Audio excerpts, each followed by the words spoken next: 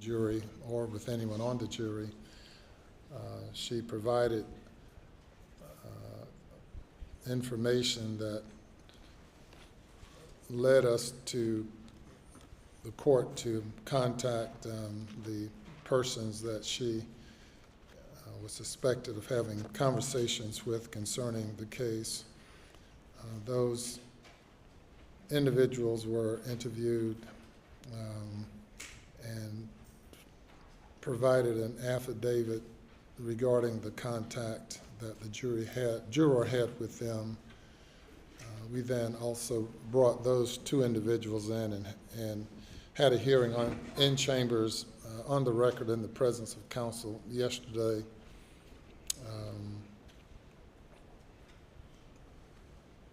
In which both of those individuals waffled on the nature and the extent of the contact. They also provided a recorded interview, or the state provided a recorded interview with the jurors, and I reviewed that interview last night. So the juror has had contact or discussions concerning the case with at least 3 individuals. Though it does not appear that the conversations were that extensive, it did involve the juror offering her opinion regarding evidence received up to that point in the trial that the conversation took place. And in order to preserve the integrity of the process and the interests of both the state and the defense in a fair trial, that juror will be removed and replaced by another juror. I will make a part of the record under seal because of maintaining the confidentiality of the identity of the jurors. I will place under seal the recorded interview, affidavits received, and both discussions with counsel have taken place on the record, and all of that will be made a part of the record. In the case, and we'll bring the juror out to inform her that her services will no longer be needed. We will then replace her with an alternate juror. Any additional comments by the state or the defense? Mr. Not from the state, Your Honor. Your Honor, we do not accept from your ruling. Yes, I've sat through everything you sat through, and it's muddled, but we would defer to your judgment. However, I think it's important for me to note for the record that the interviews of these 2 people were done by SLED agents, one of whom was named as a witness in this case, and the other who was listed in the notes as being one of the investigating officers. Just to note that, again, SLED has made another bad judgment in this case. I'm not accepting from your ruling. Yes, I'm just pointing out that this is just a continuum of a calamity of errors. Thank you. And the court has not had any discussion with any SLED agents concerning this issue. All the inquiry by the court has been directly with the suspected parties involved and with the juror. And this is a matter that this long trial with the intense publicity is certainly, it would be certainly difficult for any individual to not have some exposure outside of the courtroom to information concerning the case, and to also be tempted to engage in discussions with others.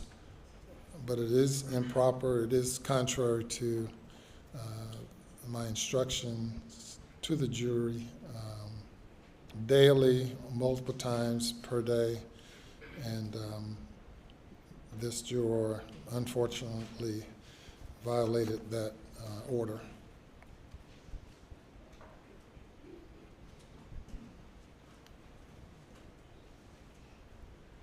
So if you will bring out juror number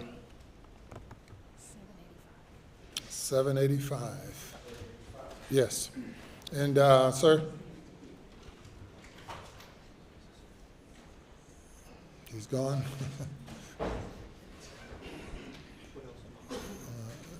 Let's make sure she brings everything with her. She will, I'm sure. Tony.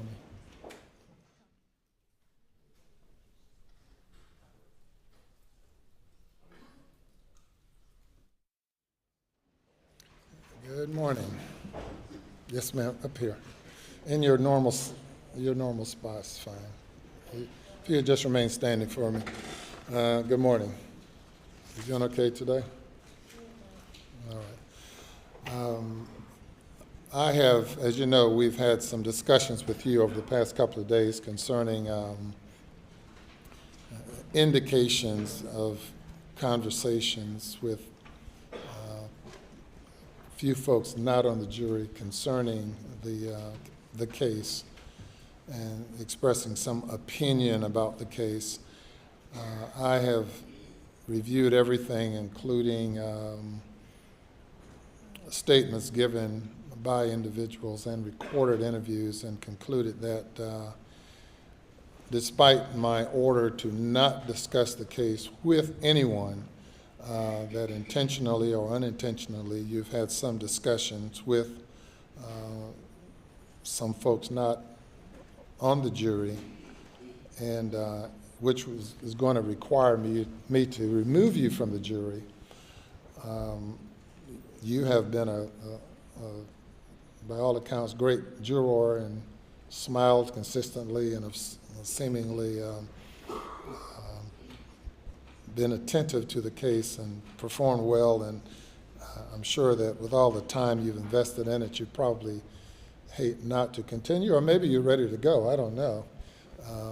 But I certainly want to thank you for your service.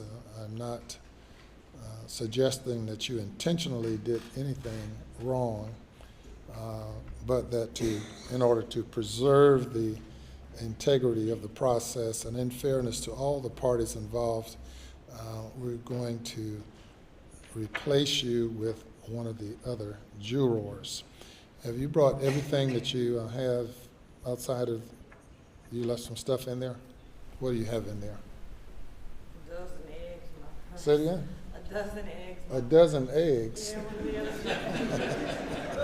one of the other jurors brought in eggs for everybody from the farm. So okay. eggs, my purse, and water. All right, well, you're going to leave the eggs? You want to leave the eggs or take the eggs? You're going to take the eggs. So, Mr. Bailiff, can you retrieve from the jury room her dozen eggs, her purse, and what else? And a bottle of water. If you can get those things from the jury room.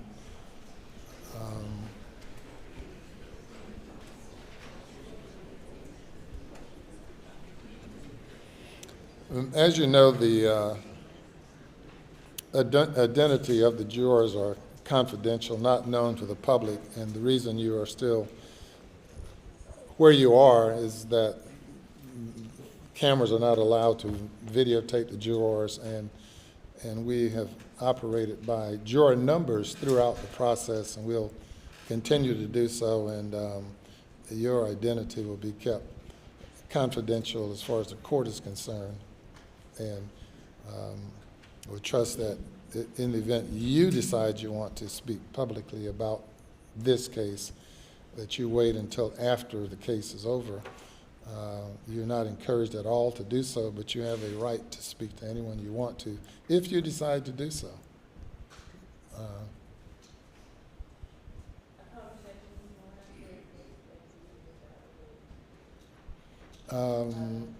No, I have not spoken with her today, but no, this is not related to, I know we also had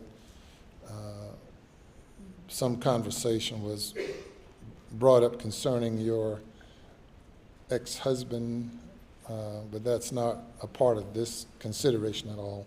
This is totally independent of any other conversation that that he might have had concerning you. That's not part of the order of the court. So they're going to get your things, and then once you're removed from the jury, you can't go back in the jury room. We'll have to tell them goodbye for you. Okay, all right. Well, thank you very much. Ed, you can go. Thank you.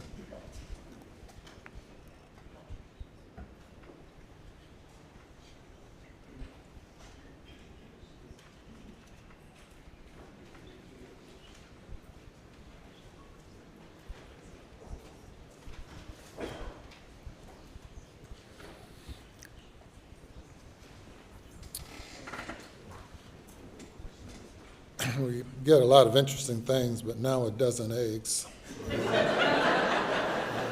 It's certainly pretty interesting. We'll give her a chance to leave or to take her. She's gone? Yes, sir. Okay, very good. Anything else before the jury comes? Your Honor, have we picked an alternate? Oh, right, absolutely. When they come out, we'll need to select an alternate, and the clerk you have the remaining alternates in a box. Any objection to a blind selection of that alternate out of the box? Nothing for the defense, Your Honor.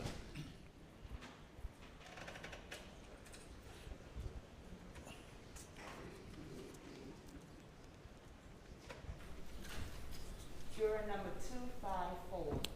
Juror number 254 will become part of the panel, or the deliberating panel at this point. 254.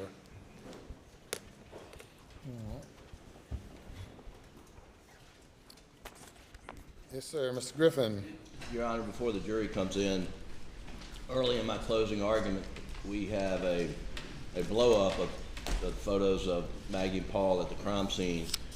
I'm going to hold it up so that the jury could see, the audience cannot see, but I'm just notifying Court TV that please don't display this blow-up during the proceedings. Thank you. Thumbs up, yes. Oh, sure, I apologize.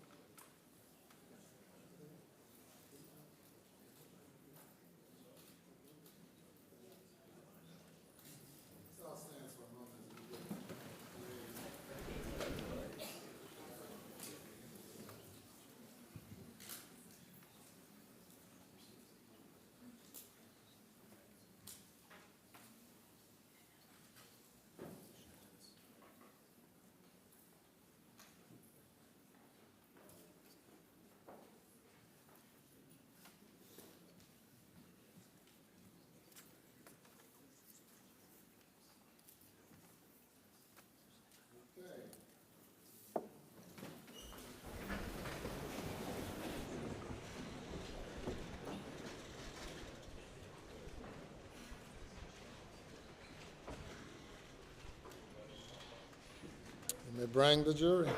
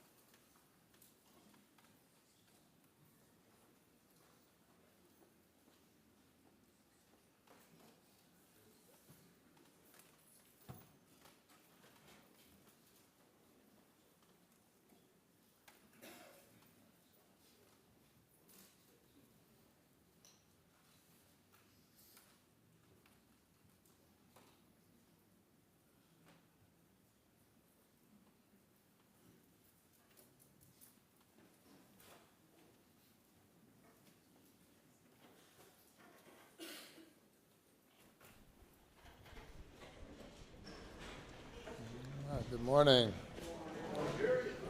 Yes, sir, thank you. And good morning one more time. Day number 28. Welcome back. Juror number 254. You are now part of the first 12 jurors. We have 13. You're part of the first 12 of the panel at this time. And continuing with closing arguments, is the defense's turn. Mr. Griffin. Thank you, Your Honor.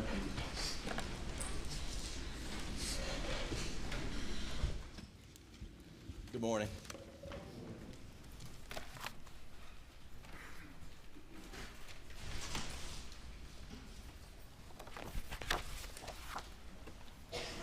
Wow. We're at the stage of the case that's called closing arguments. I don't know why they call it argument. I'm not here to have an argument with you in any form or fashion. What I'm here to do today, this morning, is to review the evidence with you that you've heard in the courtroom over the last 6 weeks. And in reviewing this evidence, my goal is to address questions that you may have about what you've heard. And the jury system that we have, frankly, is the greatest criminal justice system in the world, because it's the only system, jury system, that a criminal defendant's fate is put in the hands of his or her peers. In this country, we don't leave the decision of guilt or innocence up to the governor, to the attorney general, to the prosecutors, to the presiding judge. You, ladies and gentlemen, make that decision. And as perfect as our jury system is, there's one thing that I wish it provided: an interchange during the course of the trial between us. You're all sitting there and listening to what we say, and we don't know what questions you have and what you want answered. By the same token, we may have questions of you that we can't ask. Here's my opportunity to try to answer the questions that I think you have. There may be some things that I go over that you've already decided, and I'm wasting your time, and if I do that, I apologize. I truly do. But I don't, this case is so important, I don't want to leave anything out that one of you may have a question about. I think I can probably speak for everybody in this courtroom that there's one thing that we on this side have no question about. It's that y'all have been ideal jurors. We've been here 6 weeks, and each of you have come every day on time, and you've been very attentive, and it has not gone unnoticed, and we do appreciate you for your service. We know what a sacrifice it is, being away from your home, your work, your family, your personal obligations. Maybe some of you miss vacations, but you've been here in a 3-week trial, and here we are at the end of 6 weeks. And I want to thank you personally. I want to thank you on behalf of Mr. Harpootlian, Mr. Barber, Ms. Fox, and especially on behalf of Alex Murdaugh. In his opening statement, Mr. Harpootlian explained to you that the law governing your service requires each of you to engage in an unnatural task. In every criminal case, jurors are required to begin the process by presuming the defendant innocent. In this case, you were required under your solemn oath as we began to presume Alex Murdaugh innocent of these charges. And frankly, as he explained, that's not natural. When you hear on the news that a crime has occurred and an arrest has been made, you feel a little bit relieved. Thank God they caught him. And frankly, I would not be surprised if some amongst you, when you read in the paper that Alex Murdaugh was charged the murder of wife and son, that you thought, oh good, they got him.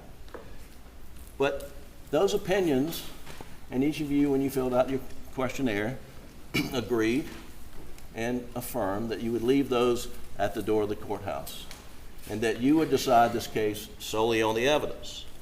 And that's what the law requires. And when we begin, the law also requires you to presume him innocent of these charges. Now, I've been doing this a long, long time, and up until the advent of instant replay in sports, it's been very difficult to explain just how to do that to jurors, how jurors can do this, apply this presumption of innocence. And if you're not as interested in sports, I apologize for this analogy, but the analogy is the instant replay. Whether you're a Clemson fan or a Georgia fan, that on a Saturday afternoon, there's a play called on the field, and then it's reviewed. And under the rules, the call on the field stands unless there's visual, incontrovertible evidence that the call on the field was wrong. We see that every weekend on sports. Here, the call on the field is that Alex Murdaugh is innocent of these charges. That's what the law requires. And that unless and until the state proves his guilt to each one of you individually, voting individually, proves his guilt beyond a reasonable doubt, then that presumption of innocence stays with him. You're not being tasked here to give your opinion in this trial. You're being tasked to apply the Constitution, the bedrock principles that protect us all from a government. And those bedrock principles are, first, you get tried by the jury of your peers. Second, that the jury of your peers begin with presuming you innocent. And third, that you will remain innocent until the government, if they can, proves to you individually, in your mind, that the person is guilty beyond a reasonable doubt. Now, the judge will give you jury instructions on what that means, beyond a reasonable doubt. But the definition has been defined that reasonable doubt is doubt that would cause a reasonable person to hesitate when making an important decision in their personal affairs, such as to buy a house, get married, any consequential decision. And you will be making, when you get this case, probably later this afternoon, you'll be making one of the most consequential decisions that you will have ever made in your life, I suspect. I don't know all of your backgrounds, but it will be a very consequential decision. And if the proof that the state has put before you causes you to hesitate, when you go to fill out that vote as you're deliberating in your jury room, each of you will have a vote. And you will have the right to vote guilty or not guilty. And each of you will write it down. And if there's any reasonable cause for you to hesitate to write guilty, then the law requires you to write not guilty. This burden of proof that we have, many of you may have had experience with civil cases. And in civil cases, the burden of proof is much lower, and it's called by preponderance of the evidence. And you may have seen lawyers or judges or watched on TV as they give a visual image of Lady Justice, who's blind and who's blindfolded, so she does not bias for one side or the other, and there's scales on Lady Justice. And those scales are the scales of justice. And in a civil case, if one party proves their case by a preponderance of the evidence, meaning ever so slightly tilt those scales in their favor, then they're entitled to the verdict. there's another heightened level of burden of proof in a civil case called by clear and convincing evidence. And the law requires things like to prove fraud or some intentional acts. You have to prove by clear and convincing evidence. And that's an intermediate level of proof. And so it's not just tilt the scales ever so slightly in the favor of the party that prevails, but you have to get sort of 3/4 of the way there. But now proof beyond a reasonable doubt is the highest standard of proof the law recognizes. And it is, you have to tilt the scales all the way to one side in order for the state to meet their burden. Now, a little bit about the verdict. You will have an option of guilty or not guilty. My friend Dick Harpootlian over here he travels a lot. He's been to a lot of countries, and he frequently, he recently returned from Scotland, where he attended a jury trial in Scotland. And he tells me it's much like this, except the lawyers wear a wig, and I might benefit from something like that. But in Scotland, it runs about the same until it gets time to the verdict in the criminal case. And the jury in Scotland, where we derive our laws from, and they are given 3 options. One option is guilty. Second option is not guilty. And the third option is not proven. Not proven. Now here in America, we have combined the verdict of innocent and not proven into one of not guilty. And so when you go to render your verdict, if it's a verdict of not guilty, it's either you concluded that the defendant is innocent of the charges, or that the government has not met their burden of proof, their heavy burden of proof beyond a reasonable doubt. Now, and one of the reasons that defendants are presumed innocent and the government has such a high burden is because in criminal cases, the defendant really doesn't have the ability, doesn't have the resources, doesn't have the lawful authority to execute search warrants, subpoena documents, to prove his or her innocence. And so a defendant cannot secure a crime scene, cannot lift a crime scene for fingerprints, shoe-wear impressions, cannot secure telephones and get electronic data in the course of an investigation. So the defendant is limited on what they can do. In this case, on June 7th, 2021, Alex Murdaugh called 911, and Deputy Green, and then followed by other deputies, rolled up on the scene. And he is standing on his property. His wife and son lie dead in a pool of blood each. He's within yards of him, and he had just put a shotgun down. He had just put a shotgun down.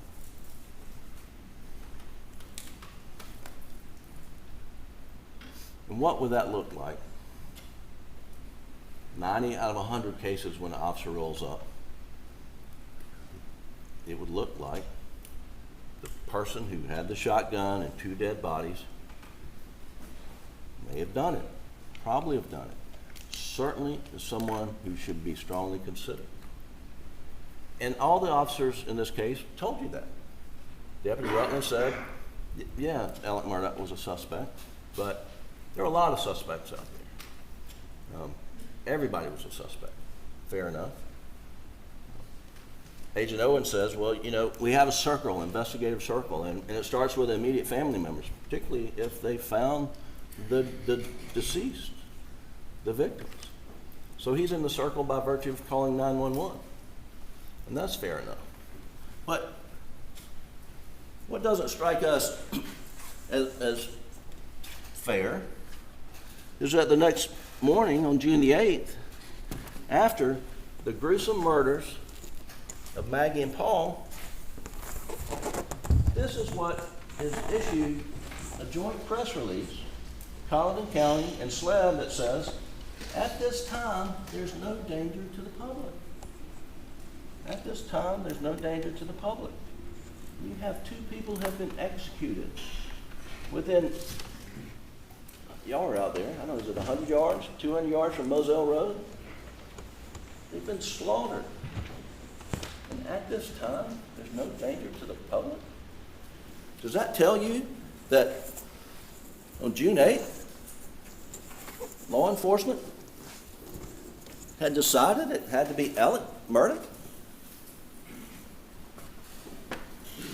It's a fair question for you to ask yourselves. It's a question that's not been fairly answered in this trial. But we know from June 7th to June 8th, Alec is a suspect and he's in the circle. And from that day forward, he is at the mercy. He is at the mercy of the ability of SLED to exclude him from that circle. They have the ability to do the forensic work, they have the ability to interview witnesses, and they have the ability to gather electronic data. And we believe that we've shown conclusively that SLED failed miserably in investigating this case. And had they done a competent job, that Alec would have been excluded from that circle a year ago, 2 years ago, but he would have been excluded. What did you hear from the witness stand? You heard from Chief Barry McCroy. I didn't know Chief McCroy until I got involved in this case, but his reputation is outstanding, and he's a consummate professional. And he explained that when he got there, he was concerned that cars would be pulling up and there were some tire tracks that were not being protected, and that they could have evidentiary value. And then you heard from Mark Ball, who had a conversation with Sheriff Hill, who's another fine public servant here. And he also agreed, we've got to stop cars from coming in here to preserve these tire impressions. And it was not done. It was not done. Captain Chapman from the Colleton County Sheriff's Office, he testified about seeing other sets of tire tracks. As you came in off Moselle Road, you probably saw where Deputy Green's vehicle had stopped right at the kennels, but then on the other side, where you saw that Alec was parked and pacing on some of these videos, that's where Captain Chapman had talked about seeing tire tracks, and he tried to track them. SLED was coming on, and then it was like a trail to nowhere. It was a trail to nowhere. Deputy Rutland talked about seeing hair in Maggie's hands, you'll recall. You didn't hear anything about the hair in Maggie's hands from that moment forward. Was it tested? Was it sent off for analysis? There was no evidence of what, if anything, happened to the hair in Maggie's hands. Was it as a result of a struggle with her assailant? Was it her own hair? I mean, we don't know the answer to that. We know they failed to take fingerprints from the feed room, and they should have. They failed to properly take footwear impressions from the feed room, or at the apron right outside the feed room. And I think that's I don't think that's uncontradicted. The Agent Worley, who doing the best she can, did not go there to document footwear impressions. Did not do that. You heard from our expert, Mr. Zerchi, what is required, and I believe Dr. Kinsey also agreed it was not done. I know Mr. Palmbach did. And both, now I'll get to the shot angles in a little bit, but both Dr. Kinsey and Mr. Palmbach had the murderer for Paul standing on the concrete, standing on the concrete. Whether 1 foot's in, 1 foot's out, both feet are in, but there should have been footwear impressions. But we'll never know because it was not preserved. It was not taken. The thing that has baffled us, has completely baffled us, is why did they never take DNA samples off of Maggie's clothes, her dress? Why did they never take DNA samples off Paul's clothes? They never did. They never did. And we asked their investigators, why didn't you? Well, that's somebody else's job. That's somebody else's job. It was never done. But you know whose clothing they took DNA off of extensively? Alec. And you heard Agent Zapata talk about all the different grids on her shirt where DNA was samples were taken. Was Alec assaulted on June the 7th? No, he wasn't assaulted. Was Alec wrestling with the assailant on June the 7th? There's no evidence of that. So why are they taking DNA evidence off Alec's clothing in June of 2021? And there's only one reason. And it goes back to this right here. There was only one reason. Only one reason. Is that they had decided that unless we find somebody else, it's going to be Alec. Unless we find somebody else, it's going to be Alec.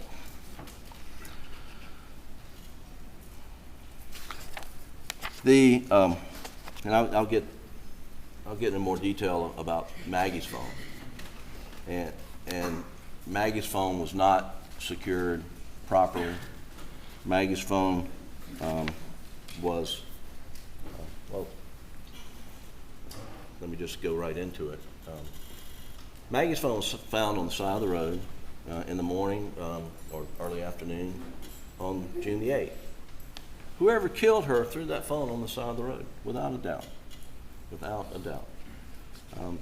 Alec, from the get-go, has said, you get Maggie's phone, you get my phone, or you get my OnStar data, and you will not see my car traveling down the road with Maggie's phone, because it did not happen. It could not happen.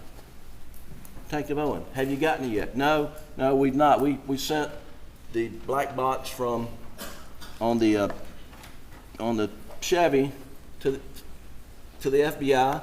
It was a new model.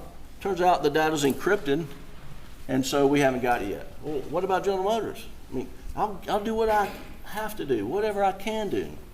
And so, well, you know, we're looking into it. We're looking into it. Well, what we learned during this trial is, sure, SLED sent a subpoena via a fax machine to somebody in Detroit, I believe, and whoever got it in Detroit, whether there was a number off, I have no idea what the reason was, but we do know the initial response was, we don't have anything. We don't have any OnStar data that you're looking for. There's no indication that SLED followed up with a phone call. There's no indication SLED followed up with a letter. There's no indication SLED did anything other than put it in a file. Put the response in a file. And that was it. That was it, ladies and gentlemen, until somebody watching this trial somewhere contacted somebody at General Motors and said, why don't you guys cooperate with the FBI and SLED on this investigation? And they're like, what are you talking about? So Friday, you know, sometime in the last 6 weeks, lo and behold, here comes all the OnStar data that you got to see. And that would be great. That would be great. But for the fact that when they seized Maggie's phone, it had, they put it in airplane mode. They knew how to put it in airplane mode. Excuse me, I'm losing my voice. Let me get water. I apologize.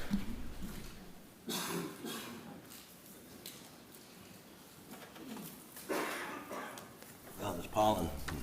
Something else. They put it in airplane mode, but what you'll see, I got a photograph, is the location services were still on, meaning still pinging off GPS satellites. And the phones don't hold that much memory. They hold a lot of data, as we have learned, but they don't hold that much memory.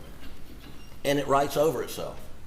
And for GPS location services, the ping points that we see from Paul's phone on all that data, that would have been on Maggie's phone for the 7th. But for the fact that it wasn't extracted until sometime in like June 16th. I think that's the date, but if I'm wrong, I apologize, but it's around the middle of June. And that ping information that we see on Paul's phone, for Maggie's phone, it goes back to like June the 9th. Well, a lot of good that does. A lot of good that does. We don't have it.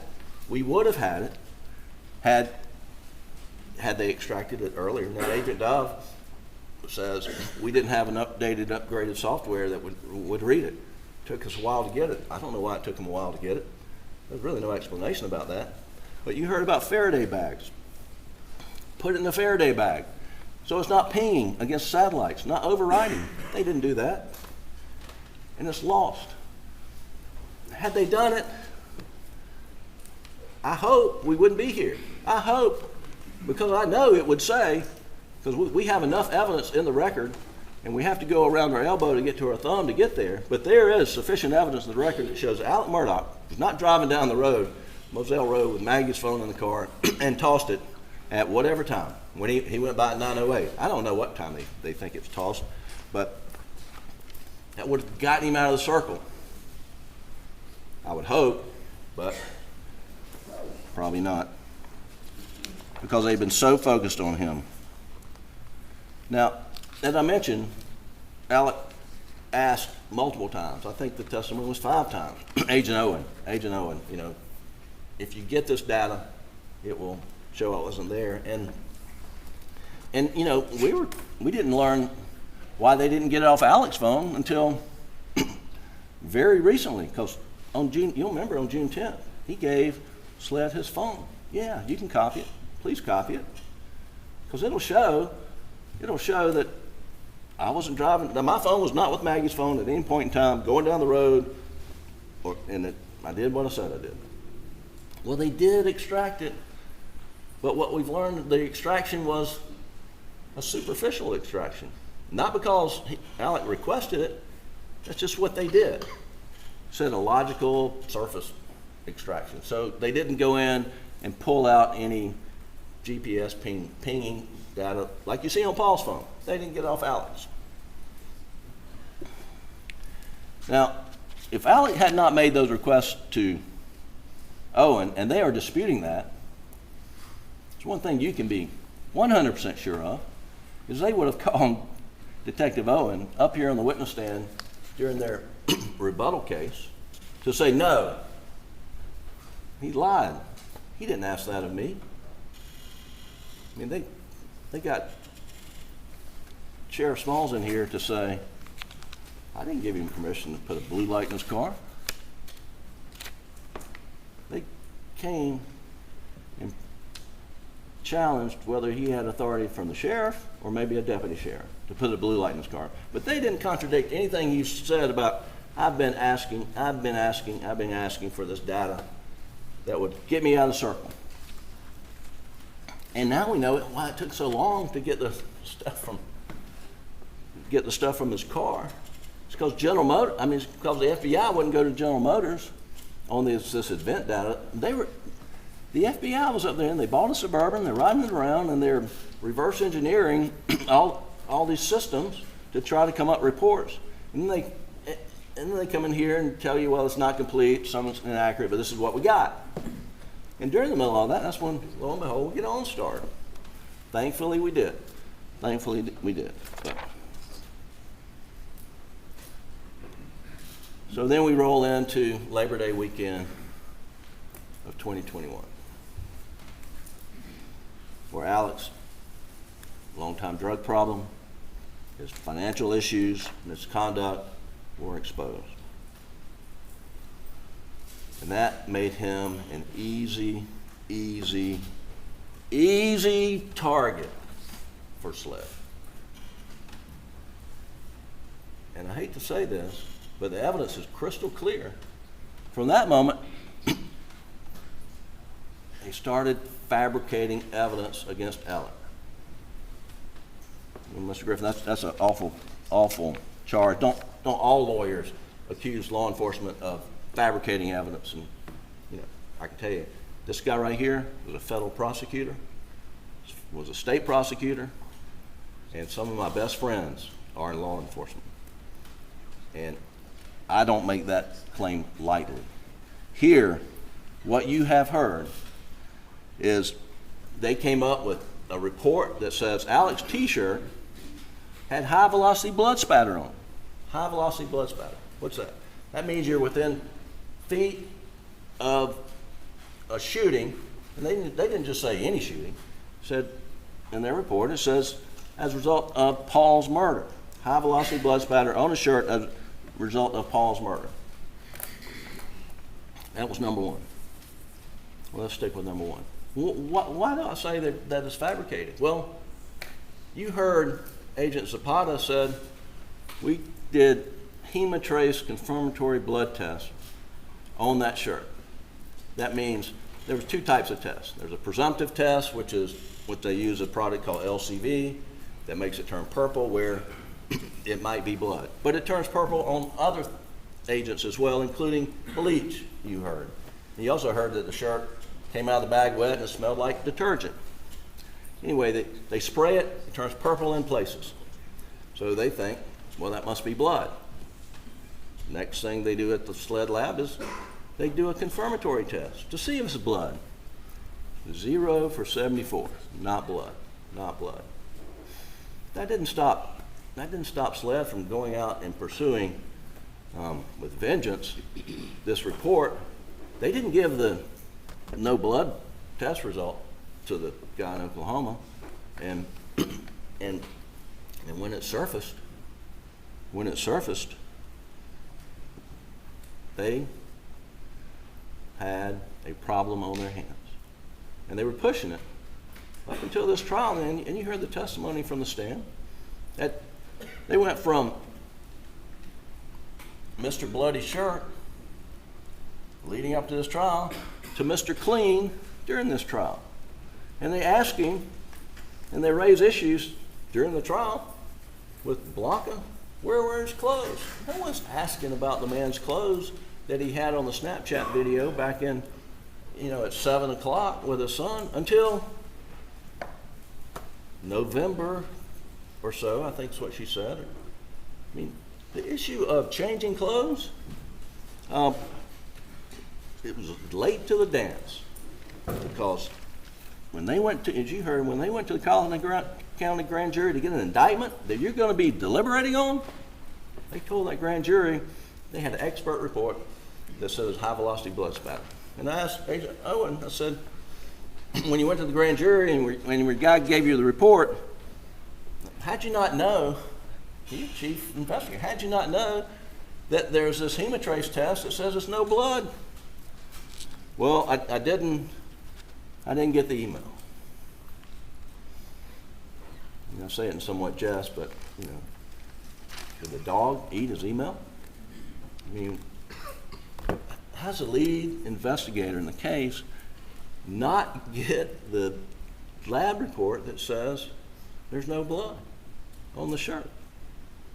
Now, ultimately it was produced to us, and we were raising Cain about it and saying, how can you say this on one hand and that on the other hand? And here we are with a Mr. Clean theory that he washed off after brutally murdering Maggie and Paul.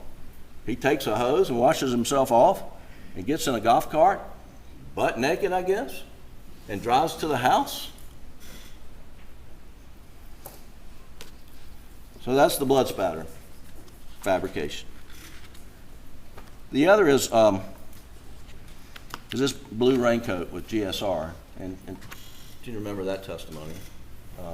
Shelley Smith, who worked for Ms. Libby and Mr. Randolph, had told SLED after September, after Alex's problems had been exposed, after she had a conversation with a Allendale police officer following an accident investigation in which she was in an accident, that on the morning, she said in here, as she told you, on Wednesday after Mr. Randolph's funeral, and that turns out to be, I think, June 16th, that Alex shows up at the house at Alameda at like 6:30 in the morning, knocking, trying to get in, and he has a blue tarp.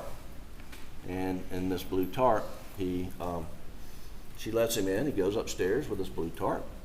He comes back downstairs. He lays this blue tarp out on Ms. Libby's retirement rocking chair in the living room, and then he leaves. And then she leaves to go to her day job, and when she left, the blue tarp was laying out on Ms. Libby's rocking chair. That was her testimony. And so SLED gets that, gets a search warrant, goes to Alameda, and they seize a blue rain jacket. They seize a blue rain jacket. And when they do, they take that blue rain jacket and they show it to just about every family member. Let me get it right quick. So they can think of, and it's defendant's 87, Doug, if you can pull it up.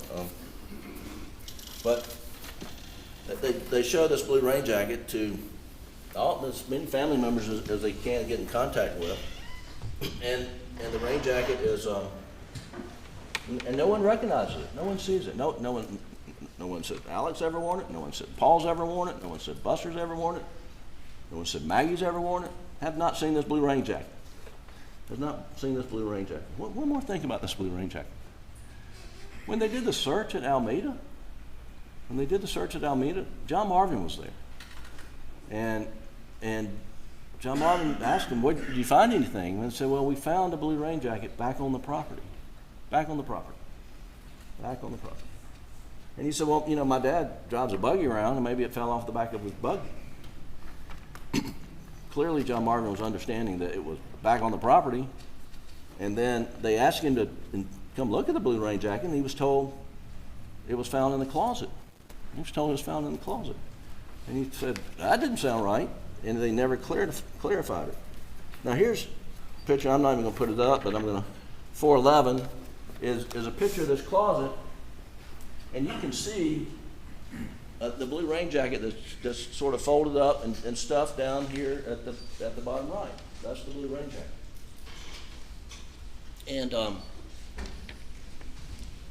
And apparently right before this trial, they showed Shelley Smith this picture and says, does that look like the blue tarp you saw? She goes, well, yeah, sure, it looks like it. They never showed her this.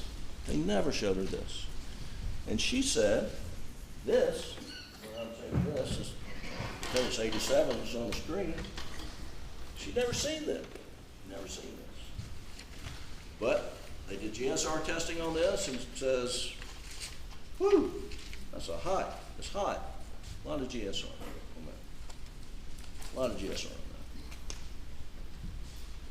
Manufactured evidence, ladies and gentlemen.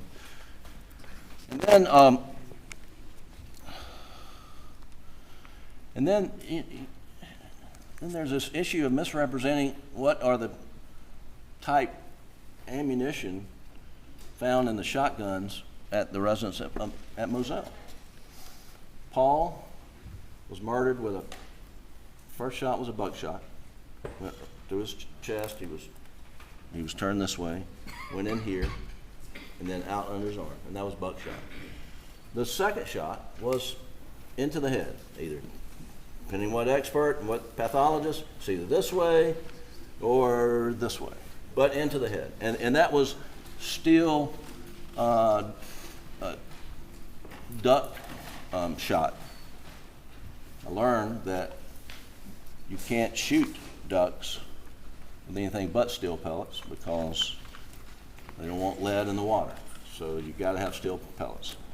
And then Agent Owen testified, admitted begrudgingly that he had testified to the grand jury that there were 4 weapons found up on the property in the gun room, 12 gauges that were loaded, or I'm not saying 12 gauges, I'm sorry, 4 shotguns that were loaded with buckshot and birdshot. There's 4 other ones. So that matches. Well, guess what? Totally not true. That was totally not true.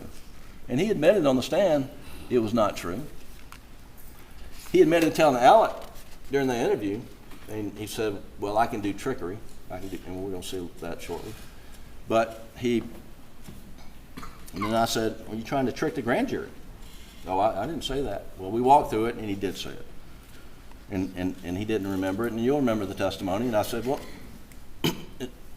people make mistakes, don't you? Yeah, that was a mistake. And it's okay to make mistakes, right? Yeah. And you can make mistakes about time. Well, that's the most common thing people make mistakes about. It's not all right for Alex Murdaugh, who's in the center of the circle, who's not all right for him to make mistakes about time. It is not all right, according to the same investigator who says it's okay, happens all the time. But here we go, and then Eureka. They finally get into Paul's phone in April of 2022, and they see Alex. Well, they don't see Alex. They see Cash the dog, and they see Paul's feet walking around, and they hear voices in the background. One of them sounds like Alex. And off they go. They go off and get an indictment from the Cullinan County Grand Jury, relying upon high-velocity blood spatter, relying upon 4 guns having the same load, and relying upon a rain jacket that's got GSR on it, and Alex lying about being down at the kennels. Now we know, after we've been here 6 weeks, of those 4 things, Bixby voice privacy contacts have been updated. To continue, review the updated items on your screen. I'm so sorry. No, that was turned on. I will turn it on.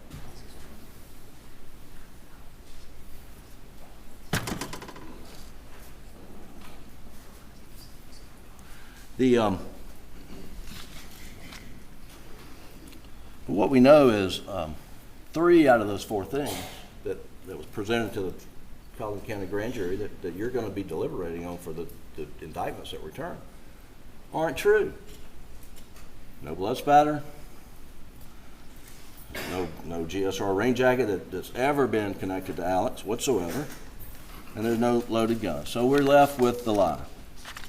We are left with the lie. Now, Alex lied about being down at the kennels in Almeda. And why did he lie? And that is certainly a fair question. And that's, and frankly, I probably wouldn't be sitting over there right now if he had not lied. But he did lie. And he told you he lied. And he told you why he lied. He said he lied because, I'll tell you, he lied because that's what addicts do. Addicts lie. He lied because he had a closet full of skeletons, that he didn't want any more scrutiny on him, which is the most ironic thing in the world because depending on which day of the week, their theory is that he slaughtered his wife and son to distract from an impending financial investigation. But he puts himself in the middle of a murder investigation, and he puts himself in the spotlight of a media firestorm. That's their motive evidence, and we'll get to that. But he lied. He lied because of his drug paranoia kicked in, and he was clearly in the throes of addiction. He lied for all those reasons. But what he didn't lie for is because he was covering up the fact that he killed Maggie and Paul. That is not the reason he did it. Doug, will you play the dog kennel video, please? I'm going to play the dog kennel video. So just please listen to the voice. Get back.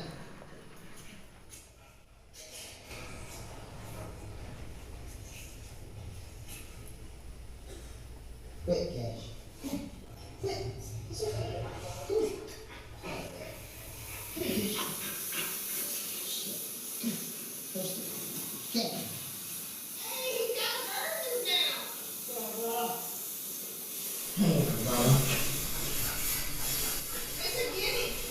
There's a chicken. Come here, Cash. Quick.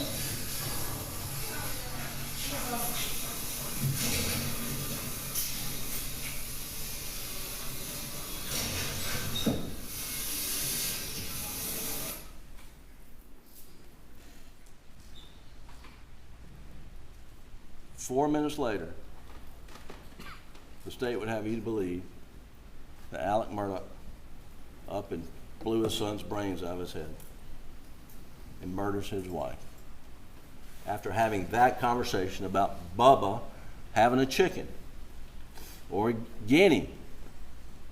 4 minutes later, their case wants you to believe that this is a family down at the dog kennels doing what families do. They're checking on a dog, tail, Bubba's out running around, and they're saying, Bubba, got a chicken. Now, why would Alec not want law enforcement to hear that? I mean, there's nothing on that tape. There's nothing on that tape that indicates there's any strife, any conflict, any anger, any planning, anybody being afraid, anybody running, anybody scurrying. Nothing. It's Maggie, Paul, and Alec down at the kennel. That's it. And their timeline is based on the fact that this automated thing kind of messed me up, but the point I was going to open this up and say, under their theory, if your phone's not moving for some period of time, you're dead right then. You could be run over in the traffic 2 hours later, but if you're not answering a text 2 minutes after you receive it, you're dead at that point. And that's their case. That is their case on time of death. Is phone stop moving, you're dead.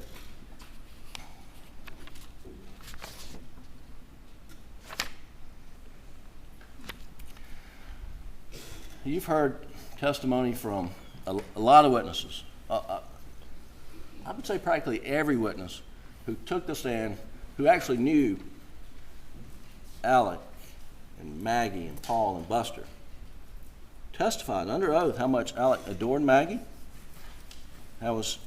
she was his all. Some people describe Paul as Alec's best friend. His relationship with him was awesome. And that was unanimous. Unanimous. I want to just play briefly a clip from Blanca testimony about Alec's relationship with Maggie. You've also, I think in multiple interviews with Sweat and other folks, described, I think the words were, Maggie.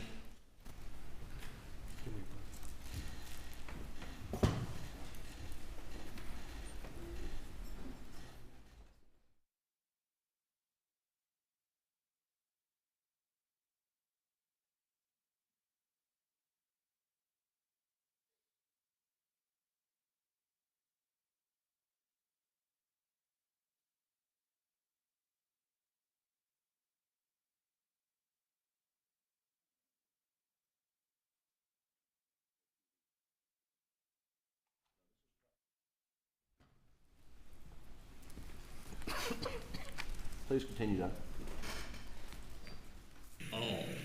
Isn't that what you told Sweat? Yes, sir. What does that mean, Maggie was his all? he adored her. He loved her. He adored her. Worshipped her. I mean, just treated her as somebody he adored, correct? Exactly, yes, sir. Now, this was her testimony from the witness stand. And then, in every trial, there's you hope you find, some very authentic witness, part of the fabric of America that comes in this courtroom. And we had it in this case, and it's Dale Davis. And I want you to remember what Dale testified about Alex's relationship with his family. Will you play Dale Davis's? Me? When you use the phrase lovey-dovey about Alex and Maggie, what does that mean? It means they loved each other. What, in your presence, you described them as being lovey-dovey, didn't you? Yes. And tell the jury what you meant by that.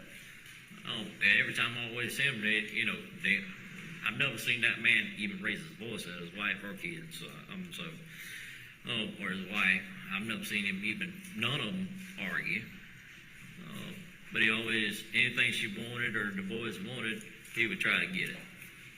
And what was your observation about his relationship with Paul? They like to hunt and fish together. I mean, they drink beer together. Okay. That was Dale Davis.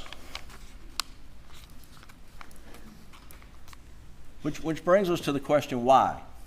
Why would Alex Murdaugh on June 7th execute his son Paul and his wife Maggie, who he adored and loved? Why?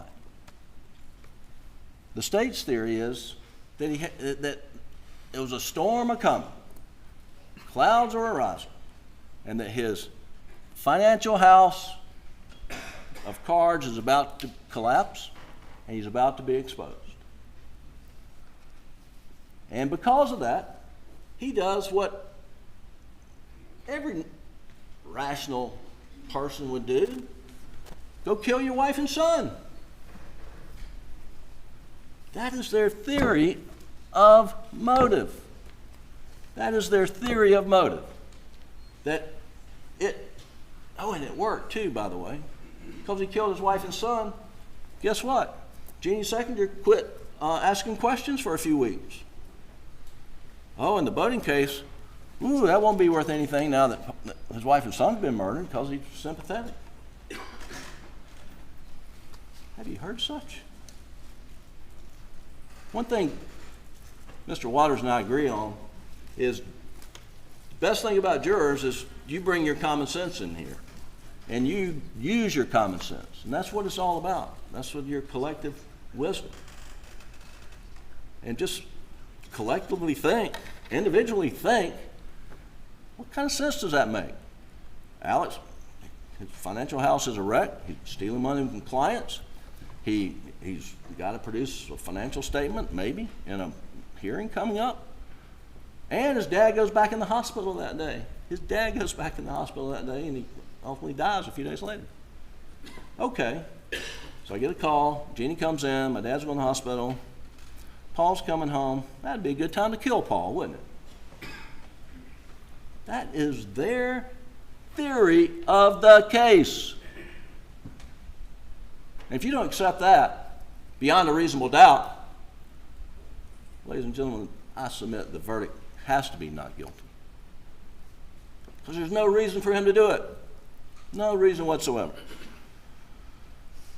Now, you've heard a lot of testimony about these financial crimes, misdeeds, and he told you he did it. He told you he did it to support a very expensive drug habit, and none of that's an excuse, but he is an addict, and addiction is real, and addicts lie, addicts cheat, addicts steal to keep getting their drug. The evidence was permitted in this case for you to hear solely to consider,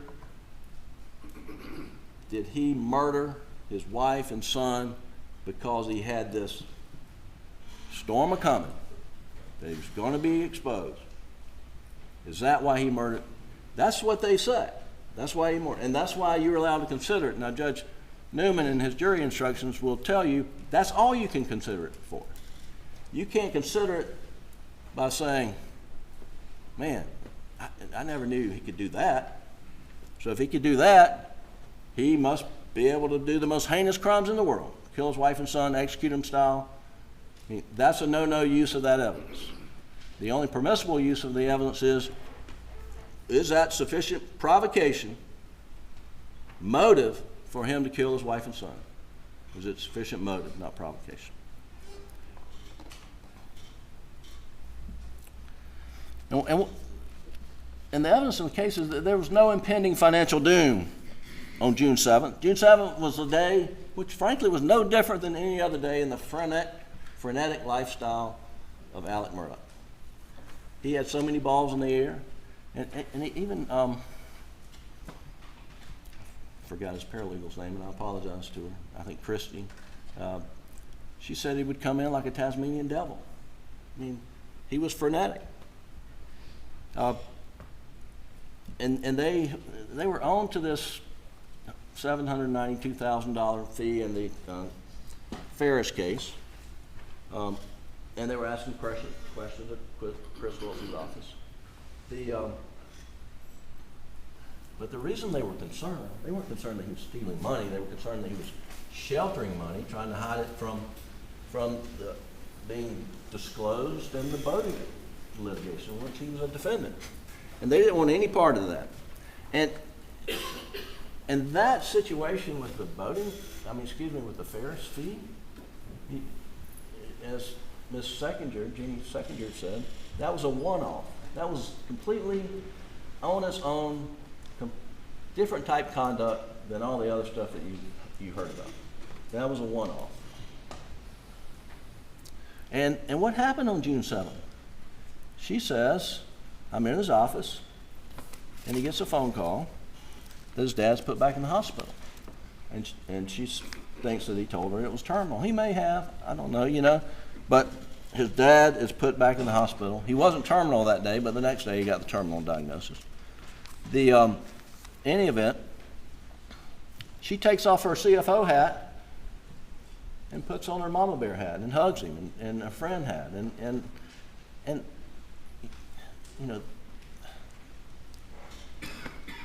their theory is he slaughters Maggie and Paul to buy time from her investigation.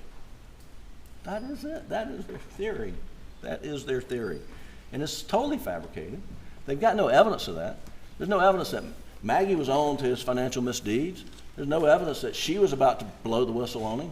There's no evidence that he had a $20 million life insurance policy on her, and that if he murdered her, that he could get out of financial bind. None of that. None of that. And I asked Ms. Seckinger, how long of a delay did that buy Alec? Well, month maybe? A month? A month? That's their theory. That's what their case is built upon. And then this motions hearing is, there's a motions hearing scheduled for Thursday. It had previously been scheduled 2 other times. And it was continued at the last minute on the other occasions because 2 of the lawyers had cancer and we were receiving treatments.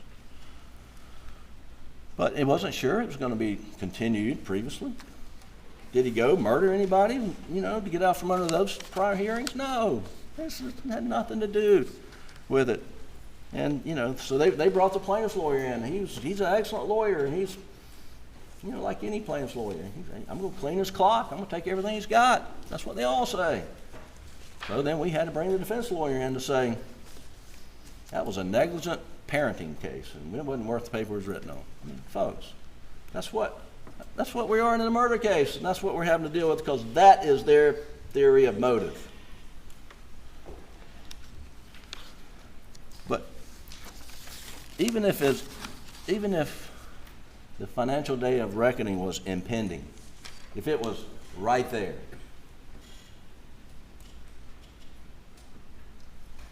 Alec would not have killed the people he loved the most in the world. There's no evidence that he would do that.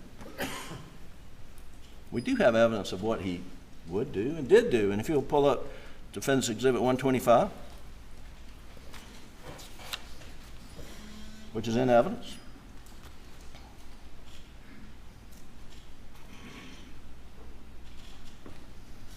On September 2nd, 3rd, 4th, I forget the date. This is the Labor Day weekend. He gets his drug dealer, Curtis Eddie Smith, to shoot him in the head because he couldn't go on, because it was all going to come crashing down, and he had a big life insurance policy. So when Alex is at financial collapse, he doesn't go kill somebody else. He tries to end it himself. This is a natural response. You don't want anybody to do it. But this, people kill themselves from being exposed. Don't kill their wife they adore, son, the apple of his eye, as some people have said. That's not.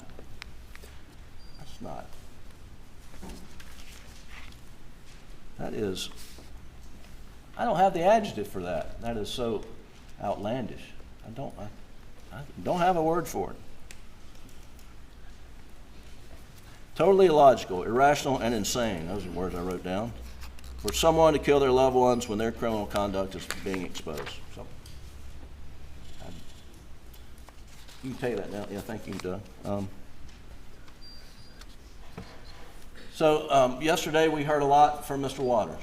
And I've been in Mr. Waters' position. As I explained, I was a federal prosecutor for a number of years. I've been a state prosecutor, part-time mostly. And I've done his job. It's a very rewarding job. And I hold him and I hold his office in very high esteem. But there are just sometimes folks just get caught up in a case, they get a desire to win, they get so intoxicated by the attention that's brought on by the case that they start sort of a win at all cost approach. And I'm going to go through some things that Mr. Waters stated to you that just aren't facts and aren't supported by the facts and the evidence that you heard. And before I do that, I want to give you a cautionary statement. We lawyers aren't witnesses. I didn't take an oath to stand up here and talk to you.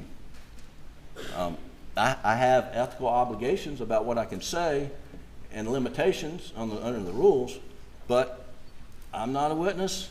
I'm here to talk to you about the evidence. And the same applies to Mr. Waters. You decide what the evidence is.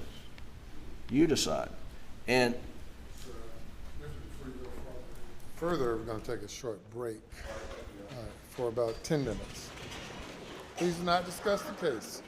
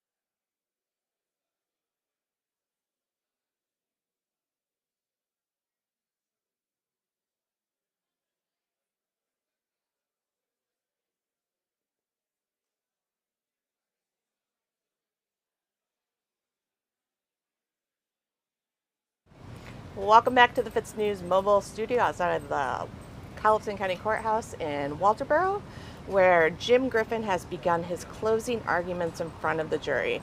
Just before that happened, though, Judge Newman had addressed the court and said that a juror was being removed for discussing the trial outside of the courtroom. It sounded like she perhaps was having a discussion about the case, and it wasn't an extensive discussion, but she was indicating her thoughts and opinions on the trial. So they removed her and replaced her with one of the alternates. So that leaves us with just one alternate left. Judge Newman thanked her for her service, let her get her dozen of eggs, and she went on her way.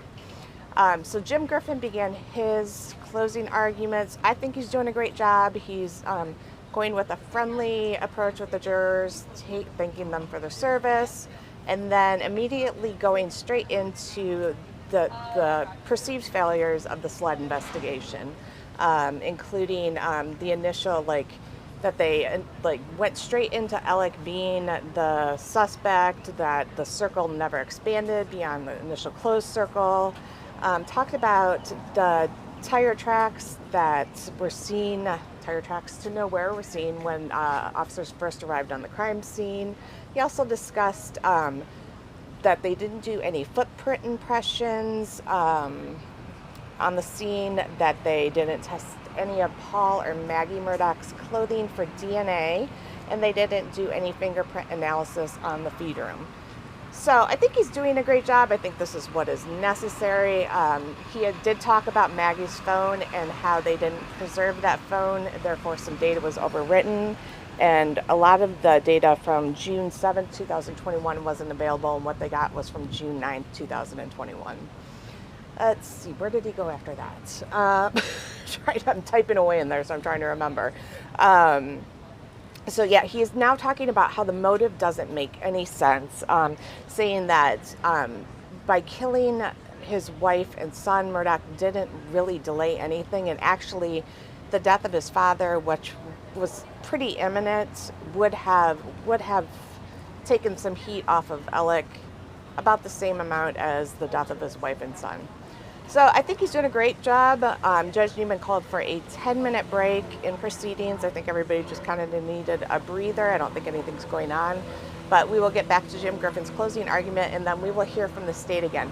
We've gotten word that Creighton Waters will not be doing the state's rebuttal of the closing argument. I believe they said John Meadors is going to be doing it. So expect that when they come back, unless something's changed overnight. But I will be updating our live feed with information blow by blow on the closing arguments by Jim Griffin and the state's response to closing arguments. I'm also putting relevant data and article in their videos, so stay tuned to Fitsnews for more information, and we will keep you updated as the trial proceeds and hopefully ends up in the hands of the jurors today.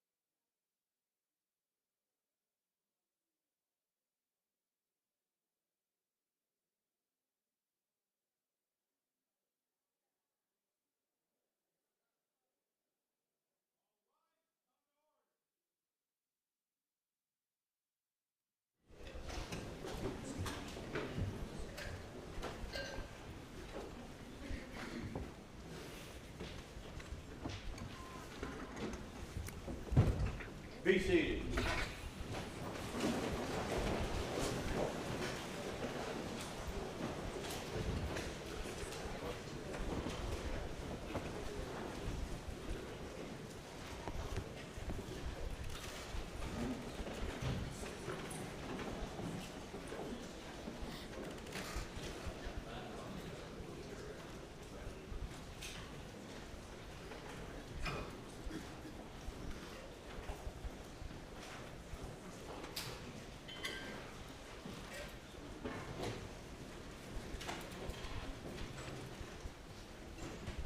You may bring them in.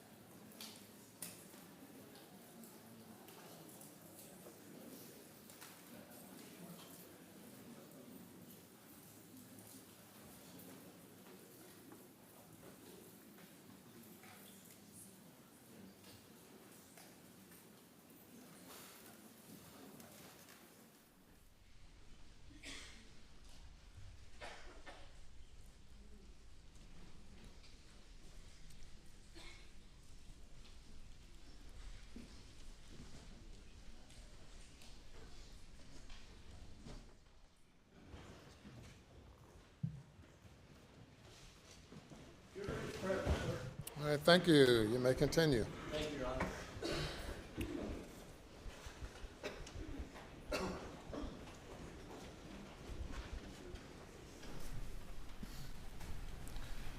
Yesterday in Mr. Waters' closing argument, he said that the evidence established that Paul and Maggie were murdered with family guns. I mean, that perhaps is his view of the evidence, but that's not a fact. In fact, the state's ballistic expert testified that the 12-gauge shot shells, as you found in the feed room, were fired by the same shotgun. That the shot shells, the things that rolled under the door, were fired by the same gun. That's all he testified to as to shotgun. Now, they have put a lot of guns in evidence here that have nothing to do with the crime. So we don't know what shotgun was used. It could have been a shotgun bought at Walmart that afternoon. It could have been a 20-year-old shotgun. But all the evidence, ballistic evidence, is shot shells were fired by the same gun. And that's, don't know that you really need an expert for that, but that's what the testimony was on the shotgun. With regard to the 300 blackout, you'll recall that this guy, Paul Greer, testified that the cartridges found at the crime scene, and Maggie was shot with a 300 blackout, that the tool marks, it's called tool marks, that the extractor and ejector marks from the cartridges found at the crime scene matched extractor and ejector tool marks on some cartridges found at the house and some found at the shooting range. And but what he didn't say was that where the firing pin breaches that cartridge, which is one of the most reliable indications, it did not match, no match. And he also did not compare projectiles. There was a projectile found. When I say projectile, that's the bullet thing. It went into Maggie's body and broke up. But one went into the dog house and was found in the dog bed. And so they have that. And what they did not do is take that projectile and dig projectiles out of the berm where the shooting range was and compare it to see if they match. And that's the most reliable way to do it. Now, you know, in David Owen's notes, he said that the ballistic expert can't be 100% sure until you have the gun. And you heard, you know, my cross-examination of Agent Greer, and this tool mark ballistic examination is somewhat soft science. It's come under criticism. It's what they rely upon. Not every investigative lab relies upon it. That's what they did here, but it's not gospel. It's not gospel. Another thing about the 300 blackout, he in his closing, Mr. Waters repeatedly said that Alec bought it. And I assume we're talking about the replacement. I don't know. Alec bought it. Well, Alec didn't buy it. The evidence in the record is Maggie bought it. And he kept saying it's the defendants, and it's not the defendants. The replacement 300 blackout, which frankly no one had seen Paul with it in quite some time except Will Loving on one occasion in sometime in March. It was Paul's gun. It wasn't Alec's gun. Paul's gun. At one point in time during his closing argument yesterday, Mr. Waters reenacted a shooting scenario, if you'll recall. And I'll do my best, but he stands up here and he says that Alec shoots Paul in the chest one time. And 999,999 times out of a million, that person is dead. He puts his shotgun down, and he has a 300 blackout right here because he is so smart and so diabolical that he's going to stage it so it look like two shooters. So he's got a 300 blackout here, a shotgun that he just took his son out, but his son was 1 in a million, he says. 1 in a million comes this way, so Alec has to put the 300 blackout back down, pick up the shotgun, and shoot Paul. Where in the world does that scenario reside other than in Mr. Waters' mind? It doesn't. It doesn't.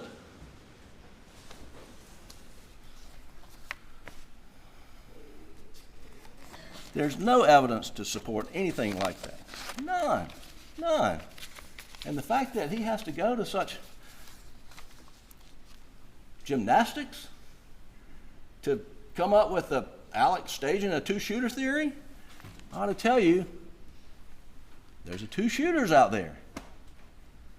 I ought to tell you, someone to do that.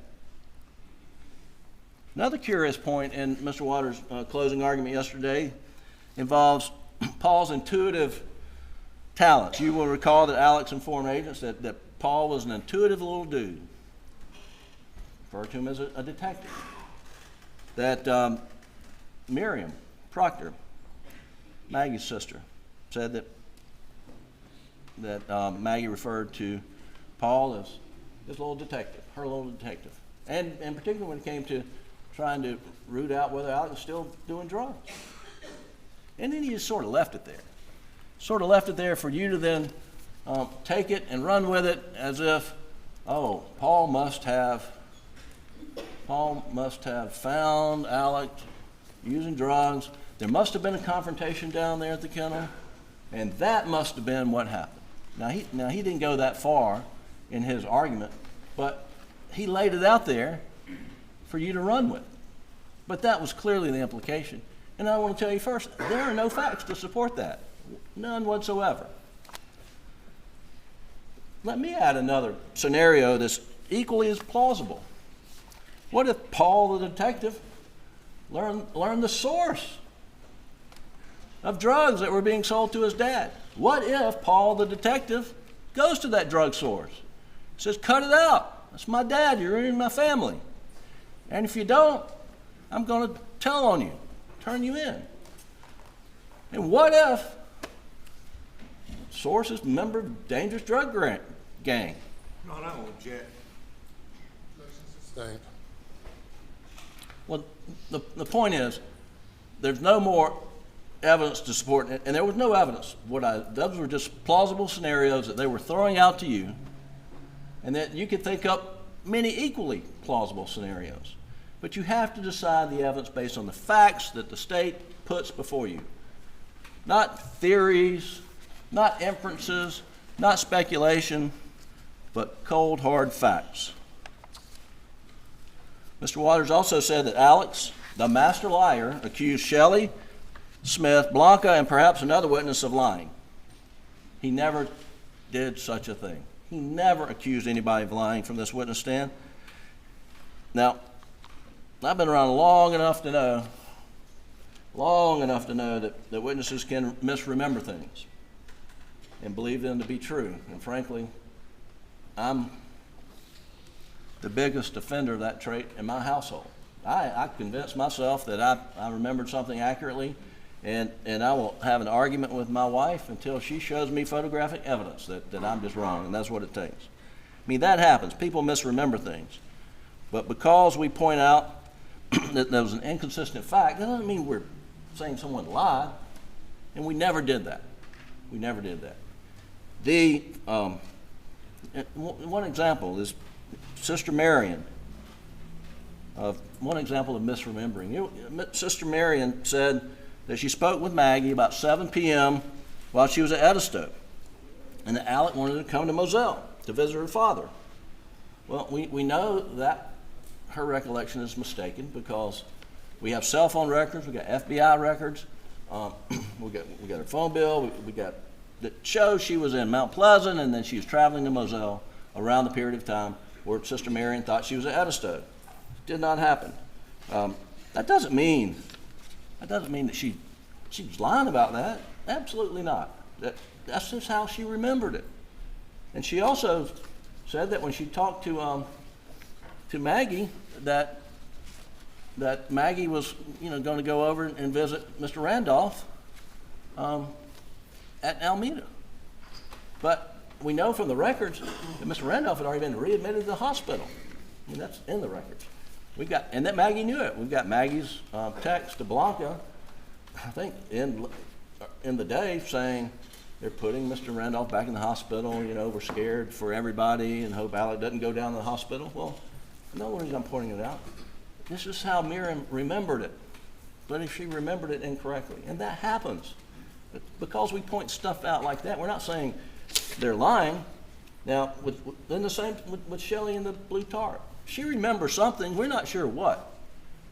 But the evidence clearly is, she says it was on Wednesday, June 16th. And we got FBI cell phone forensics, we've got records, and we got testimony that Alec is in Somerville. He spent the night with his in-laws, the Bransteaders on Tuesday, and he stayed there toward the end of the week, and then they went to the mountains at Kiowee. So Alec could not have been knocking on the door of the Alameda house on the morning of June 16th. And Barbara Mixon came in and told you that she relieves Shelley. Shelley works all night, leaves, and goes to work at the school district. Barbara Ann comes in at 8 o'clock and relieves Shelley. And as Shelley recalled it, as the tarp was laid out when she left for work.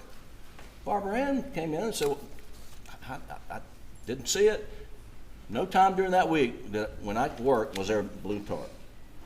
I mean, Shelley remembers something, but she's not a blue raincoat, and it's certainly Alec could not have come over there on Wednesday. Now Shelley also says that he spoke to me about times, and that bothered me. And I called my brother.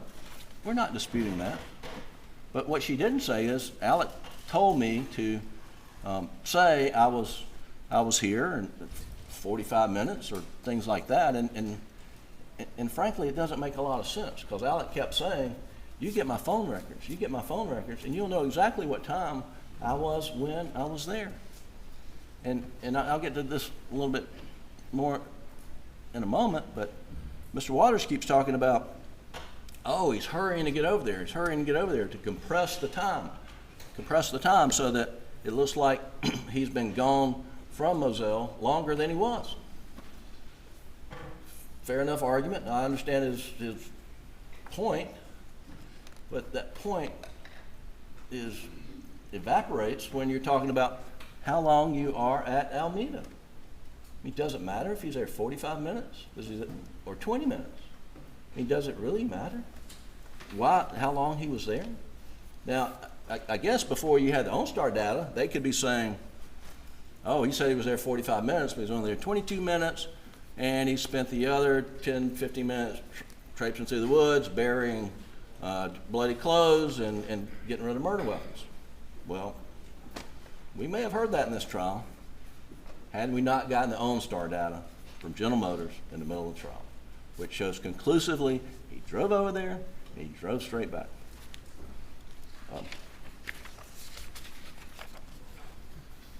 Another small point, he said there's biological material on the Polaris. I don't think that was ever tested. It certainly looks like it, but what we've learned in this case is things aren't always as they seem. They thought they had blood on the shirt. Turns out there's no blood on the shirt. And that this biological material showed that Maggie was running toward her baby. Now, I don't know that there's any evidence which way Maggie was running or what she was running to. There's not. I mean, it's a fair inference, and everyone who knows Maggie would know that's what she would do, and we're not disputing that that would be her mother instinct. And did that probably happen? It probably did, but it's just stated as a fact.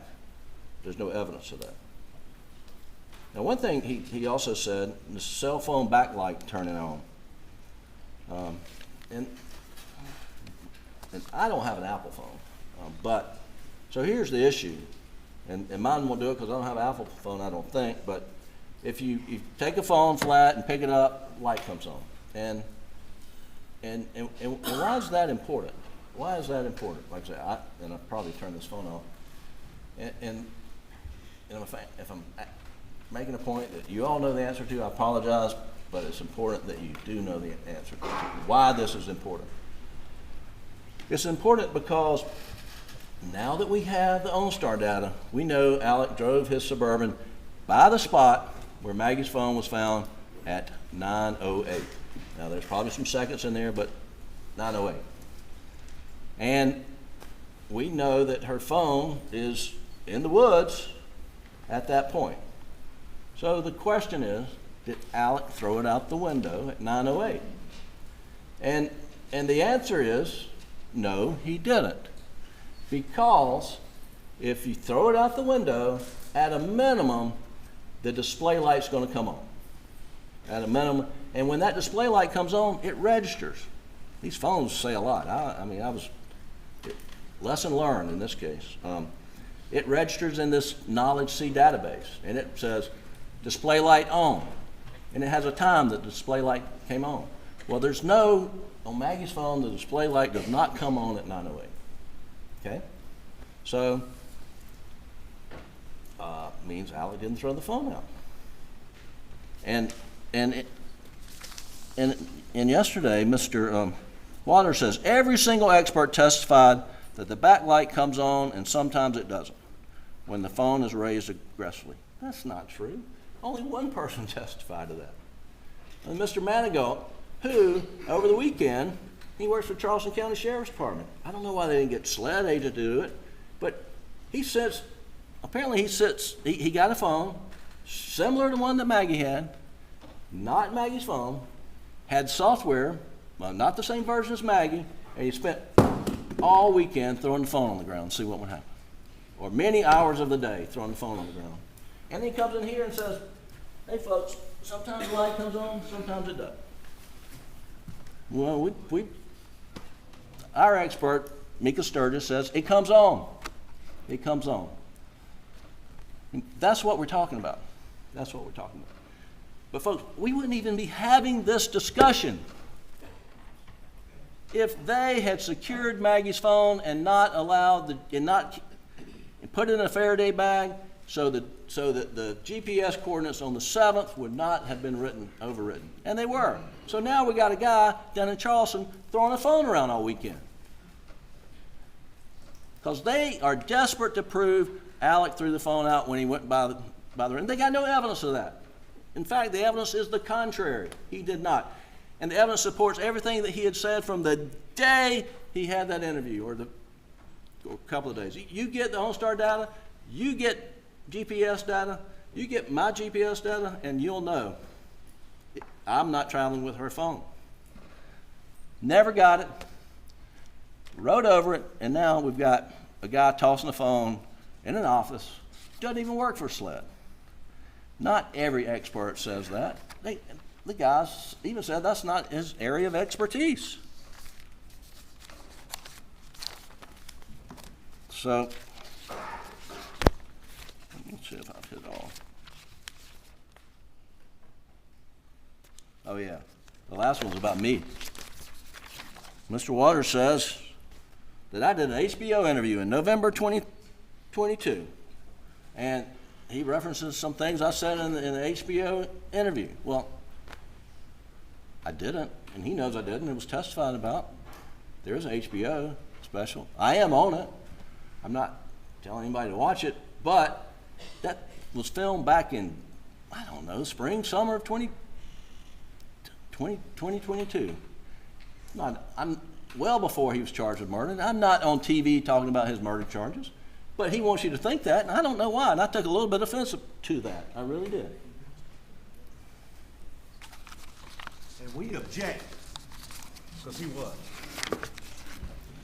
I was not being interviewed. Objection's overruled. Not being interviewed in November of 2022. Not.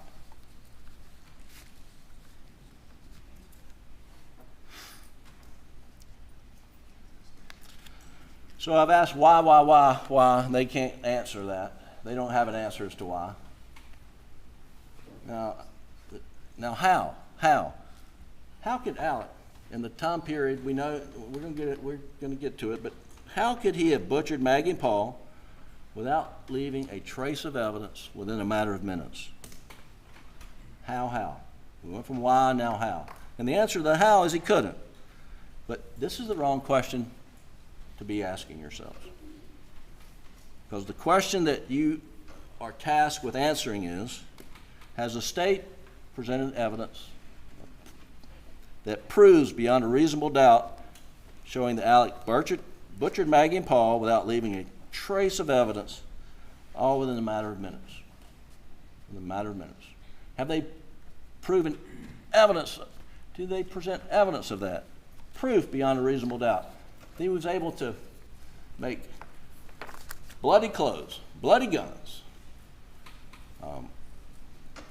who knows how much, whatever, disappear in a matter of minutes without leaving a trace. Without leaving a trace. Of course they haven't. A reasonable doubt is doubt that causes a reasonable person to hesitate in one of the most important decisions of your life. And here, there's no direct evidence of Alec doing anything other than he's at the kennel, 8:44, and it's just pleasant family talking about Bubba the dog getting a chicken. So the state's trying to weave this story of his guilt based upon circumstantial evidence. And the judge will charge you on circumstantial evidence, and I have no dispute with what the state put up here yesterday, because that's the law, and you're going to get it. He's going to give you the written document with the charge. And you will see in there that when they rely upon circumstantial evidence, it's as good as direct evidence, but there's some things that it has to do to be as good as direct evidence. And what it has to do, the circumstantial evidence, is that the circumstances must be consistent with each other, and when taken together, point conclusively to the guilt of the accused beyond a reasonable doubt.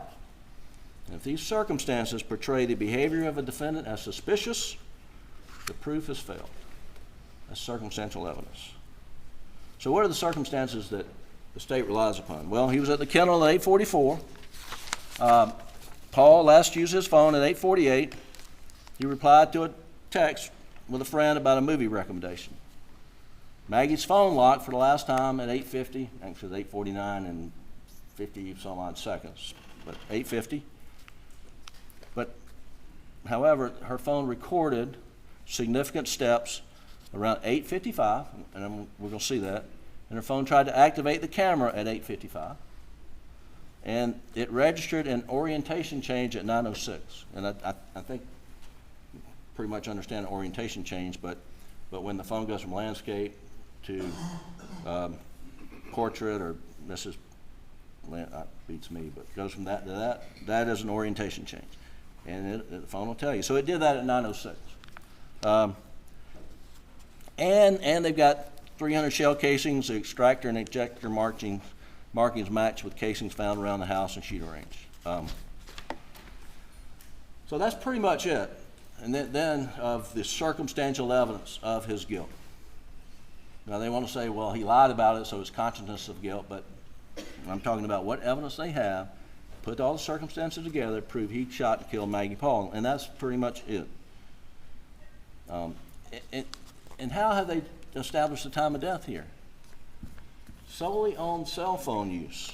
Solely on cell phone use. And using the phone or not using the phone doesn't dictate or define whether you're dead or alive. I mean, I'd say most everybody in this courtroom does not have their phone with them right now.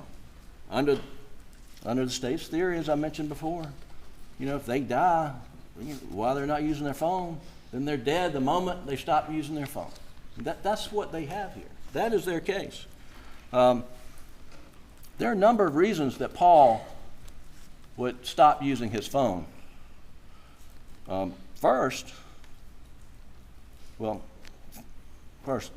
I got two testimonial clips, one from Rogan. Remember Rogan Gibson? If you'll play that quickly, Doug. This is Rogan testifying about Paul's phone.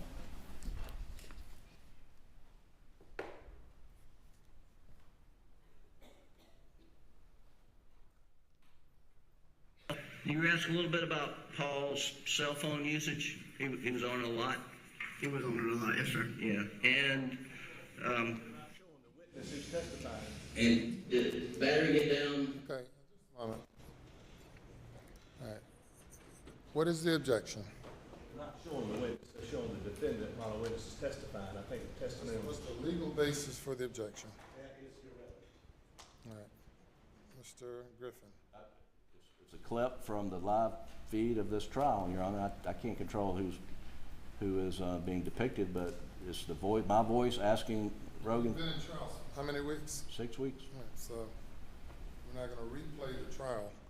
No, sir. It's a clip of a few seconds.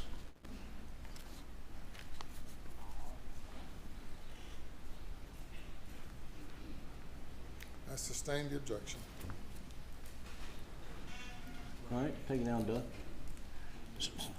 So you will remember that Rogan said that when Paul's phone, and by the way, if you don't remember and you have questions about it, when you're jury deliberations, you can always ask to have testimony replayed for you through. You can play the audio.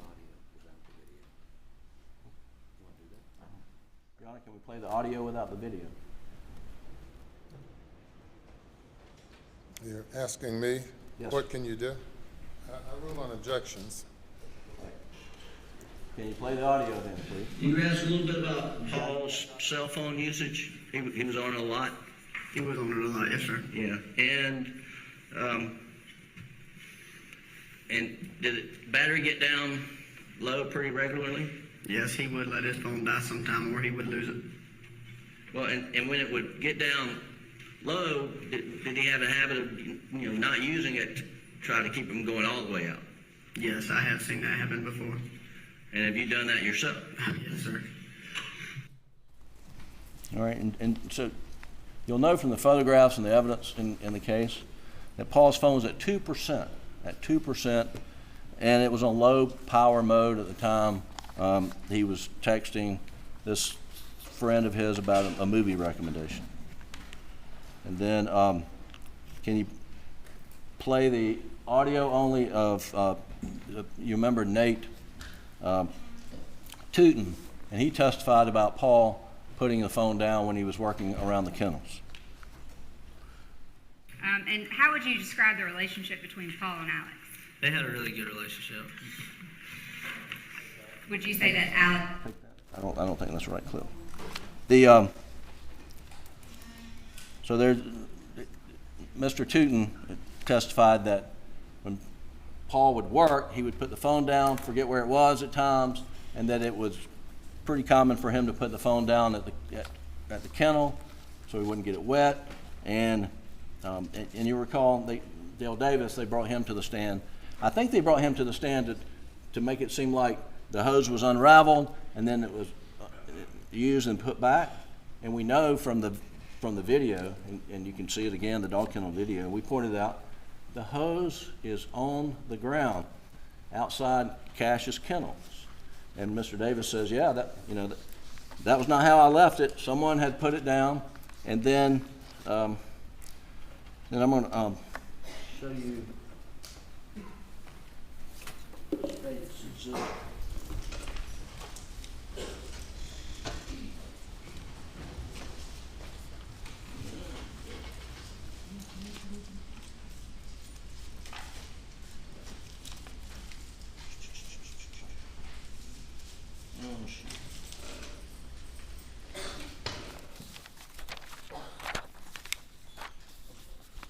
right here. Doug, can I have the Elmo, please?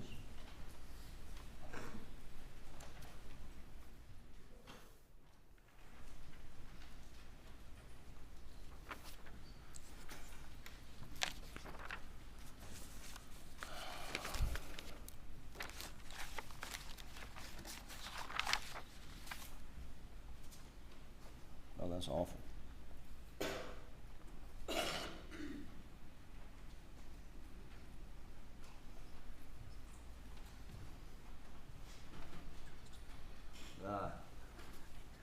Just give it to me, please.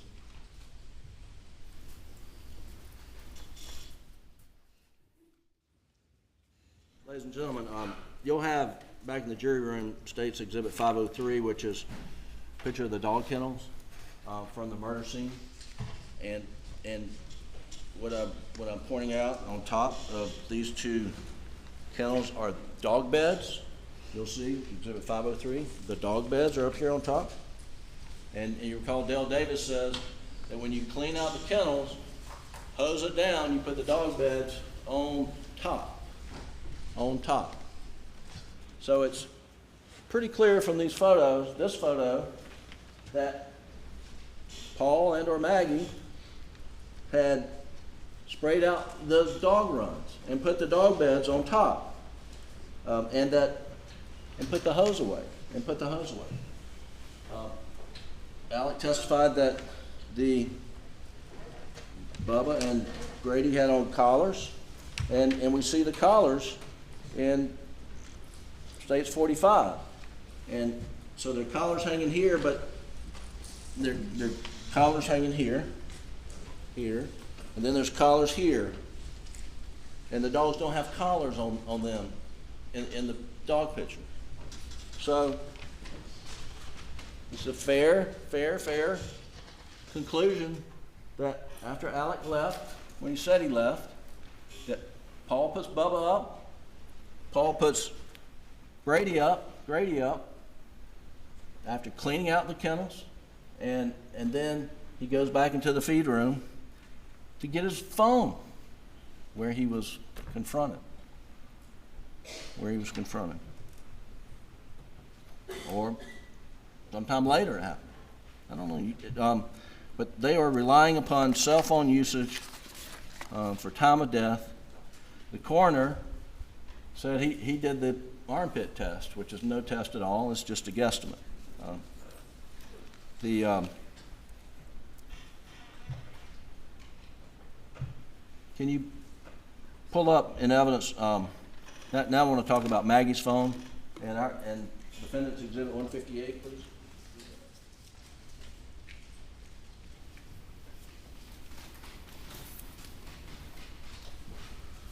So this is Maggie's phone timeline that we put in evidence, and this is going from 8:49 to 9:07.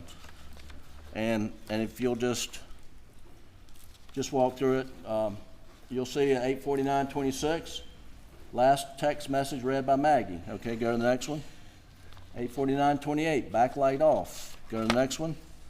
8:49:31, phone locks and remains locked until recovery by law enforcement. It was locked for the last time and never unlocked. 8:53, but on 8:53, the backlight comes on. Backlight comes on. It's being manipulated. 8:53:12, orientation to portrait starts. 8:53:15, phone begins logging 59 steps. 8:53:20, there's a Siri usage, and the testimony is you can get that by squeezing the button.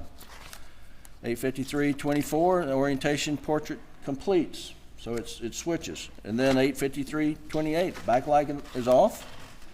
Next, backlight is on. Backlight is off again. And it's on again. Keep going. And then 8:54:34, camera use starts. It's activated by touching the camera icon or by swiping left from the lock screen. There was a question as to whether that could be from facial recognition, and Lieutenant Dove said that information resides in the Knowledge C database, but he did not look for it. Micah Sturgis, our expert, looked for it, found it, and came and told you that was not a facial recognition miss. It was from intentionally activating the phone only for 1 second. Go to the next slide. Camera usage ends. Go to the next slide. Orientation of landscape starts. 8:54:44, it ends. And then 8:55. So the point is, there's a lot going on with Maggie's phone at around 8:55. Keep going. Keep going. And then at 9:03, the backlight goes off. And at 9:04, there's a missed call from Alex. And at 9:04:23, the backlight's off. And 9:04:41, the missed call from Alex ends. So let's back up to, let's go to 9:04:23, missed call from Alex. Okay, and this was the testimony on 9:04:23, and it's important. Alex calls Maggie, and when that happens, you would her backlight was on. Go back one more. So her backlight is on at 9:03:52. At 9:04, missed call from Alex starts. At 9:04:23, and instantaneously, the backlight goes off. Now, you heard the testimony of that means when that call came in, someone pushed on the side to stop the call. Now was that done by Maggie because she was over on the other side of the workshop where we see those footprints that we heard about that were never really analyzed, and that she didn't want any noise coming through?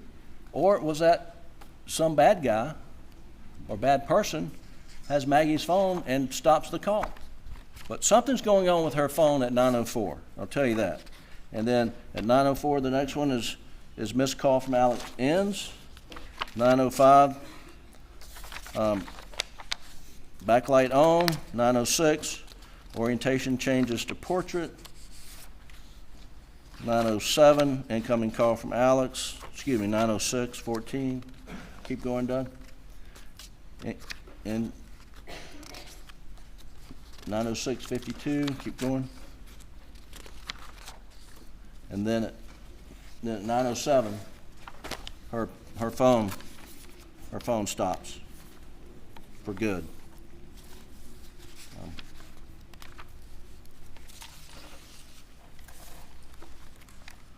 Now, one of the things that you heard in this case is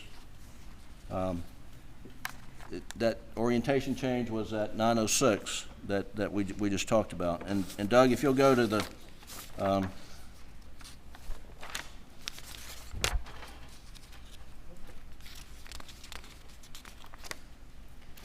if you go to Defendants 156, please.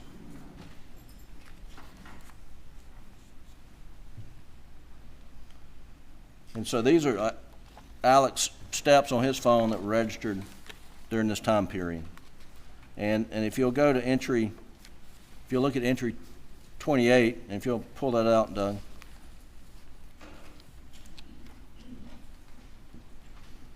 All right, so 28, this is between 9:02:18 and 9:06:47, and this is the time period that Mr. Waters in his argument said was scurrying around because he took. Can yeah, just bring it back a little bit more, please. So can we do it so we can see the whole line? Just that's fine. So that so here we see line 28 between 9:02 and 9:06. There's 283 steps, and it went 208 meters. So I want you to first, and so they take the position that this is him scurrying around. But if you do the math, which we haven't done here on this document, but 283 steps in 269 minutes, excuse me, 269 seconds, turns out to be 1.05 steps per second. 0.05. 1.05 steps per second. Multiply that by 60, you get 63 steps per second. And if, ladies and gentlemen, this is a slow walk. 1 step per second. 1001, 1002, 1003, 1004, 1005. This is Alex scurrying around according to the state's case. And if you look at the distance in meters of the last, when he gets, I guess, to the house at 7:55 to 8:55, he goes 203 meters before it stops registering.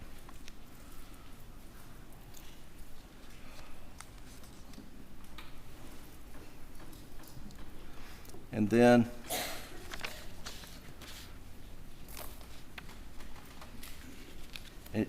one thing you will remember during this time period, between 9:02 and 9:06, at 9:06, Maggie's phone has an orientation change.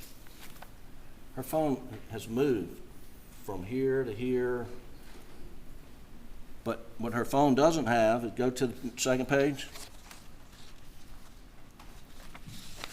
What her phone doesn't have are steps. And Lieutenant Dove testified that, yeah, it doesn't look like anyone that her phone is moving at 9:06, but there's no steps being registered. Alex is walking from 9:02 to 9:06. So would bear the reason that Alex is not walking with Maggie's phone.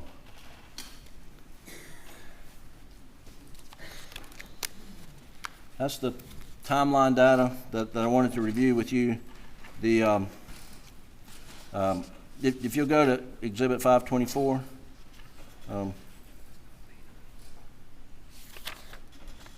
Defendant's Exhibit 524, please.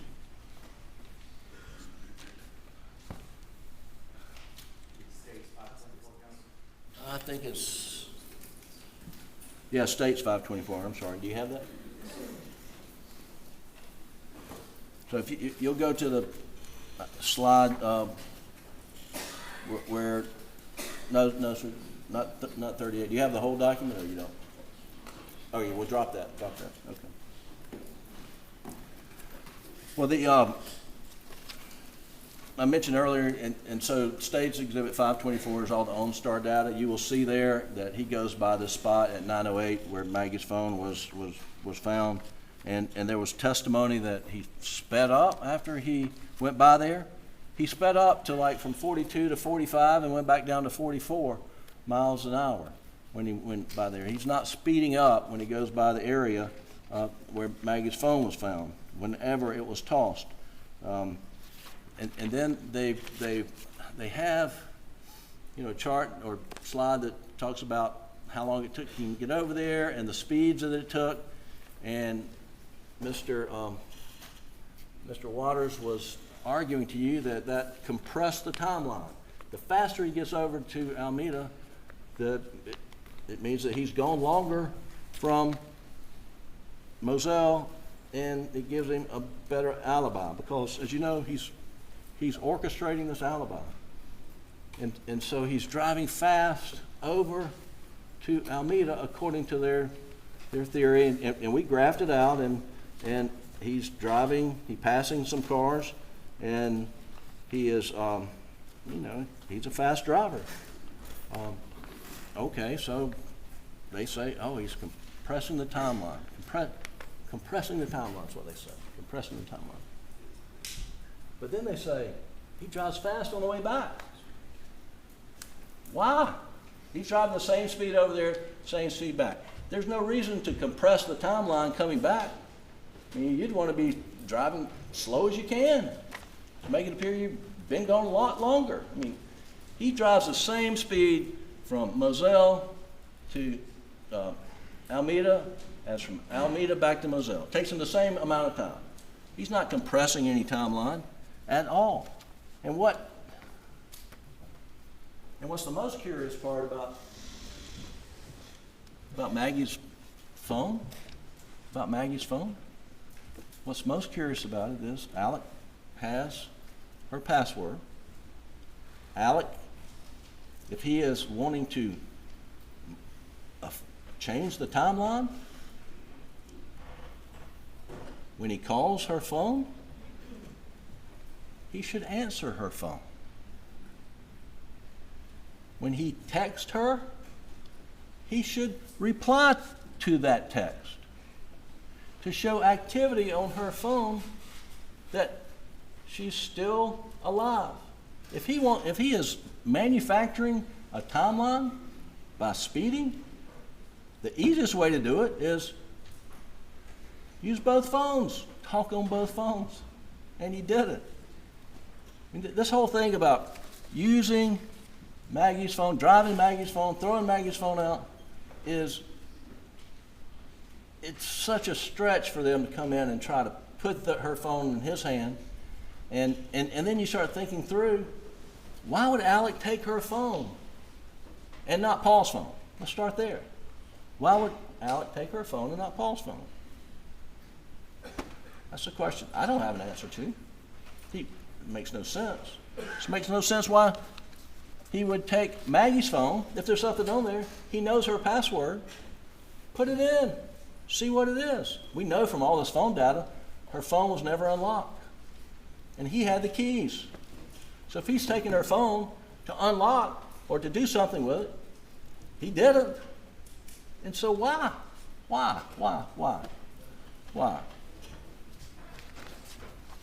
And these are circumstances that have to be consistent with each other and have to point conclusively to the guilt of Alex Murdaugh, beyond a reasonable doubt.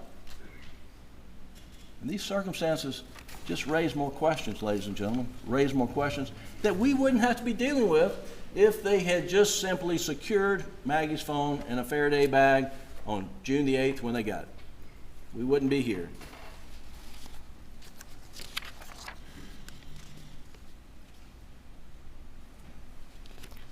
So we do know from the timeline that Alec left the property at 9:07. Were they killed before he left? I don't know the answer to that. But we do know that if he was in the house when the shots were made down at the kennel, that he would not have heard them. We had decibel testing from Mr. Sutton. Now they were angry with Mr. Sutton's angle test. They were not angry, but they challenged his conclusions on a lot of things. But they didn't touch his acoustic testing. Didn't doubt that. Haven't challenged that. And so if he's in the house and shots are ringing down at the kennel, he doesn't hear them.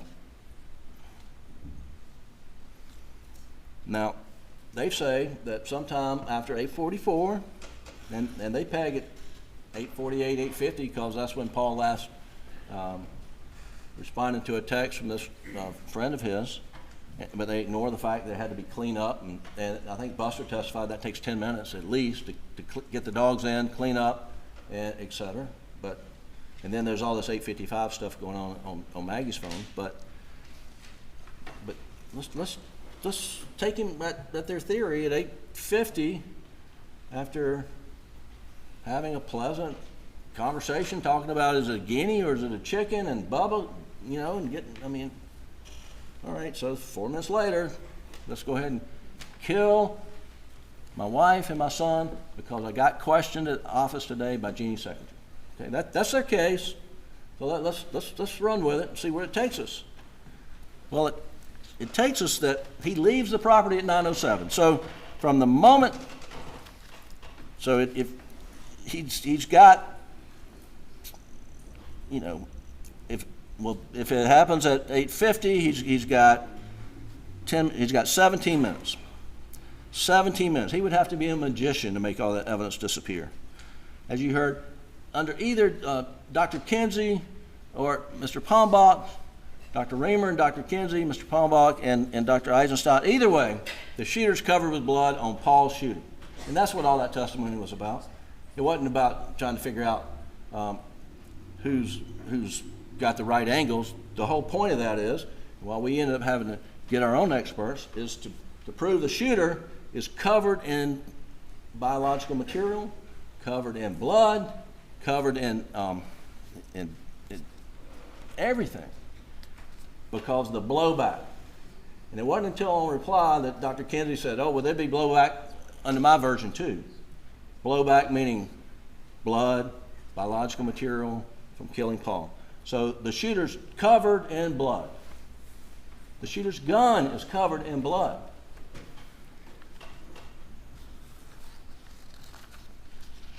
And that there's not sufficient amount of time to clean all that up, make all that disappear. And then call your son Buster, driving to visit your mother, who he got a call from Barbara Mixon earlier today and said your mother's agitated because your dad went back in the hospital and you might want to check on her. He goes to check on her. He calls Buster. And does he say, hey, Bus, I just blew your mom and brother up. You should see the damn mess. Are you kidding me? He calls Chris Wilson. Normal conversation. He calls his brother John Marvin, talking about his dad. And then he goes over there and he sits down with Shelley and sits on his mom's dad. And he stays there 20 minutes, not 40 minutes or 22 minutes. I don't know. The records show what time. But the fact of the matter is, he's got no blood on him. He's acting normal as every day. He is the same old Alec. Yet their theory is he just blew the people he loved the most in this world, blew them away.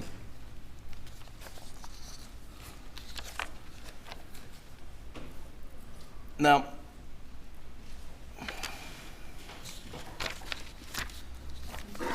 I'll talk a little bit about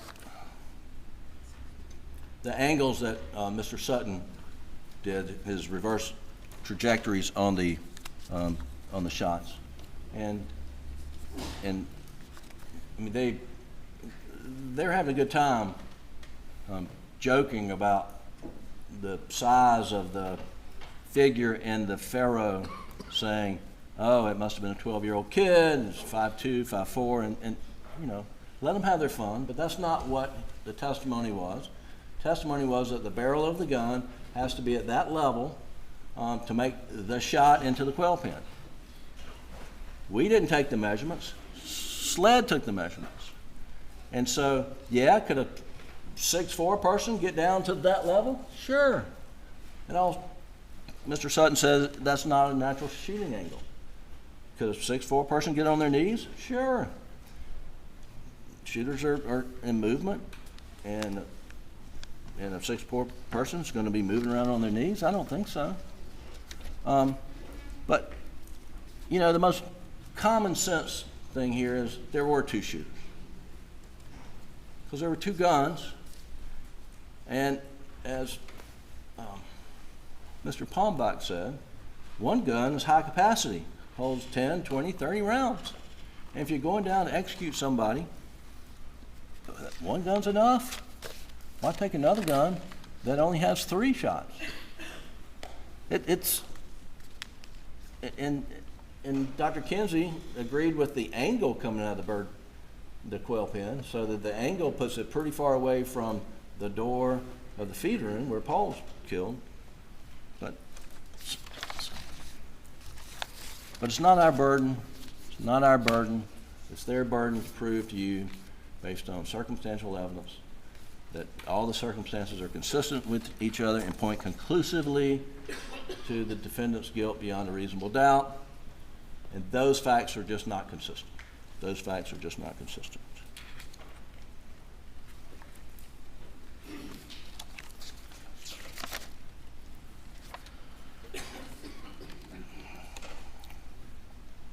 I want to say a word about condition of Paul and Maggie, particularly Paul. I'm not going to show you any photos, but I think you would agree that it was so bad.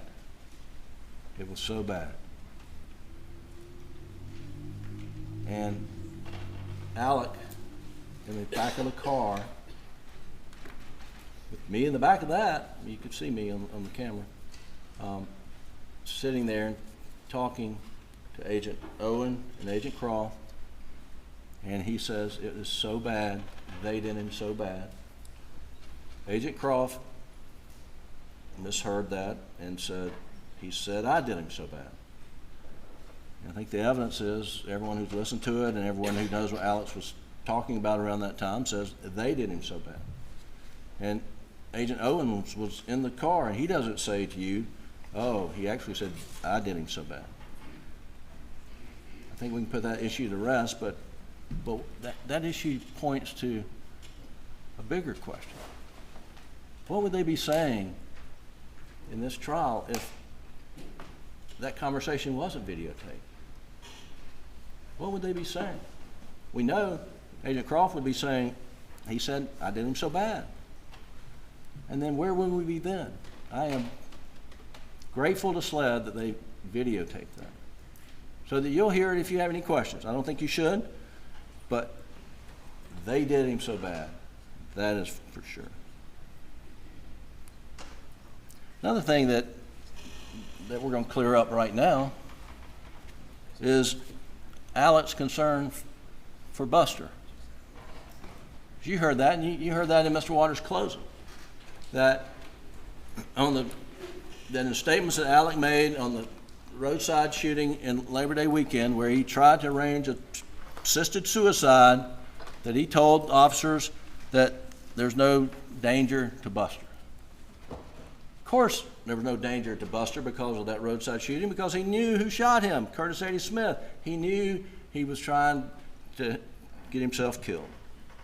But from that, there's going, the reason he knows there's nothing to worry about Buster is because he knows he did it. That's what was just argued yesterday.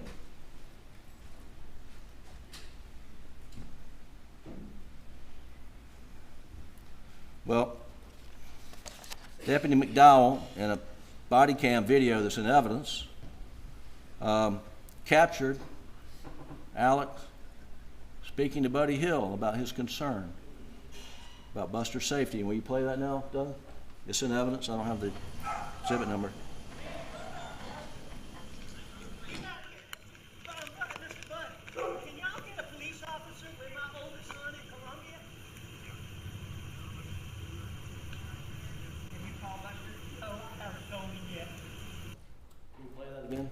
Because I think the... Randy, what about Buster? You got to get... Mr. Bud, can y'all get a police officer with my oldest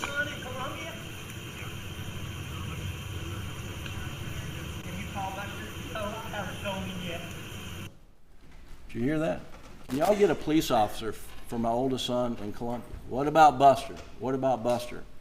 Can y'all get a police officer for my oldest son? Buddy, can y'all get a police officer for my oldest son in Columbia? That's Buddy Hill, the sheriff. And they want to come in here and tell you he wasn't concerned for Buster's safety? Once again, I'm grateful Colleton County Sheriff's Department had body cams. Now you know. You know Alec was concerned. You know Alec asked for a police officer for his son in Columbia, Buster.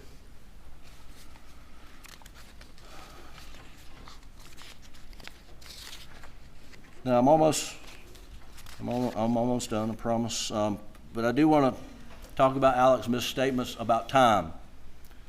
Alex told Deputy Owen during the interviews that, well, first, Alec's statements about time are not lies. They were just misstatements.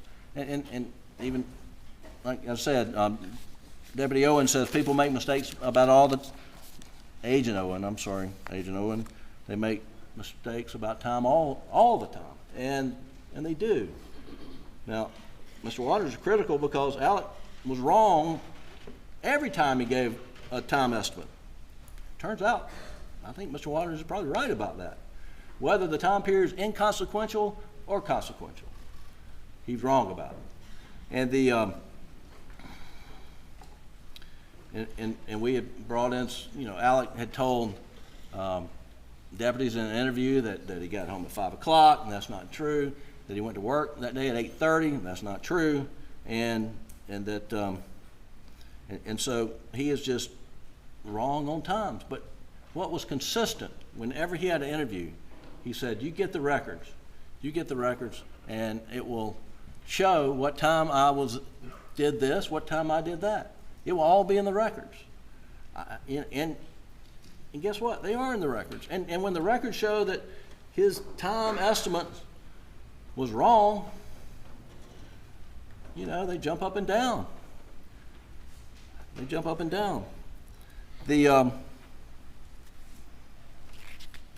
The statement to Deputy Green, he says, I've gone to my mom's for about an hour and a half, and I last saw them 45 minutes. Now that I don't know. I frankly don't know if that's wrong or not. I mean, he's talking to Deputy Green about 10:30. Hour and a half from 10:30 is 9 o'clock. I mean, he left at 9. He left at 9:07. But that's that. The question about what he did when he got down to the scene, and he said he ran up to Paul and Maggie, and he left his phone, and then he went back to get his phone, and then he's talking to the 911 operator, and you can hear it, and he says, I've been up to it now, it's bad. He doesn't remember the sequencing, and I don't think anyone should hold that against him. Mr. Waters gets up here and says Maggie was running to her baby. Alec was running to his baby.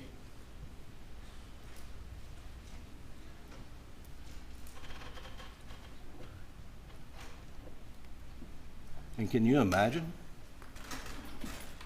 what he saw? And is it evidence of guilt that he doesn't remember what the sequencing was in that moment? Is that evidence? Is that evidence of guilt? Or is that evidence of trauma? This is a guy that then went to get a 12-gauge shotgun, and he put 16-gauge shells in it. He knows the difference, but he didn't know that night.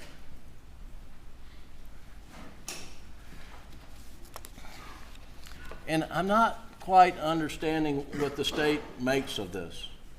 Did he not go up to their bodies? Because the forensic evidence sure speaks to the contrary. What we have is Maggie's DNA all over his T-shirt. And you heard that from Agent Zapata. We have Paul's DNA on his t-shirt. How did he get Paul and Maggie's DNA on his t-shirt if he didn't touch them? If he brutally murdered them, hosed off down there next to their dead bodies, got in a golf cart butt naked, drove to the house, changed clothes, went over to his mom's, goes down, calls 911, then searches for Whaley restaurant menu and checking emails, waiting for the police to show up. How does he get their DNA on his body? Because it's on there. Their forensic lab tells you that. Because he went up to them and touched them. And then there's a spot of blood on the Suburban steering wheel that was Maggie's. And we know that the Suburban was never down at the kennel, thanks to the OnStar information. I'm not sure that was an accepted fact until OnStar sent their stuff in, but the Suburban never went down to the kennel until after he returned back from Moselle. So we know the blood got on the steering wheel after he checked Maggie like he said he did on the 911 call. And then there's a spot of blood on the gun that he went to get. And then there's GSR. There's GSR. There's 3 particles of GSR on his shirt, 3 particles of GSR on his shorts, and 1 on his finger. And the SLED agent testified that's consistent with transferred GSR when you pick up a gun.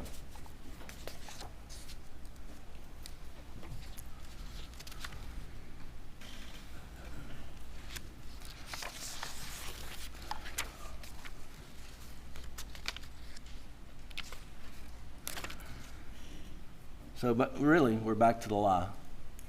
We are back to the lie. Because that's all they have in this case, is that Alec lied to them when he last saw them. And he shouldn't have. And he shouldn't have. And he said, what a tangled web we weave once we start to deceive. And once he lied the first time, he was stuck with the lie, and he continued to lie. And he shouldn't have. He shouldn't have. And he told you, what was going through his mind. Probably wasn't rational, but he was in the throes of an addiction, and he just found his wife and son murdered. And he's being interviewed. He'd been swiped for GSR, and he does think David Owen is the guy that investigated his friend. But he was wrong, and he told you. Turns out he was wrong, but I thought that's who it was that night. And he was under investigation. He was being accused of obstructing the boating accident investigation. And he's under investigation by SLED for that. And he had all these skeletons in his closet. And he was wanting to get them away from him and looking for the real killer.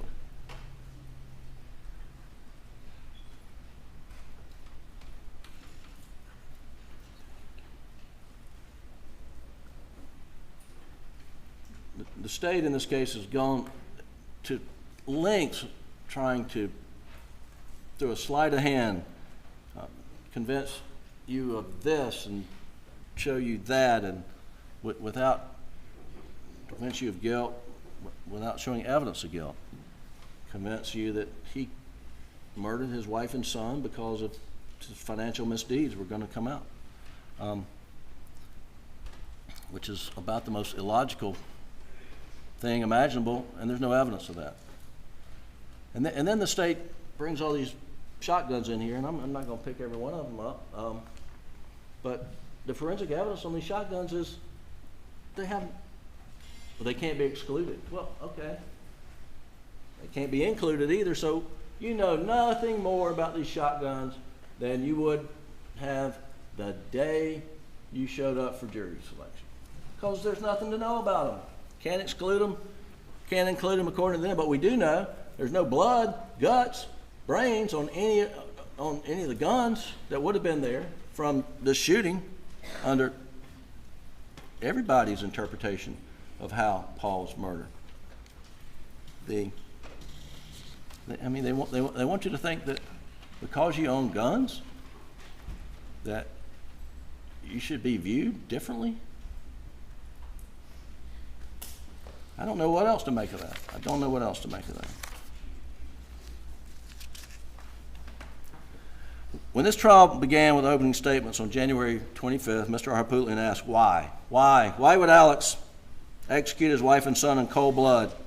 And here we are, 6 weeks later. And you've heard weeks of testimony about Alex's financial crimes, drug addiction, and lies. But after all that, the state has failed to provide a satisfactory answer to this question. Why? The state cannot provide an answer to this question because the answer is he would not, under any circumstances, murder those that meant the most to him. Your oath requires that you hold the state to the exacting standard of proof that the state must prove the defendant's guilt beyond a reasonable doubt.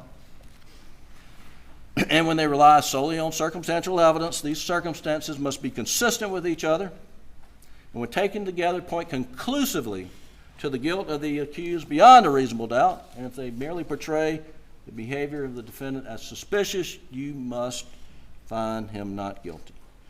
The state's evidence fails to meet these requirements. Circumstances don't point conclusively to Alex's guilt. Far from it. Mr. Waters wants you to believe that Alex slaughtered Maggie and Paul on June 7th and repeatedly lied and changed the story to fit the timeline and evidence. As it turns out, in fact, the state is the one that's been manipulating evidence to fit their theories of guilt, which changed over time, from the date of these murders until yesterday. In the absence of forensic science, a reliable investigation, the guns, blood spatter, the time and opportunity to have committed these murders, you're instead left to make inferences about all sorts of interactions and behaviors. Prosecution wants you to view the evidence through the diabolical monster lens that they have tried to paint, but the law requires you to view it through the lens of innocence, where none of these things, individually or taken together, prove conclusively to Alex's guilt beyond a reasonable doubt. Up until now, you've not been able to say a single word. Can't imagine how frustrating that must be. But soon you will have the most powerful voice in this courtroom. With your words, you can let everyone know that in a court of law, only evidence and the burden of proof matters, not gossip, innuendo, opinions, and most of all, not theories layered on top of speculation.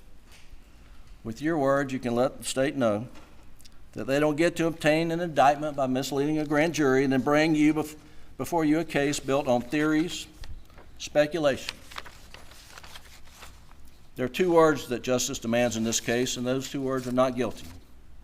The oath you've taken in this case is to follow the law, to follow the Constitution, and to hold the government to the burden of proof.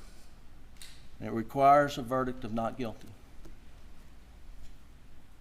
On behalf of Alex, on behalf of Buster, on behalf of Maggie, and on behalf of my friend Paul, I respectfully request that you do not compound a family tragedy with another. Thank you.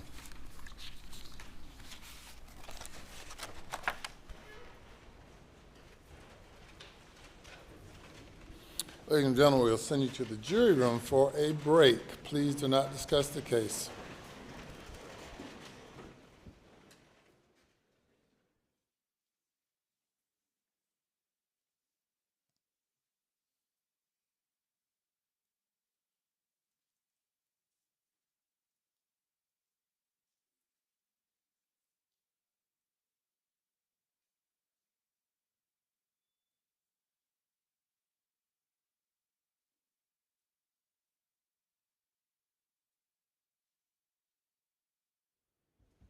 Everyone will be seated.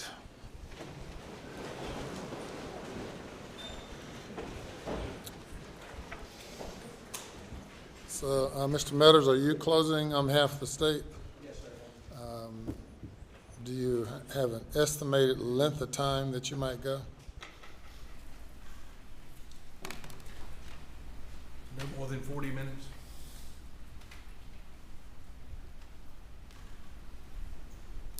You ready to go? If you give me, I just need to go to the bathroom. Sure.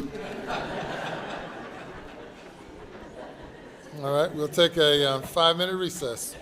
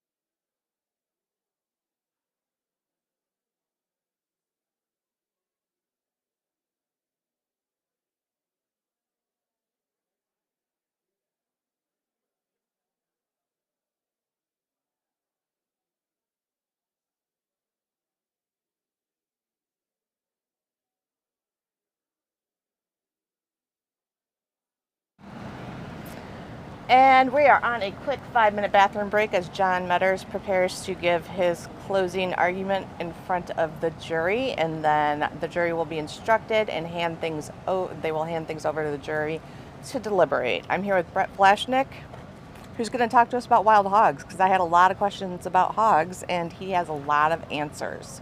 So are there just hogs rolling around South Carolina? Like, what's happening?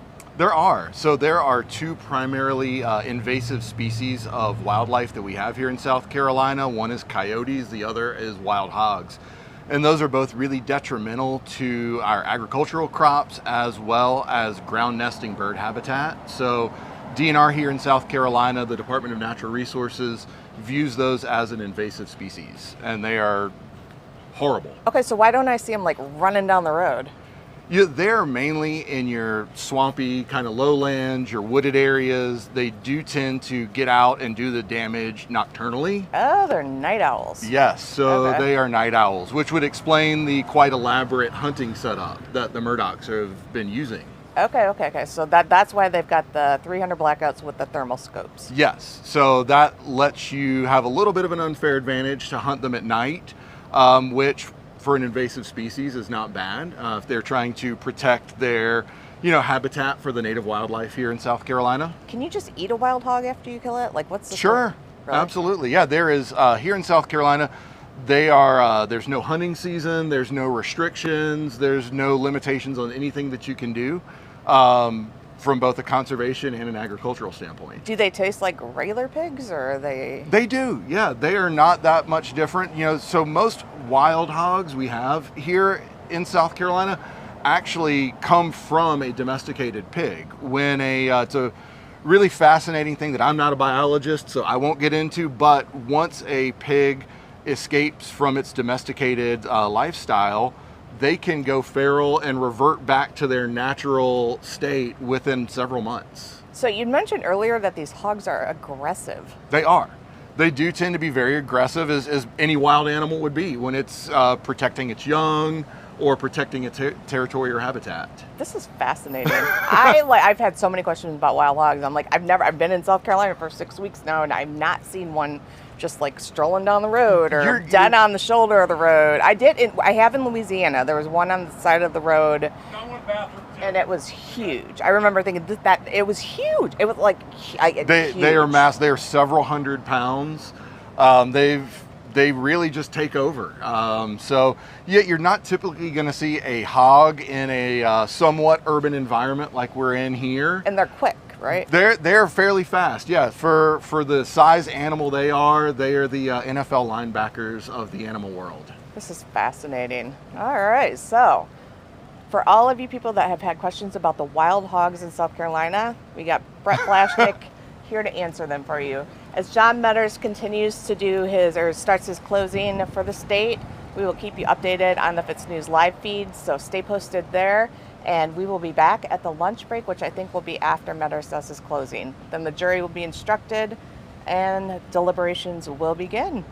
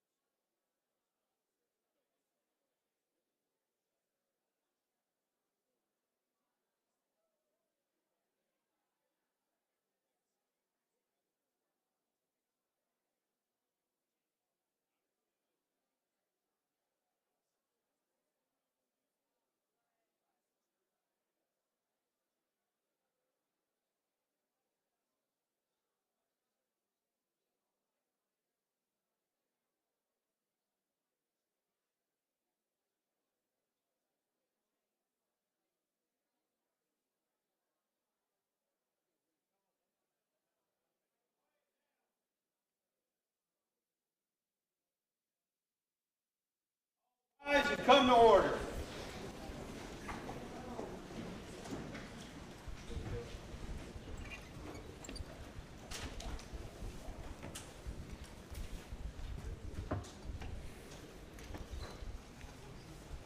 Be seated.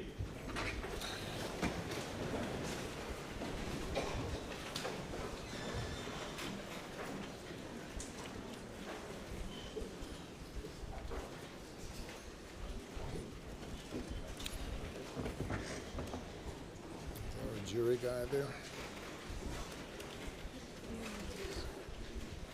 You may bring the jury.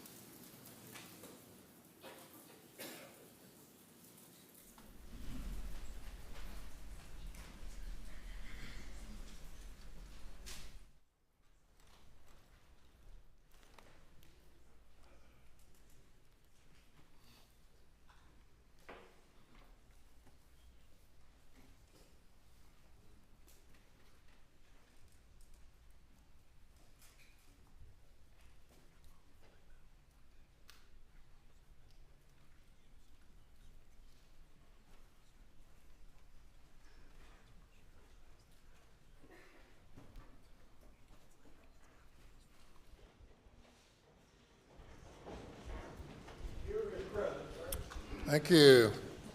Ladies and gentlemen, the state gets an opportunity to do a rebuttal. Mr. Meadors. Please support.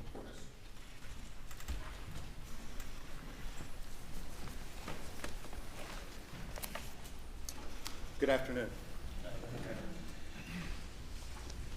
On behalf of Attorney General Alan Wilson, Deputy Don Zelenka, Deputy Attorney General Craig Meadors, and this entire team, and I want to name them all, but thank you for being here. Thank you for the attention you've given this case. Being a juror is not an easy job. I'm not a jury watcher. I don't sit and stare at jurors, but goodness knows we've been here 6 weeks. I have looked over occasionally, not to pry, but I've noticed when I have looked, you've all paying attention, so thank you. 6 weeks. Thank you. And I'm not going to be that long.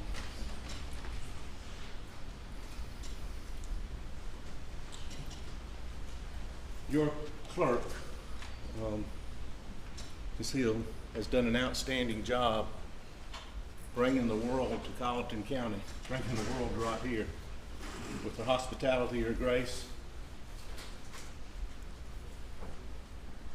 making everything as convenient as she can. But the one thing she didn't do and couldn't do is give you a booklet on how to be a juror.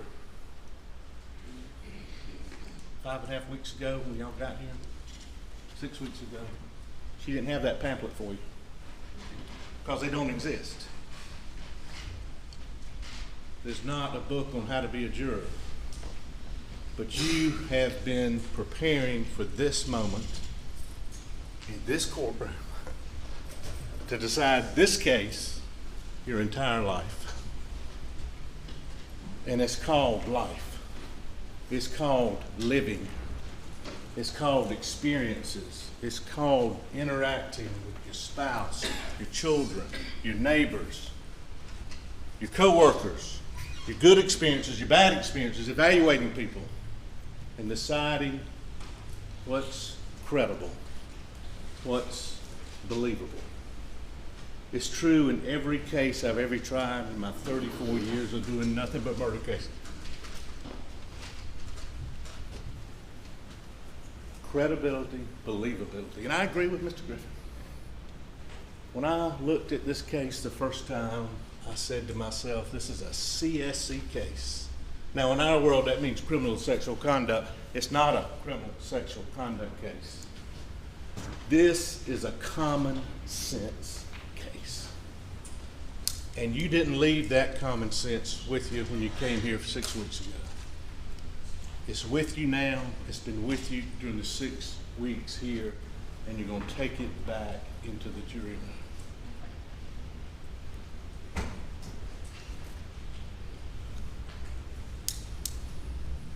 I've been listening yesterday and today, and we all have, about law enforcement didn't do this, law enforcement didn't do that. I think they actually said they fabricated evidence. Putting law enforcement on trial. I once called Mr. Harpootlian in a trial an automatic smoke screen machine. I think what the defense is doing in this case is more like an eclipse. You remember that eclipse on August 17th of 2017, where it kind of got dark for a little bit, and the birds started chirping, and you felt like it was dark, and then it cleared, the eclipse went over, and the light came back. That's what the defense is doing, taking you away from the facts, from the credibility, and saying, wait a minute, there's an eclipse here, there's a smoke screen here, look at that. And somebody said the word offensive. I find it offensive that a family with a great-grandfather, a grandfather, a father, Sylvester Randolph Murdaugh, who was good to me when I was a young man, prosecutor. He knew I wanted to do this as my job. He knew I cared about this job. This is the best job in the world. I tried to be solicitor 3 times as long. It doesn't get any better than this job. And I find it offensive that the defense, through the defendant, who was also a part-time solicitor, is claiming that law enforcement didn't do their job. Listen to me, please. Didn't do their job while he is withholding and obstructing justice by not saying, I was down at the kennels. I was down at the kennels. I was down at the kennels. And he's going to blame everybody else. Is that offensive? Is that offensive? Mr. Griffin said a minute ago, can you imagine coming up on the scene and seeing, can you imagine not telling law enforcement, lying that I was down there and I saw them, I was right there? Why wouldn't you tell them that? Maybe get some more evidence. Did you hear somebody? No, I wasn't even down there. Credibility, believability. That really does sum it up. You remember 6 weeks ago today when Mr. Waters' fantastic opening and talked about direct evidence. And direct evidence is something you know it when you see it. It's evidence you gather with one of your senses. You hear it, you feel it, you smell it, you touch it, and you come in here and tell witnesses, hey, this is what I heard, what I felt, what I smelled, what I touched. But do you remember when he was describing circumstantial evidence? There was a storm that day coming. Part of his theme, the storm just happened to come. And you could hear it coming. And then, during part of his opening, you remember it started raining? You could hear it. You could feel it. It's almost like circumstantial evidence morphed into direct evidence. And that's what happened in this case. Circumstantial evidence became direct evidence in many instances. This case is about two things. It's about being real,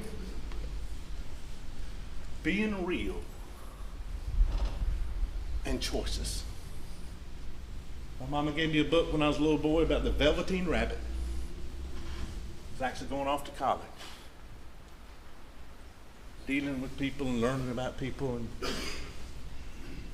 tough times in life. Go get the Velveteen Rabbit and read it if you haven't already. But she just put in the front of that book, and I love my mama, always be real. Always be real. And this case is about that defendant never being real. And choices, which I'll get to at my end.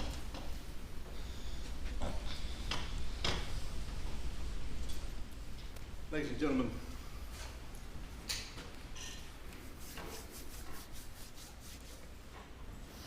they blame everybody but Alex. Everybody but Alex. Let's go back to the first. I'm not going to bring it out. But this back here, the press release was sent out. There's no danger. There's no danger. What did Alex not do? They showed a tape there. He's asking the sheriff, I think, call Buster. First time he tried to call Buster, took the sheriff a while to get out there. You know when the first time he called Buster? It was about 40 minutes. Well, actually, he texted him, didn't even call him. Wasn't his first thought. Wasn't the thing after he did 911. It was later. Perhaps even when some of his friends had gotten there. Oh, don't call. No, right off the bat, if this happened, call my son. Call him. Buster, stay where you are. You with your girlfriend? Up there in North Charlotte? Go. We got some people after us. That's what's real. Don't you? You go to the police station right there. And what else do you do too? You don't talk about being real. What do you do? Y'all, I just left my mama. She's with Shelly. Get somebody over there. Get them over there. If these people are out here to kill us, get them over there. Go, please, take them right now. They're by themselves. I can't do that. That's why I took the guns. I can't tell them that. That's what's real. And he brings up the boat case right away. Right away. A year and a half previous. He's coming up for a hearing. Nobody's thinking about that boat case except Alice. And right then, he's using it to throw off. Here's your first suspect. Does that make any sense? They have a hearing coming up. They're going to look into resolve this thing. Nobody's out there thinking about a boat case on a Monday night. Anybody upset about that?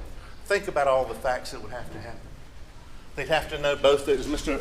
Waters said, somebody in the boat case would have to know that they're both there. They'd have to know they were there. They'd have to know that Alex just wasn't there. Oh, no, wait a minute. That he was there, but just for a little bit and went back up to the house. And they'd have to come. You know what? We don't need a gun. There'll be guns there for us to use. Yes, and that's great circumstantial and direct evidence. I'll get to that. They'll have guns there for us. They'll have guns there for us. We can use them. Does that make any sense whatsoever?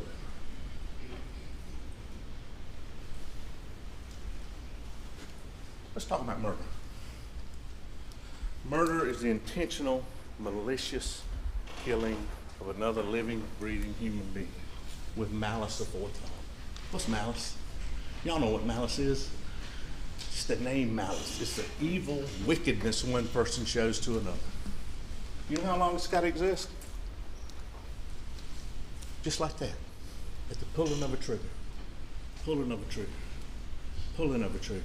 Pulling of a trigger. Pulling of a trigger. Pulling of a trigger. Malice aforethought. It can be expressed.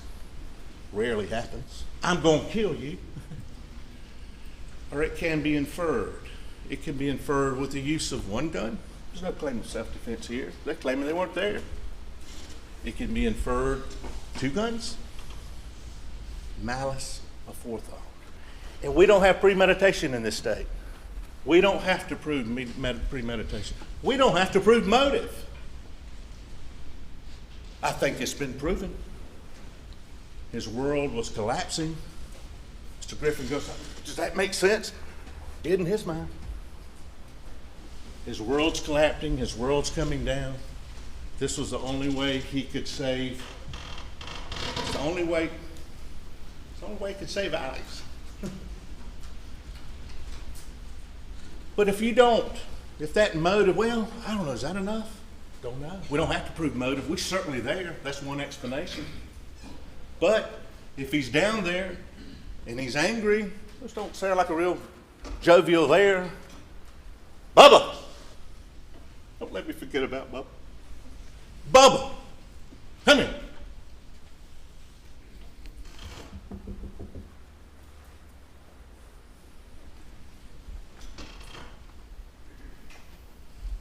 Maybe you just got angry. Maybe you got angry at Paul. Maybe you got angry, you know, you started all this with the boat case. And maybe you just lost it. Maybe you just lost it. Maybe it looked like a suicide, and then Maggie came, and he had to shoot her. I don't know. Only one person knows. And that's why we've got the motive. That's why we say he did it. But we don't even have to have motive. Just angry, he did it. Nobody else could have done it. Nobody else did do it. I'm going to get to that, and that's how we prove beyond, I want to say all doubt. But our burden's only reasonable doubt. But losing it, and then you get the question, well, have you proven malice? Well, yes, sir. Yes, ma'am. 2 shots to Paul. Malicious. First one didn't do it, the second one finishes him off.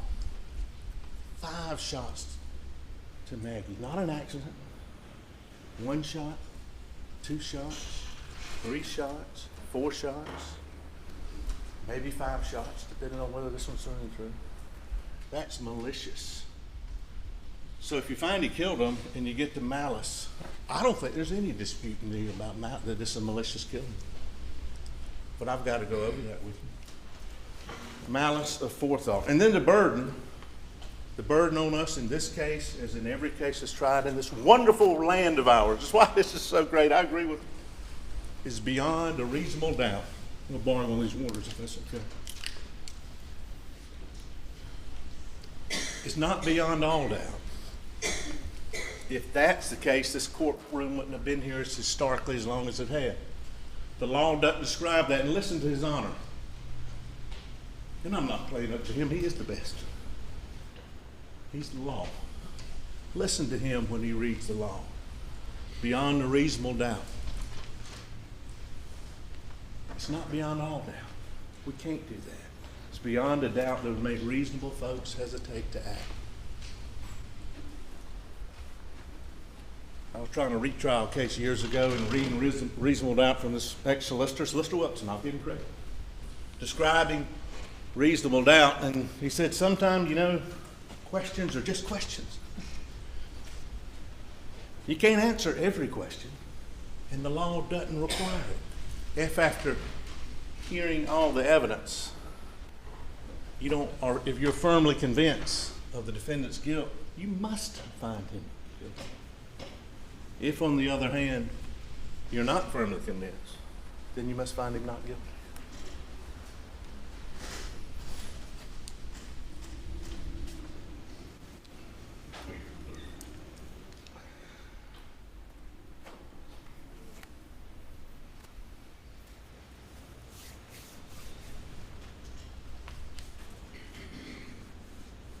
He goes to see his mother. He goes, and you see the OnStar taking him up to the side, over near the smokehouse. We submit to you that's when you went to hide the guns. It's common sense. We submit to you that there's a driveway there, nice pavement, you can go look at it, nice paved driveway. Submit to you when he came, it was 9:30 at night. Testimony is very unusual, very rare. Kind of funny, his Miss Nixon, who testified earlier, we talked to her recently, didn't remember any of the conversation, but said she called and said he told him your dad's not doing well. Well, he didn't go over there that afternoon when he got the phone call, when his office is right near there. Go see him then. He didn't do that. He waited till 9:30. I don't know if anybody's got any folks that are suffering from Alzheimer's, but when they're asleep, they're tired. He wasn't going to love his mama. He wasn't going to be with her. He was going there because he loves Alex. He loves Alex. And he was going there to create his alibi. At 9:30 at night, use your common sense. And you remember, she said he called. What happened after that? Well, it's about 5 minutes or so. At first I was thinking, look, that's when he was going to hide the gun. And the time frame over there is so important, not for how long he was from left to come back, but it's how long he was in there with Shelley. How long he was in there. Because that's when he was hiding the guns. The guns are missing, y'all. He was hiding the guns. And what does Shelley say? He didn't stay long. 15, 20 minutes. He left.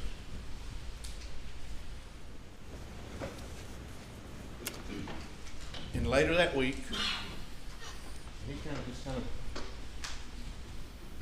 later that week, and I don't know which one in my mind right now, I'm so tired. But one of the days she came by, I think it was after the visitation, and he says, Shelley, you remember I was here about 35 or 40 minutes. Y'all remember looking at her up here on the stand?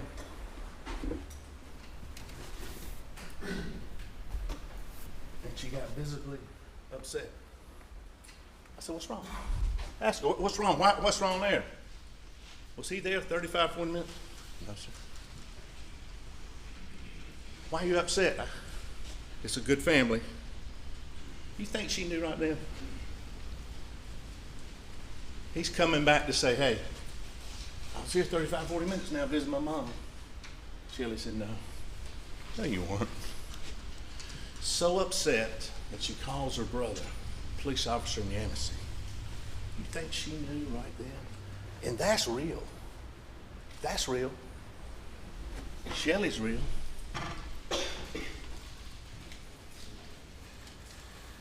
You saw her, but body language is so important, right? Body language was so important. We're talking about the defendant. All our body language. You see Shelley's. And then one day that week,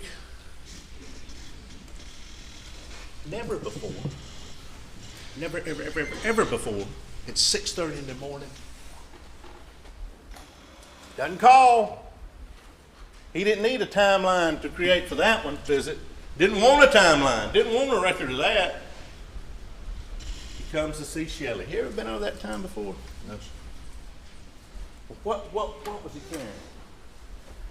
It was some blue vinyl-like. Remember I tried to show what? It's like this. What did you think it was? A tarp. I don't know what it was. And they try to gloss over it now. Tell you one thing they didn't gloss over. You remember when she was on the stand? I said, well, have you talked to them? Have you talked to their investigators? Yes, sir. Did they record you? Yes, sir. Can I have a copy of it? And then we came back and we got a copy. And two investigators, they were worried about it then, went down and talked to her. And talked to her about her times and ran times by her and asked her if she'd ever seen anybody in this blue coat. Have you ever worn it? They were worried about it. Because that's great circumstantial evidence. It kind of morphs into direct evidence. I saw him coming at 6:30. You even heard, they asked one of the experts, well, could it stay on there for 5 years, 10 years? Sure. This was days after the murder. Shelley sees him come in with a blue something. Well, where'd he go? He went upstairs. Why? I don't know. Did you see it later? Thought I saw it on the chair. Can't answer every question. Miss Mixon sure didn't see it the next day. Now I asked her, was there another tarp there? Well, there was a blue and silver tarp. Picture of it too. That wasn't it though. This was all blue. And the only other blue tarp that's in evidence, and I let it go in just so I could argue this right now, is the tarp that they showed Shelley that they got from Kmart. That's not real. This tarp, no. Looked like that. I don't know what it was. He had it bungled up.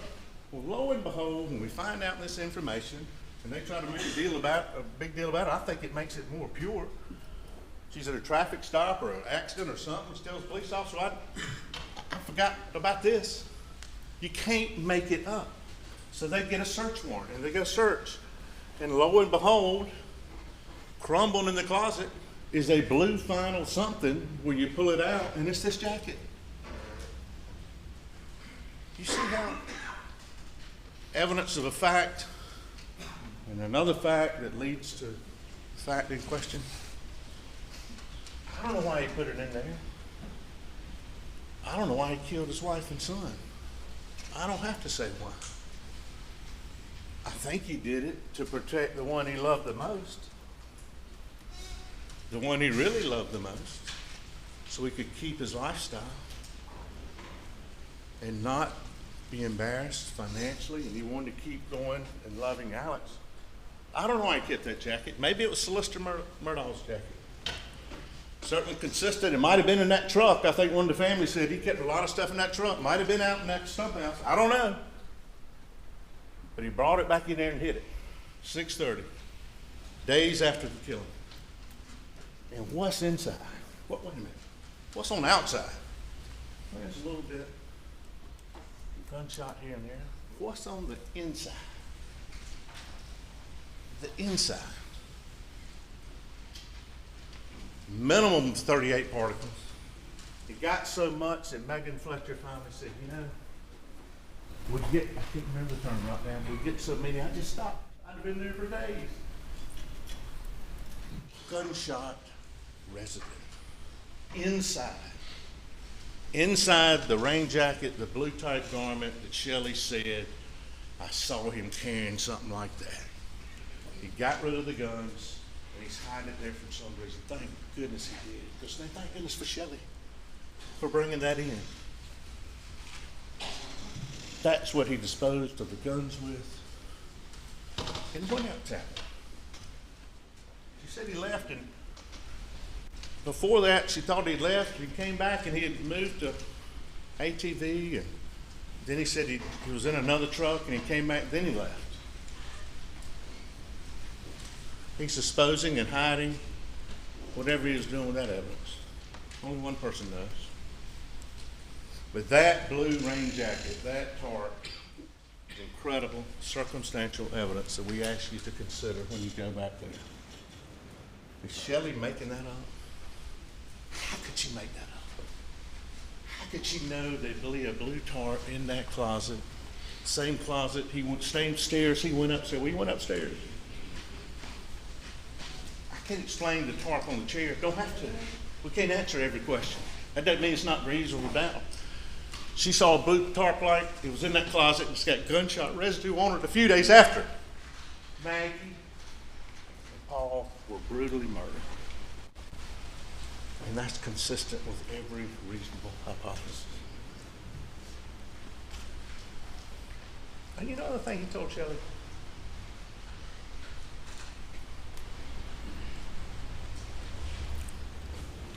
The night when they were talking. You're getting married, aren't you? You remember her saying that? You getting married? If you need any money or help with it, let me know. It's incredible timing. Oh, and your job, don't you work for the school? You know, I got friends down there. I can help you on that if you need. I was there 35, 40 minutes, wasn't I?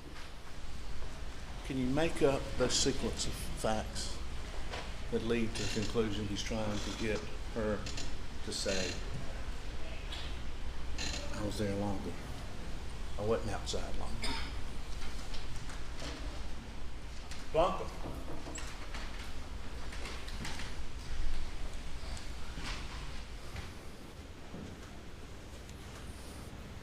Blanca loved Maggie.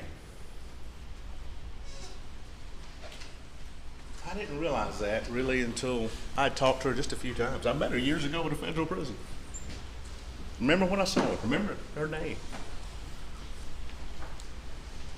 But you know, even when Blanca quit working for him for a while, and you remember she had health problems and said she saw Maggie on the road somewhere. And they kind of pulled off and just talked. Just called up. Blanca cared about Maggie. Knew her so well, she knew what she wore to bed and what she didn't wear to bed. And that kind of bothered her about the clothes that were laid out. Some undergarments, which she knew she didn't wear. But Blanca's texting Maggie. Maggie's texting Blanca on June 7th. And in one of his statements, and I'm going to get to those, he said, you know, Maggie wanted to come. She wanted to come. Well, no, sir. No, she didn't. She was having worked on her Edisto. He tries to say in here today, look, she was in Charleston. She was going back to Edisto. Remember the text to Blanca, well, I left the workers there, but I guess it'll be okay. He had said, come. I want you to come. She didn't want to come.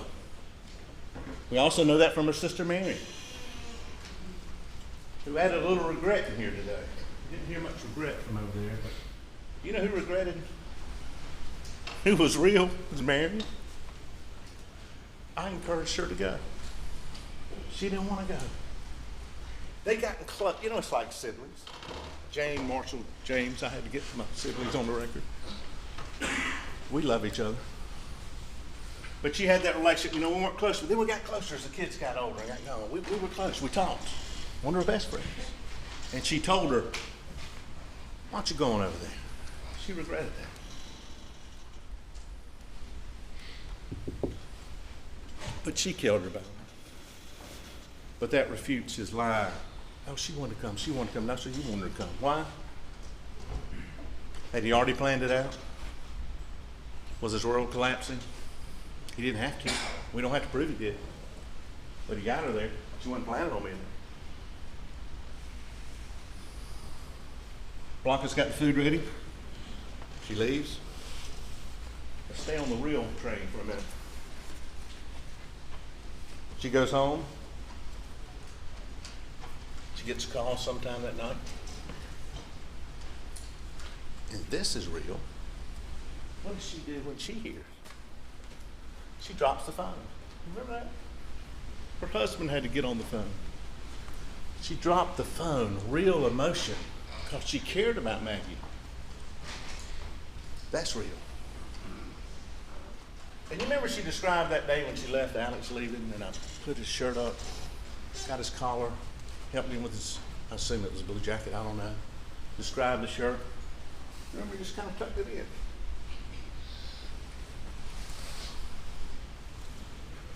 And now on Alex's second interview, when he's confronted by David Owens. And they actually showed him the video of the tree. They showed him that.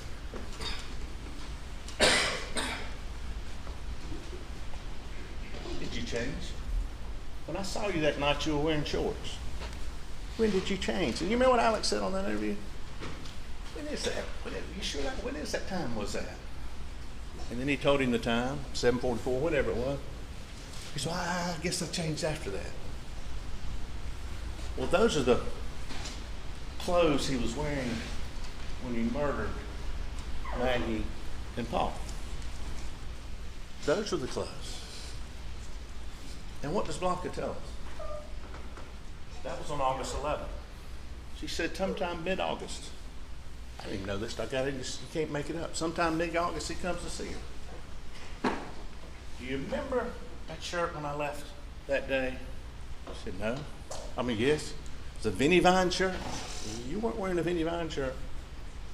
I fixed your collar. He tries to get her to tell what he was wearing.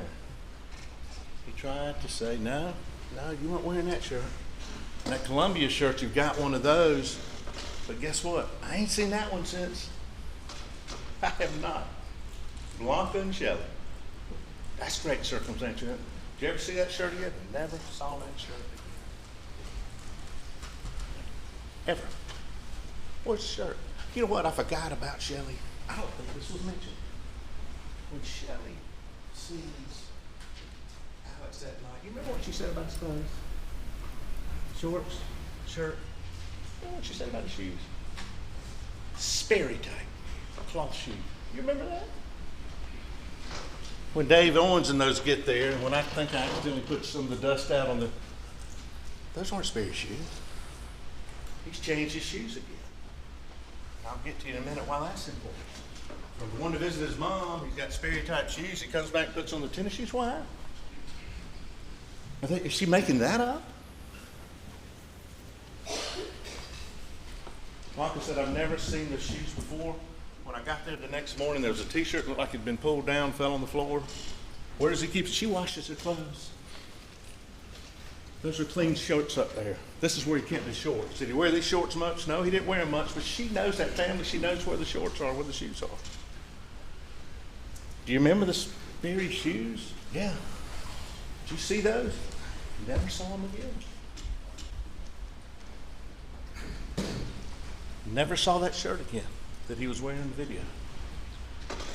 Never saw it again. And when he confronted her at the house about what he was wearing, yeah, she had real feelings and told y'all about that and told law enforcement about that. Is that real? And why is that important? Because it goes back to credibility and common sense. Those were clean clothes that Shelley had washed. Excuse me, that Blanca had washed. And when we get there on the scene that night, you remember Laura? Miss Rupp. She's sitting in the back. David's in the front. Alex in the front. His lawyer's on the side. And you know, it's something else I don't understand. Your wife and your son have just been killed, and you're worried about having a lawyer around? Everybody said, well, you know, they're just sled agents. We need to have a lawyer around. Really?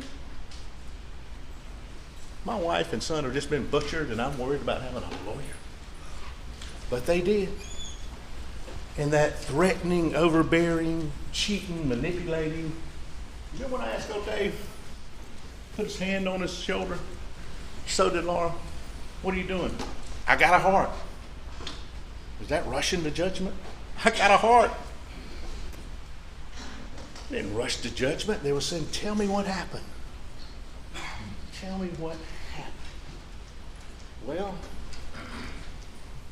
and he starts looking at his phone. You can check my phone, the alibis that he's created, that he's doing. And he says, I went and ran. I got on my knees over here. Went and ran, and I tried to take the pulse of Paul. I'd still be on the ground arguing myself. And I tried to turn him over. Trying to check his pulse. Really? I went to Maggie, checked her pulse. And you can't do that in the 20 seconds he's now trying to say you can. You can't. And they've tried to change that. And he never did it.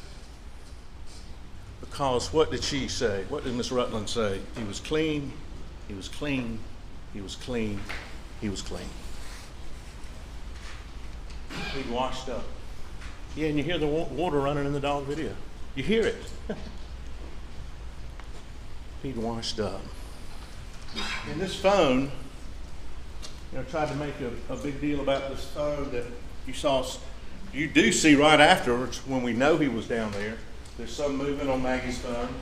But every expert has said, just because if one phone's down here and the other one's walking, you're not going to have steps on that phone.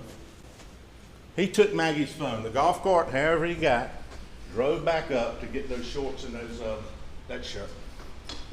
And yes, you can get it and manipulate it and call to see if you made a call, put it down. That's not going to record steps on that phone because it's not moving. But that doesn't mean it wasn't with his phone. Don't fall for that. That's not real. Every expert said that. Every expert said that. And doesn't that make sense? You can grab it, see, make a call, put it down. You keep walking, it's not going to record if it's there. If it's in the car, it's in the Suburban, and I'm getting to that.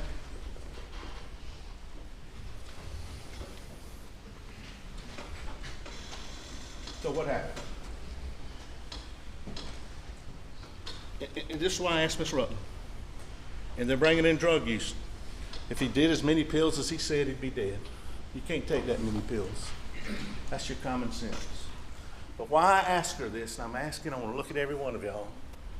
Tell me what he was like in that car. You've got the video. Did he appear to understand you? Yes, sir. Were his answers timely? Yes, sir. Were they subject matter appropriate? Yes. Do you understand him? He can understand you. Look, he's thinking. He's opened the door. Was he in his right mind?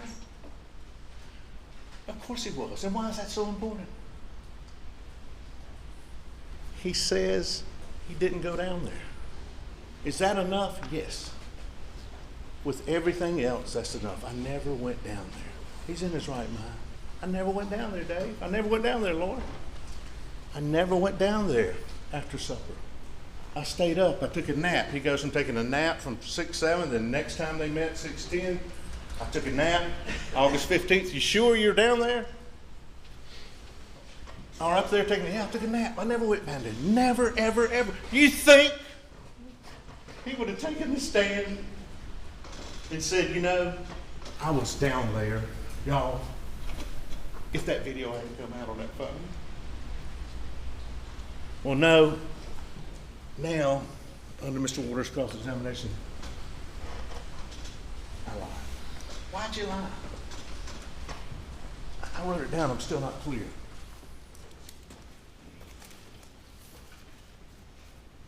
I had paranoid thoughts. Usually I can take a deep breath and get through it. But I couldn't, so I just lied. Once I lied, I continued to lie. And he continued and continued and continued until 627 days later when he took this stand, the first time he'd ever told anybody.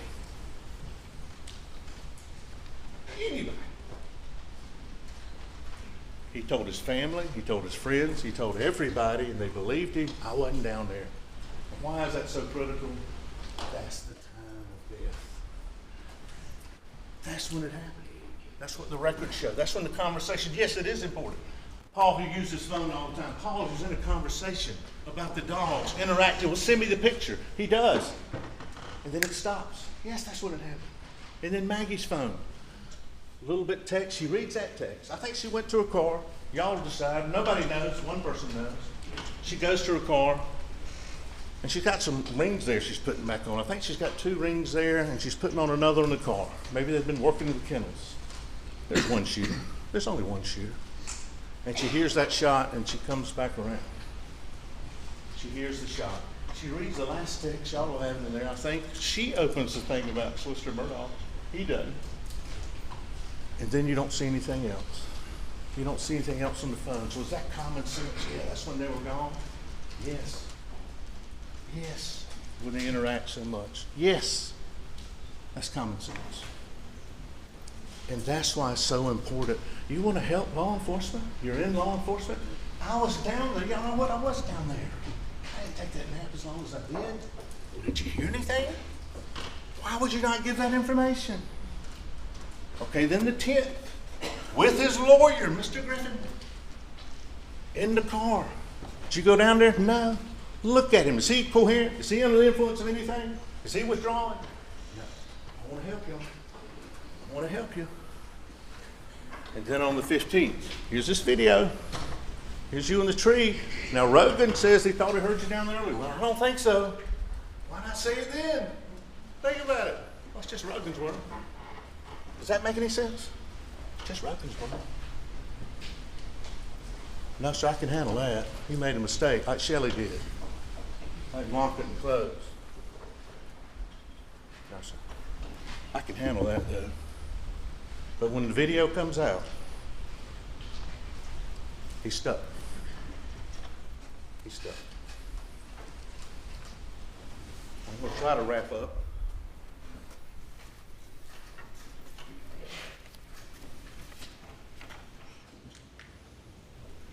Yeah. Yesterday morning at 2:53 in the morning, I don't sleep much during trials, but I kind of woke up. And what he did when he took the stand was corroborated that he's a liar. He corroborated the fact he doesn't tell the truth. The one thing that was more important than anything. And you know, they're putting these law enforcement on trial, talking about blood evidence, talking about other things that were presented to the grand jury, that blood evidence was investigated, and the state didn't offer it. That's what you do in your prosecution. Didn't try to offer it. Now they're trying to put us on trial for doing our job. Think about that. Blame everybody else. Look, they looked into this, and it didn't turn out to be So now we're gonna blame them. We didn't try to present it. Isn't that ironic? They're now jamming us for doing our job. Jamming us for doing our job. All the evidence of the guns, and I'm gonna get that in a minute. The timeline, the incredible timeline, his lies, all of that, the gunshot residue, all of that's presented. And do we make mistakes? Yes. And that happens in life. But you don't lie and misremember being at the scene of a murder when you said you weren't even there, or being at the scene where your family was brutally murdered. You don't lie about that. That's not a mistake. That's not a mistake. This is the state of South Carolina versus Richard Alexander Murdaugh, not the state versus David Owens, not versus Sled. And I want to tell you something. Sled, Walterboro, Laura Rutland's working with David Owens.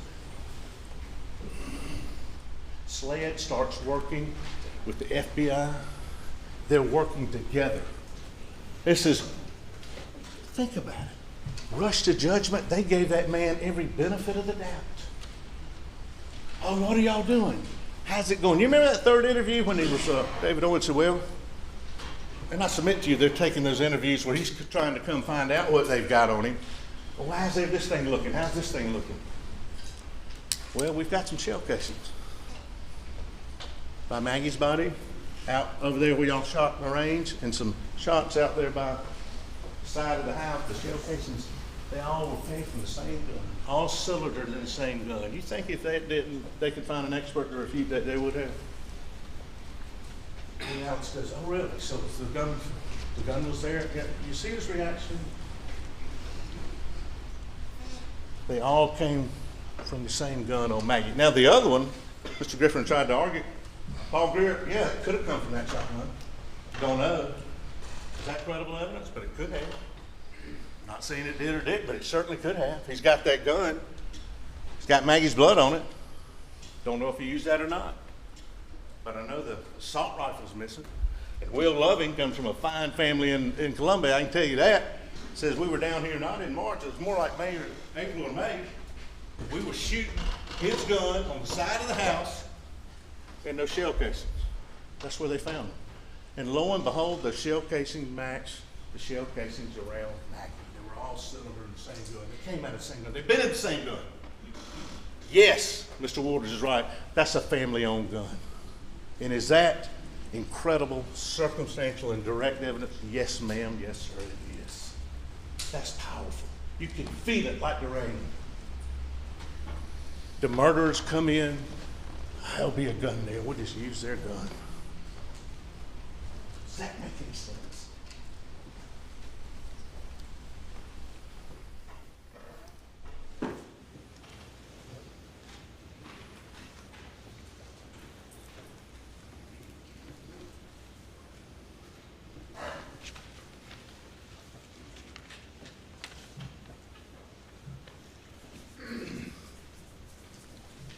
Y'all too young. You ever watch Columbo?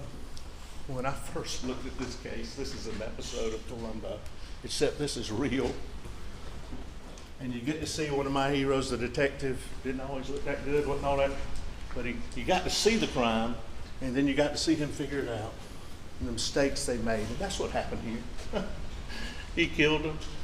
He thought he could get a timeline, but it got him.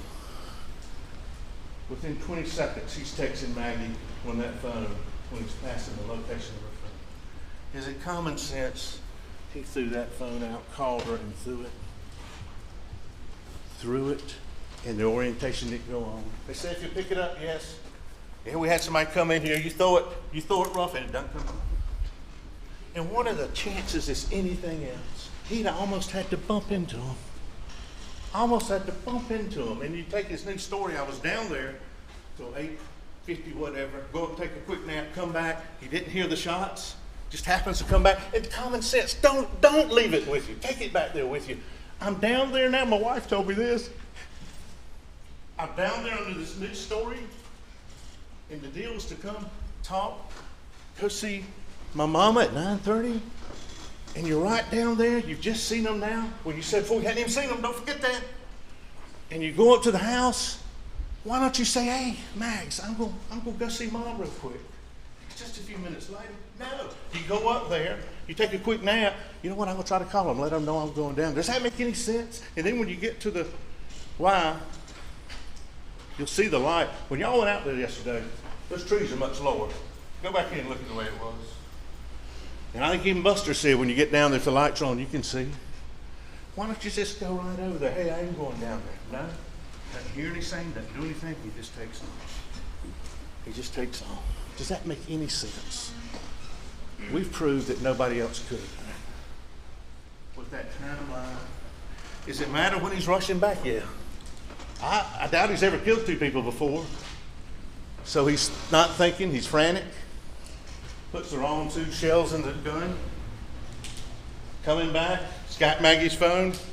It had been sitting there, that's why the steps weren't on there. He's moving. He gets it. I can't take this phone with me. He's a lawyer, so he tosses it out. That's the only thing that makes sense. And what did he say about Paul's phone when he went up there? You know, I started to get, I didn't know I got it out, and then it kind of just popped out too. Does that make any sense? You got to evaluate everything. If you can't believe somebody's credible on one thing, how can you believe them on the ultimate issue when they said they didn't? When the only thing they corroborated for you throughout the investigation, throughout this trial, and throughout Mr. Waters' cross-examination is he's a liar. And that's all you can judge people on.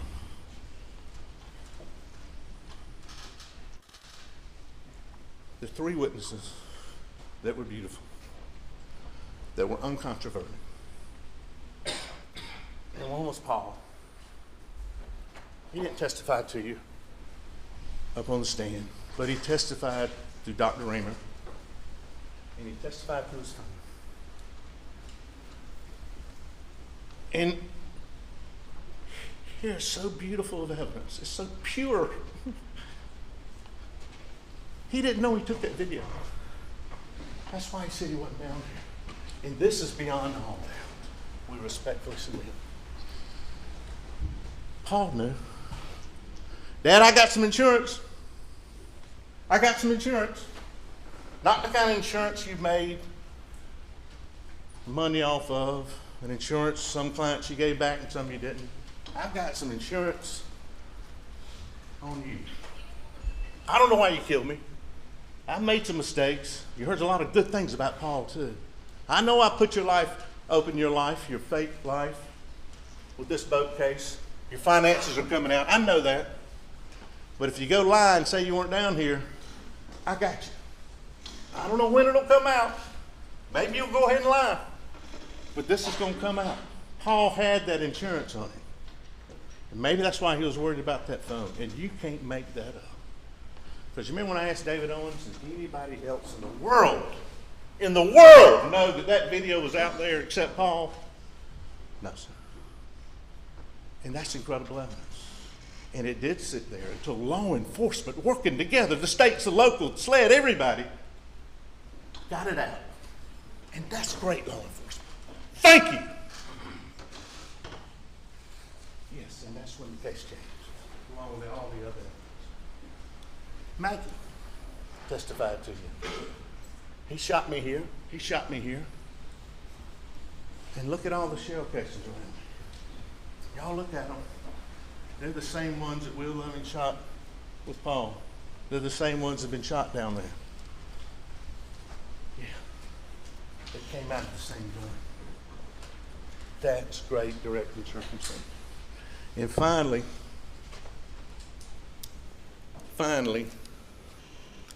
and my daughter-in-law, Sally, and my Aunt Cece still calls my dad Jack this. My daughter-in-law been married about 3 months, one of the happiest days of my life, because they were happy. They were watching that kennel video. She and her dog Tater. And when Bubba started to bark, that's what my aunt calls him, Dad, Bubba. Tater barked. And Sally said, isn't it something that your best witness in here are the dogs? You know, some people say they got a sixth sense. You think Bubba knew? You think Bubba knew something? You got Alex to say something. Bubba! thank God for Bubba. DNA, and that DNA, when people live together, you'll have it all over your shirt. That's not it. But DNA, in this case, that dog negates all. Thank you, Bubba. And guess where Bubba is now? Bubba's with Blanca. Bubba's with Blanca. You can't make that up. And that puts him down there. And that's the lie he told and told and told. I went down there. Why aren't y'all doing something, law enforcement? Why aren't you telling us you were down there? Why aren't you telling us you were down there?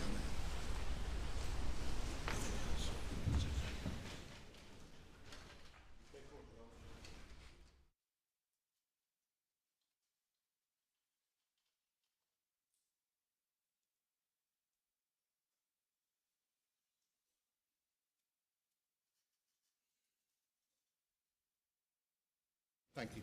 If he tried to respond to his phone, as Mr. Griffin said, it would show that he was going to Palmetto. He had to get rid of that phone. He had to get rid of it there.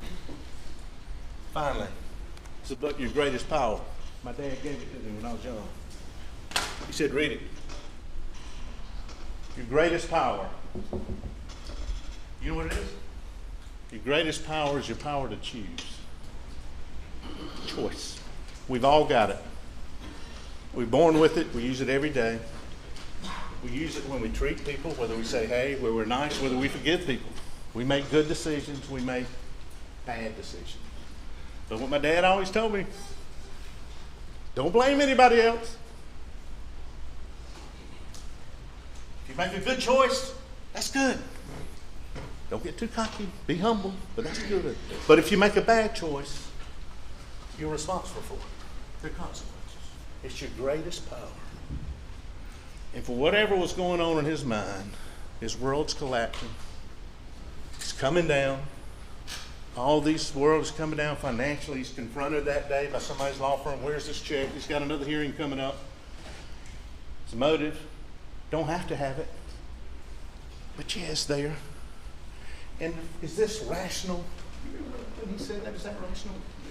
Was it rational to be on the side of the road and claim you're shot? And when you're in the ambulance, and go watch this if you need to, and you're talking to the officer in the ambulance, and you say, what happened? Oh, by the way, he wanted to kill himself. He called 911. He called 911. When he told the officer in the ambulance, well, what happened? Well, some guy shot me. He even did a sketch. He faked the sketch. But what did he tell the guy in the ambulance? It sounded like a shot. He's trying his world, and he says there in that last interview with the call-in interview, Mr. Harpootney and Mr. Griffin, what you got in there. Ryan, I'm sorry, I lied about everything. I was under a lot of pressure. I had a lot going on. Really? Your wife and your son were murdered 3 months ago, and now this is the real Alex. Well, my world's coming down. My world, Alex's world is coming down. Been confronted by his law partners. Losing his job. Now it's me. My world's being affected. Not about that, but now. And I'm sorry I lied. I've lied about everything. Richard Alexander Murdaugh loved, I think he loved Maggie. I think he loved Paul. But you know who he loved more than that? You know who he loved more than that? And who he's going to make sure that life, wanted to make sure that life, he loved Alex. And he exercised his greatest power of choice to make sure that life continued, or try. And it couldn't. And now, ladies and gentlemen, after his honor charges you, you're going to go back there and exercise your greatest power. Based on the evidence you've heard, the evidence you haven't heard, the credibility, the believability of the witnesses, and especially of Richard Alexander Murdaugh, who has lied and lied and lied and lied, and it's been okay. He got you through. It stops here. We respectfully request it stops here today. No, it's not okay. And we're going to exercise our greatest power and find you guilty of killing Maggie and Paul. Thank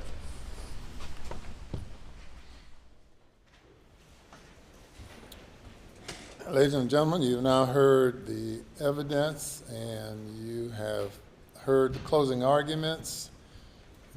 Next up will be jury charge and then your deliberations. We're at lunchtime. We're going to take a break for 1 hour and 15 minutes for lunch, and you'll come back. I'll charge you on the law, then you will deliberate. Please do not discuss the case.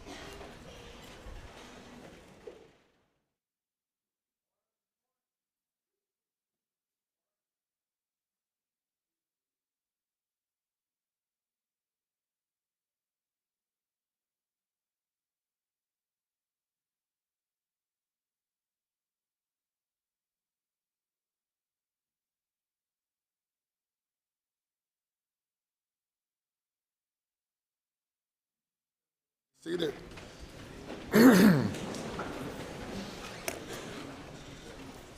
When we resume, I intend to go directly into charging the jury.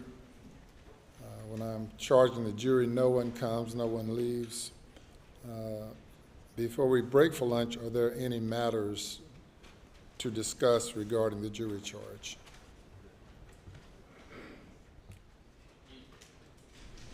I think the state emailed a revised charge on the other pending charges, which we did not have any objection to. I don't know if Your Honor. We received it and incorporated that into the charge with correcting a typo here, typo there. Yes. We don't have any additional charges or any objections.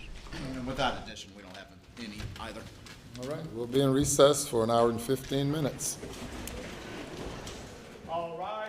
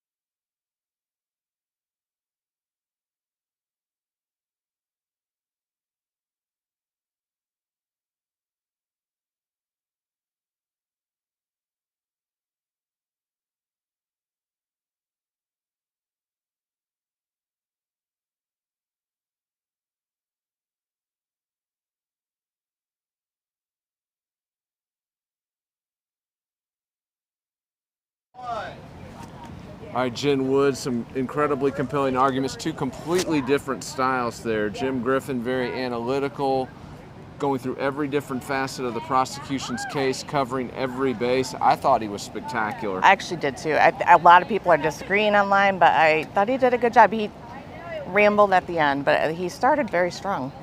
And I thought he started strong, I thought he ended strong, and more importantly, I thought he covered, again, all the bases he had to cover to plant multiple seeds, really, right, of reasonable doubt. But again, a complete difference when you see Johnny Meadors for that rebuttal. I mean, just almost like a Baptist pastor bringing the fire and brimstone into the Colleton County courtroom. It was a stark contrast. I mean, I think it was more evident because of Jim Griffin's style. Mm-hmm. You know, they were both good. I don't know. I will say this, our newly configured jury equally attentive to both styles. They were following both of these attorneys very closely as they made these arguments, and I thought both attorneys did an effective job of appealing to them. Yeah. In fact, I've got to give Jim Griffin some incredible credit. We're not going to get too into details about these jurors, but there was a reference to whether you're a Clemson fan or a Georgia fan, and typically in South Carolina you hear Clemson or Carolina. Yeah. Well, there's a member of the jury that's donned some Georgia apparel over the course of this trial, so I don't think that was an accident on Jim Griffin's part. No, not wasting a single knot of boat speed here, people. Targeting, again, every potential advantage. But going through some of these things, Jim Wood, as you were watching, one of the things I noticed on Jim Griffin's case, the defense went from accusing law enforcement of being incompetent to today, I mean, outright fabricating evidence, manufacturing evidence. That was an incredibly big jump for the defense, wasn't it? It's their only play, really. Again, so no longer just saying that they messed the case up, but that it was an active effort really to frame Alex Murdaugh. Right. I mean, taking it one step further. Right. What do you think the objective, you think that's trying to shade the jury more into the reasonable doubt camp? Yeah, I mean, that's the T-shirt motion is significant. I mean, it was significant. And I think, I don't know, I think it's a smart play. I think you said that's when the jury perked up. Yeah, they were. Alex Murdaugh's one moment where I felt the jury really was with him, where they were believing him, they were buying what he was selling, was when he talked about that shirt, about how Sled, until his attorneys proved that Sled lied about that blood spatter, that no one cared about his clothes. Right. But yet in his rebuttal, Johnny Meadors goes straight to the clothes, one of the key components. So I did think one thing that Meadors did that was incredibly effective was hearkening back to the testimony of both Shelley Smith and Blanca Simpson. Yeah, absolutely. Talking about how telling jurors focus on what's real, and then contrasting their realness with, again, Alex Murdaugh, who I think he said, you know, the only thing that's been conclusively proven in this trial is that he's a liar. Right. Credibility. He harped on that on multiple occasions with the jury. Jen, obviously we've got a break here till a little before 3 p.m. Judge Clifton Newman will then issue the jury instructions. We're told that could take half an hour, maybe a little bit longer. Both sides have apparently agreed. Wait, prosecutorial or defense sources telling you half an hour? That's a good point. We got to judge our estimates based on what. Just so you know, on one issue of truth that is squarely with the defense, when they give you a time estimate on how long their case will take, they have been accurate, absolutely accurate. The prosecution, double it, and it's odd because it's the defense guys getting paid more by the hour. Am I right? But at any rate, we will be. Judge Newman will instruct the jury. That should take 30 minutes, perhaps a little longer, and then at that point, folks, the case is in the hands of this jury. Yep, they have a decision to make. Now, I do want to point out the composition of this jury has changed from when this trial started. When this trial started, there were 6 white females on the jury, as we discussed. That's half the jury. Now, 3. Only 3. 2 left for COVID, and 1, as we saw this morning, removed, I guess, for cause. Is that what we're going to say? Yes, I guess. By the way, if I ever do something wrong, I want Judge Newman to discipline me, because that was the kindest. It's kind of how I imagine you disciplining your kids. It was grandfatherly. I didn't get that when I was a kid. I got the the leather bedroom slipper on the backside. But anyway, I thought Judge Newman, as he's handled everything in this case, just handled that situation incredibly well.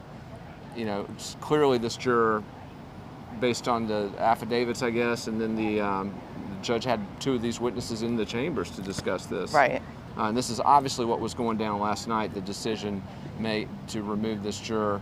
Don't have details exactly on what that was about, unless you've got something on that, Jen Wood? I got nothing right now. Anything on what we think that was about? We've heard a lot of different rumors about what the communication was that may have landed this juror in hot water for, again, violating that rule about not discussing the case. And again, they're not just prohibited from discussing the case with other people, they're prohibited from discussing Amongst it with each other. Yeah. Until this afternoon. Right.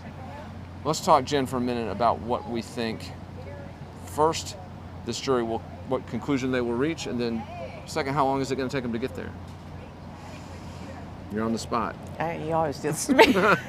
Hey. I don't know. I really don't know. I'm kind of all over the place. I don't know. I really don't know.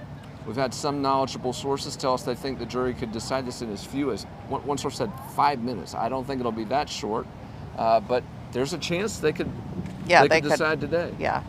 And if that happens, that would more than likely benefit the prosecution of the state in this case. But Jen, and again, I don't agree with Jim Griffin's characterization of framing Alex Murdaugh, but I thought he did a very good job of highlighting the numerous flaws in this investigation. I mean, he kind of went point by point, talking about not only sins of omission, but actual mistakes. Let's go through some of these. And well, before we do that, I want to talk about one thing I thought he did that was incredibly effective. Now that you've got a jury with 7 white men on it, talking about instant replay in football. Yeah. That was an incredibly adept metaphor, talking about how if there is, it's sort of like in baseball, a tie goes to the runner, but Griffin talked about how unless there is incontrovertible evidence, the play on the field stands, or the call on the field stands, and he said the call on the field is that Alex Murdaugh is innocent. And I thought that was incredibly effective as Jim Griffin setting that baseline as he began to plant those many, many seeds of reasonable doubt. But we're talking about the investigation. The investigation talked about Alex Murdaugh being an easy target for SLED. Right. And then he said that after the roadside shooting, from that moment, they started fabricating evidence against Alex Murdaugh. Let me tell you, we're sitting right behind the SLED agents, people. And to say that went over poorly. Yeah, that was a heavy statement. Some red faces. Yeah, I mean, so he talked about the tire tracks that weren't analyzed, the tire tracks that went to nowhere. That Sergeant Chapman, I think. The clothing? Yeah, the clothing, the footprints that there were no impressions taken of them. There was no fingerprint analysis done in the feed room. None of Maggie or Paul's clothes were sent away for analysis. That's right. And they haven't preserved them either, so you can't do it after the fact. They didn't search Almeida until September. I mean, there is a lot of flaws in the investigation. There's no way around it. And Griffin said, I don't make that claim lightly. He repeated it later, but one of the most effective lines I thought Jim Griffin had was going back to that clothing issue. That part of Alex Murdaugh's testimony, the one part where, again, I think he really had buy-in from the jury. This was, I think, the best quote of Jim Griffin's closing argument. He said they went from Mr. Bloody Shirt to Mr. Clean. They were focusing on how Murdaugh had not a drop of blood on him. I thought that was incredibly effective. Yeah, I liked how I also liked how he talked about how they left, like, the little detective analogy, that nickname. So they gave that to you to interpret. I mean, they gave you that little nugget and they left it open for you to interpret. What if little detective meant that Paul was searching around for whoever was giving his father drugs? Now, I know that there was a motion and it was sustained, but the jury still heard that. They did still hear it. And the other thing I thought Griffin was thinking well on his feet too, when he attempted to play some of the videos and remind jurors of some of this testimony that benefited Alex Murdaugh. The screen was showing him on the screen, not the witness, and so John Meadors objected to that. Right. So Griffin quickly said, well, let's just play the audio. Play the audio. very compelling. And again, I don't know who on social media is saying Jim Griffin didn't do a good job. I thought he did a fabulous job. Yeah, you're going to get hammered because. Well, that's okay. I mean, he did ramble at the end, but I thought he did good. And the other thing I didn't know at the beginning when Johnny Meadors was warming up again, that Baptist pastor style, the pacing, I didn't know at first whether or not he was going to land it, but as he built his momentum, I thought he did an amazing job. And Meadors is not a guy that we've seen a lot of over the last few weeks. We've seen other prosecutors step in, including South Carolina Attorney General Alan Wilson, who did a phenomenal job on a rebuttal of one of the most critical witnesses in this case, Kenneth Kinsey. We hadn't seen a lot of Meadors, but boy, did he come back with a vengeance today. I did not have a velveteen rabbit analogy on my Murdaugh bingo card. In fact, my Murdaugh bingo card's currently in the dumpster over there on fire. Yeah, if you had Murdaugh bingo cards, people, your blood alcohol content, I would hate to test it right now. But going back to that closing, he called this a CSC case, common sense case. And he repeatedly drove those jurors to the conclusion of what was real versus what wasn't. And how Alex Murdaugh was lying, but saying everyone else was lying, that Alex Murdaugh and his attorneys were blaming everybody else. It was compelling. And again, I didn't think at the beginning as he was warming up, because I thought Jim Griffin did so well. You want to talk about a tough act to follow. I didn't think he was going to stick that landing, but he did. No, I thought he did really well. He did, and one of the parts of his rebuttal that I thought was most effective was he was talking about that storm, and he was bringing them back to Creighton Waters' opening arguments when it actually, as Creighton Waters was describing the growing storm, we actually had a rainstorm come over, and you could hear it. And he told him at one point during this argument, "You can hear those raindrops now, can't you?" And you could just see it. He was reaching them. Yeah, no, he was very effective, I thought. Also, some bold statements from Johnny Meadors during that cross, flat out saying this is where he stashed the guns. I don't think we'd heard Creighton Waters say anything that direct. I mean, he was making some very bold claims, kind of finally. This is where he stashed the guns, yet we don't have them. Yep, no guns, no clothes. He also told jurors something I thought was very interesting. He said that you've been preparing for this moment for your entire life. Talking about using their common sense, talking about their life experiences. I thought that resonated with them as well. Yeah. But folks, we've been talking a lot for the last 6 weeks about what we think resonates with these jurors, about what we think they've seen, what we think they've concluded, what we think they've been feeling. We're going to find out in a few hours, possibly, what they are thinking and what they are feeling. Because for the first time, this case will be out of the hands of us, out of the pundits, out of the hands of the attorneys. Yep. It'll be out of the hands of Judge Newman, and it'll be in the hands of the only perspectives in this case that matter. We've heard thousands of perspectives on this case. Hundreds of thousands probably, from thousands of sources. It's all noise. Yeah, it's all noise. Sound and fury at this point. It's in the hands of 12 individuals who will get in a jury room and make a decision. And when we come back from this break, folks, we will see that process begin with the jury instructions from Judge Clifton Newman. So keep it tuned. By the way, if you haven't been following us already, Fitsnews.com. Jen Wood's been on there all day, all week, from the beginning of this trial, updating blow by blow, minute by minute, everything that's happening inside the Colleton County courtroom behind us. So keep it tuned to Fitsnews.com. We will see you on the other side of this break when this case moves into the hands of the jury.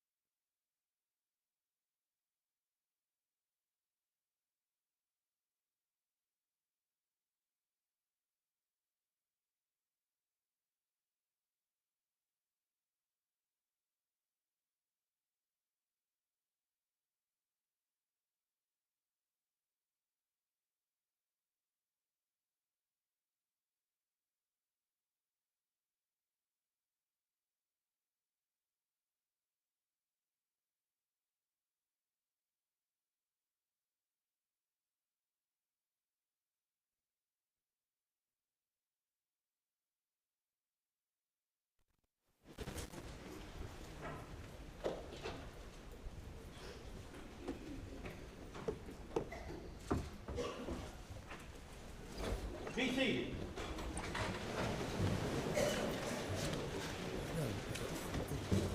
Remind me to thank the little girl. Is that-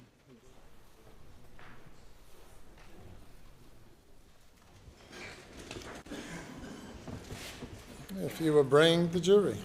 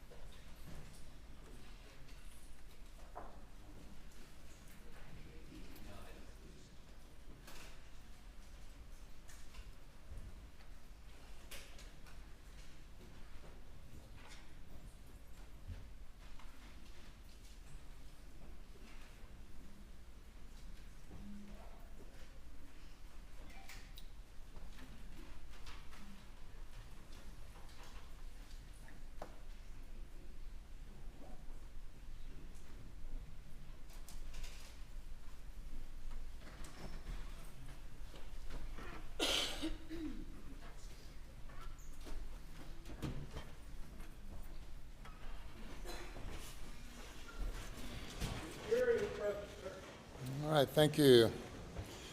Madam Forelady and members of the jury, you have heard the testimony, received the evidence, and heard the arguments of the state and the defendant. I will now explain to you the law that applies to this case. Under the Constitution and laws of South Carolina, you are the finders of the facts in this case. I do not have the right to pass upon the facts or to even express any opinion that I might have as to them, because this is a matter solely for you, the jury, to determine. As jurors, then, it is your duty to determine the effect, the value, and the weight of the evidence presented during this trial. As a trial judge, it is my responsibility to preside over the trial of the case, and I have the duty to rule upon or pass upon the admissibility of the evidence offered during the trial. You are to consider only the testimony which has been presented from this witness stand, along with other exhibits and evidence presented during the trial. Any other evidence or exhibits which have been made a part of the record you may consider, along with any stipulations made by counsel. I have the additional duty to charge you the law applicable to this case. And as the presiding judge, I am the sole judge of the law. It is your duty as jurors to accept and apply the law as I now state it to you, then to deliberate in an effort to reach your verdict. And finally, I charge you in this regard that you should not be concerned with what you think the law ought to be, but what I charge you that the law is. You are also the judges, the sole judges of the credibility, that is the believability, of the witnesses who have testified and of the evidence offered. In considering credibility, you may take into consideration many things, such as the demeanor or manner of testifying, whether the witness had reason to be biased or prejudiced, and whether the testimony was contradicted on the one hand or supported and corroborated on the other hand. You may believe a small portion of a witness's testimony and disregard the larger, or vice versa. All these things you will consider, bearing in mind that you should give the defendant the benefit of any reasonable doubt. it becomes your duty as jurors to analyze and to evaluate the evidence and determine that evidence which convinces you of its truth. There are two types of evidence which are generally presented during a trial: direct evidence and circumstantial evidence. Direct evidence directly proves the existence of a fact and does not require deduction. Circumstantial evidence is proof of a chain of facts and circumstances indicating the existence of a fact. Crimes may be proven by direct evidence or circumstantial evidence. The law makes no distinction between the weight or value to be given either direct evidence or circumstantial evidence. However, to the extent the state relies on circumstantial evidence, the circumstances must be consistent with each other, and when taken together, point conclusively to the guilt of the accused beyond a reasonable doubt. If these circumstances merely portray the defendant's behavior as suspicious, the proof has failed.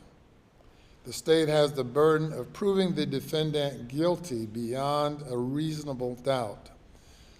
This burden rests with the state, regardless of whether the state relies on direct evidence, circumstantial evidence, or some combination of the two. The rules of evidence ordinarily do not permit witnesses to testify to opinions or conclusions. An exception to this rule exists for witnesses we call expert witnesses. An expert witness is a witness who, by education and experience, has become expert in some art, science, profession, or calling, and may state an opinion as to relevant and material matter in which the witness claims to be an expert, and may also state the reasons for the opinion.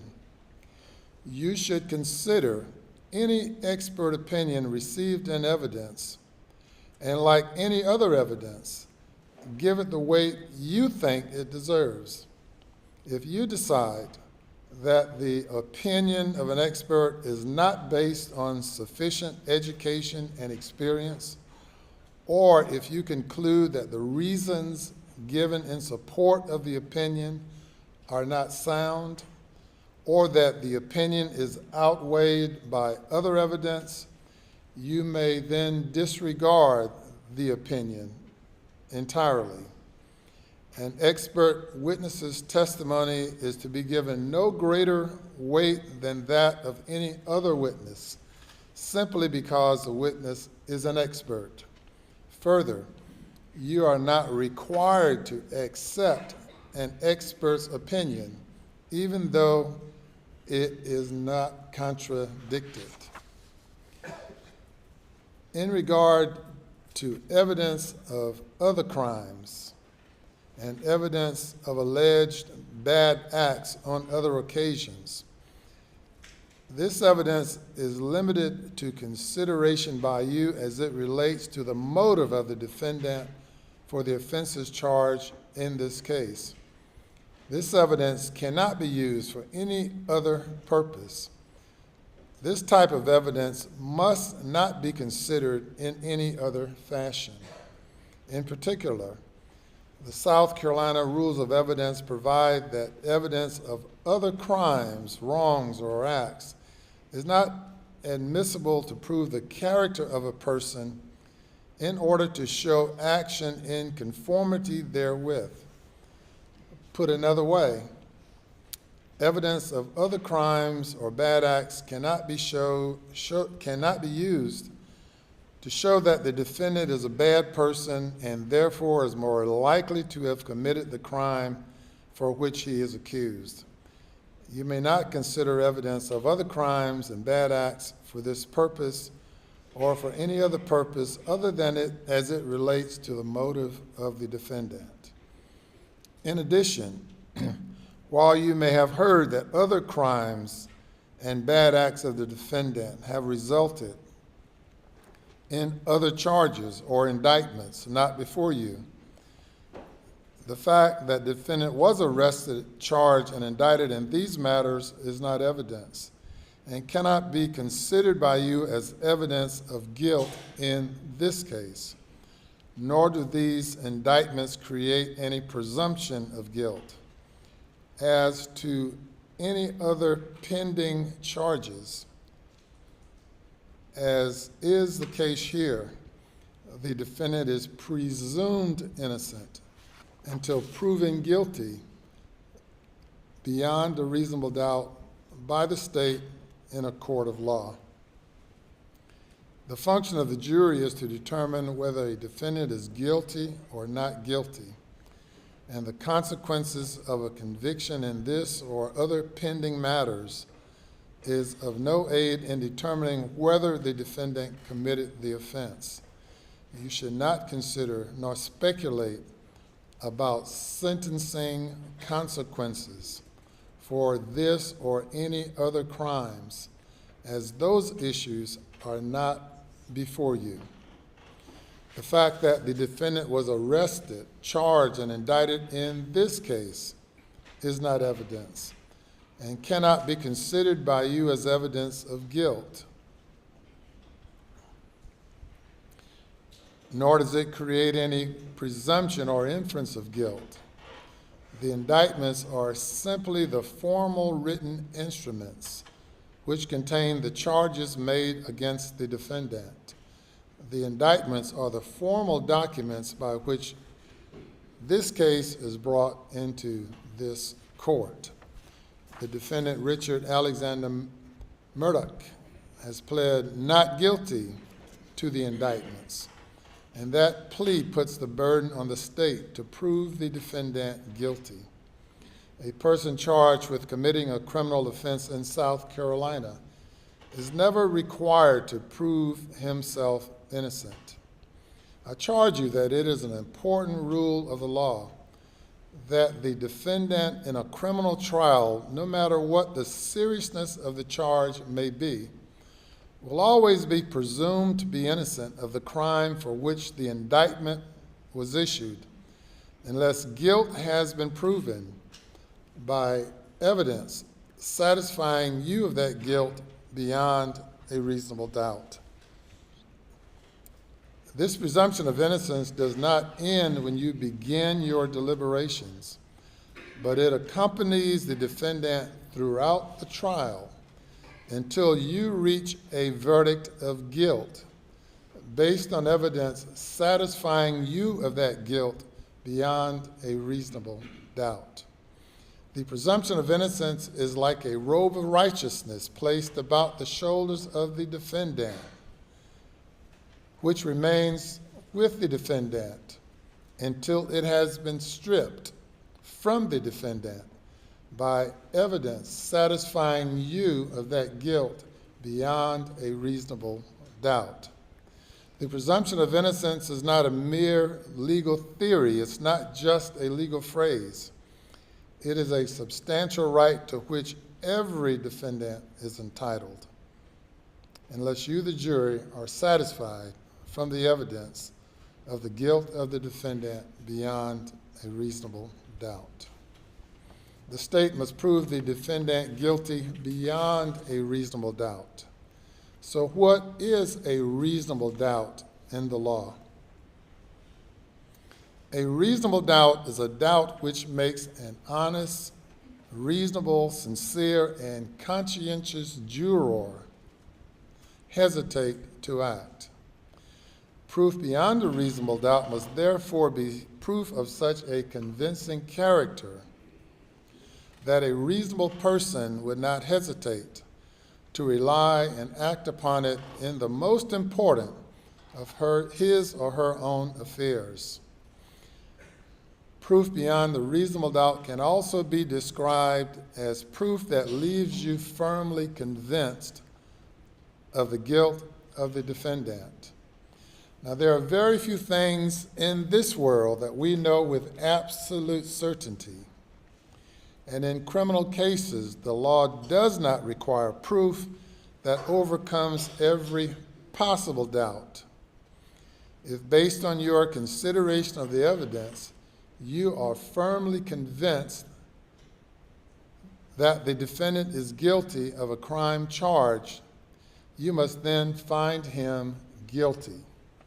If, on the other hand, you think there's a real possibility that he is not guilty, you must then give him the benefit of the doubt and find him not guilty.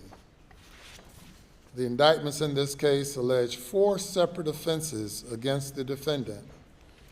The indictments are murder of Maggie Murdaugh, murder of Paul Murdaugh, possession of a weapon during the commission of a violent crime involving the murder of Maggie Murdaugh, and possession of a weapon during the commission of a violent crime involving the murder of Paul Murdaugh. Each indictment charges a separate and distinct offense. You must decide each indictment separately on the evidence and the law applicable to it, uninfluenced by your decision as to any other indictment. The defendant may be convicted or acquitted on any or all of the offenses charged. You will be asked to write a separate verdict of guilty or not guilty for each indictment. The defendant, Richard Alexander Murdaugh, is charged with the murder of Margaret Murdaugh and Paul Murdaugh. The state must prove beyond a reasonable doubt that the defendant killed Margaret Murdaugh and Paul Murdaugh with malice aforethought.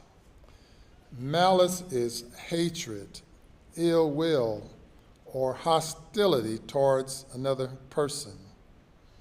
It is the intentional doing of a wrongful act without just cause or excuse, and with an intent to inflict an injury, or under the circumstances that the law will infer an evil intent.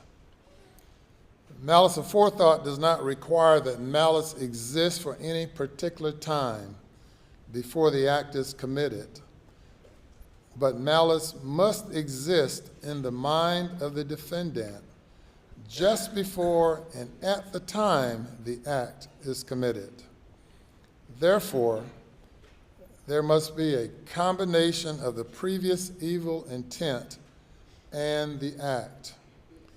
Malice aforethought may be expressed or inferred.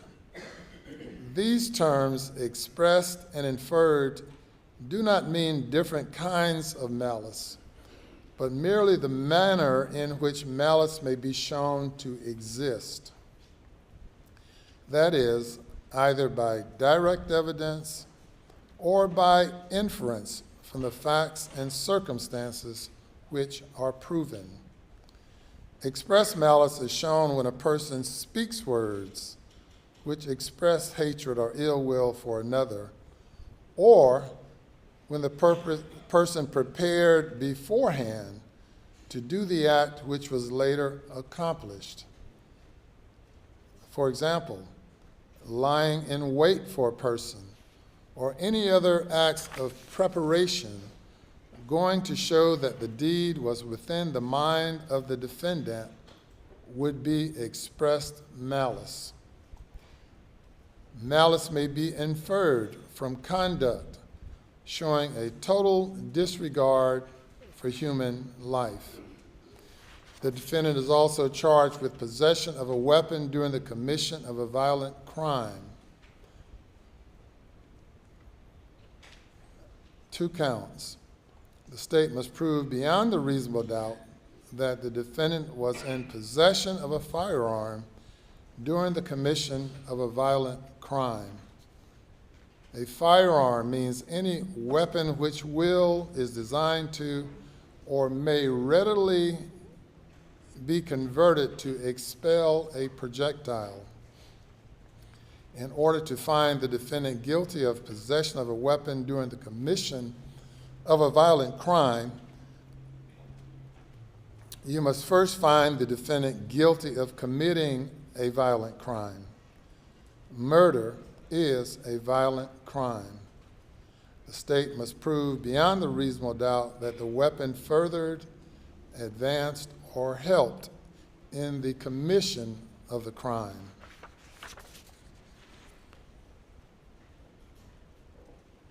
While the arguments of counsel are a beneficial part of every trial, you should remember that the statements made by counsel are not evidence. In presenting their arguments, counsel often have referred to the evidence. However, you should base your verdict on the evidence as you remember it. If there are any conflicts between the recollection of counsel about the evidence and your own recollection, you should rely on your own understanding of the evidence. You must decide whether the state has met its burden of proof beyond the reasonable doubts based solely on the evidence presented in this courtroom. As you were instructed at the start of the trial, you're not permitted to conduct any independent research about this case. The facts of the case, the evidence presented in the case, or the people or organizations involved in any way in the case. Do not try to find any information from any source outside the courtroom, however reliable that source may seem to be. Do not look at dictionaries or other reference materials. Search the internet, websites, or blogs, or use any other electronic tools to get information about this case or help you make a decision.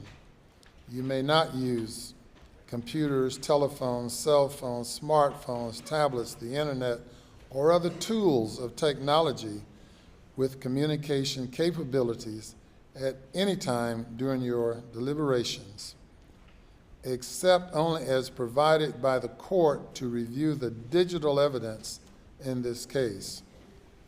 If your deliberations necessitate an overnight break, you may use these devices as necessary, but you may not use them to communicate with anyone about the case until the case is over. This means that you must not use phone calls, video calls, emails, text messages, instant messages, blogs, chat rooms, websites, or any social media, such as Facebook, Twitter, LinkedIn, YouTube, Reddit, and Discord, to send or receive any information about this case. This includes information about a party, a witness, an attorney, a court officer, or your fellow jurors.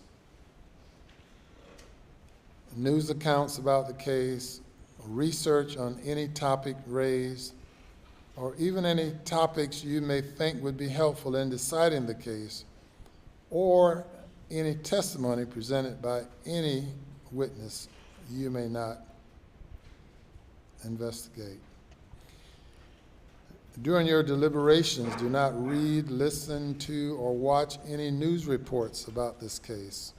This includes anything that may be in the newspapers or on the internet, radio, or television. You must not consider anything you may have read or heard about the case outside of the courtroom, whether before or during the trial. Information on television, radio, internet, or from other sources may be wrong or incomplete. In our judicial system, it is important that you are not influenced by anything or anyone outside of this courtroom.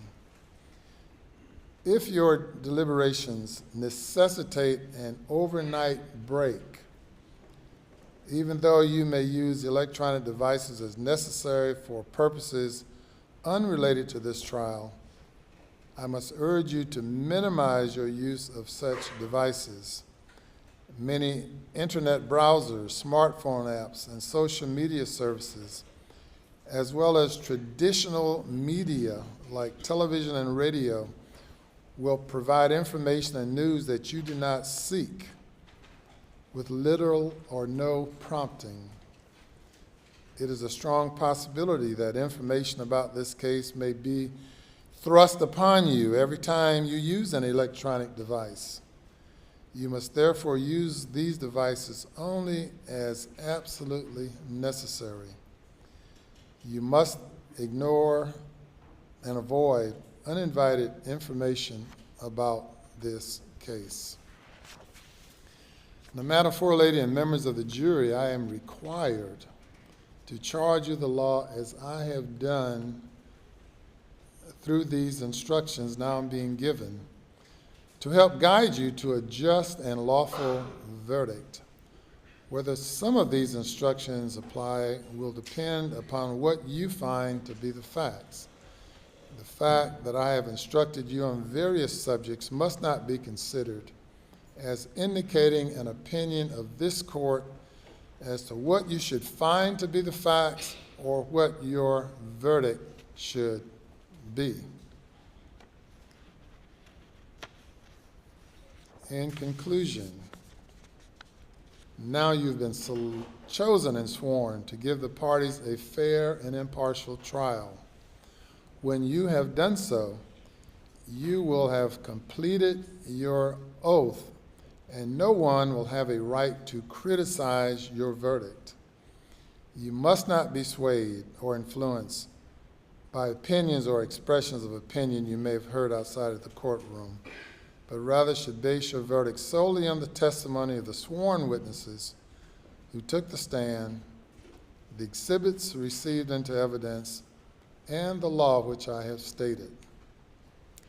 You should not be swayed by caprice, passion, prejudice, or improper sympathy for or against anyone. Remember, you have no friends to reward or enemies to punish, and all parties are entitled to a fair and impartial trial. It is your duty as jurors to consult with one another and to deliberate in an effort to reach an agreement. Each of you must decide this case for yourself, but only after impartial consideration of all of the evidence with your fellow jurors. In the course of your deliberations, do not hesitate to re-examine your own views and change your opinion if you become convinced it is erroneous. However, do not surrender your honest conviction as to the weight or effect of the evidence solely because of the opinion of your fellow jurors or for the mere purpose of returning a verdict. As I stated earlier, you are the judges of the facts. Your verdict must represent the considered judgment of each juror. In other words, your verdict must be unanimous. Now, you may have noticed that I have read these instructions. I do so to give you the law as accurately as possible. I will give you a copy of these instructions to have in the jury room. You may refer to these instructions to assist you in your deliberations. You must consider the instructions as a whole and not follow some and ignore others. And Madam Forelady, it will be your duty to preside over the deliberations of the jury. If during your deliberations you should desire to communicate with the court, please reduce your message or question to writing, signed by your foreperson and the foreperson only. Do not address any questions to anyone other than the court, and reduce it to writing and pass it to the bailiff, signed by the foreperson and the foreperson only. It will then be brought to my attention. I will then respond as promptly as possible, either in writing or by having you return to the courtroom.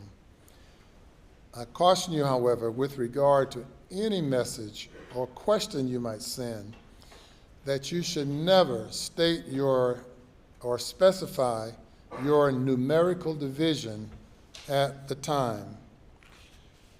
Now, you've heard the testimony and you have heard the law. Whatever your verdict, Madam Forelady, you will indicate the verdict on the back of each indictment and then sign and date your verdict.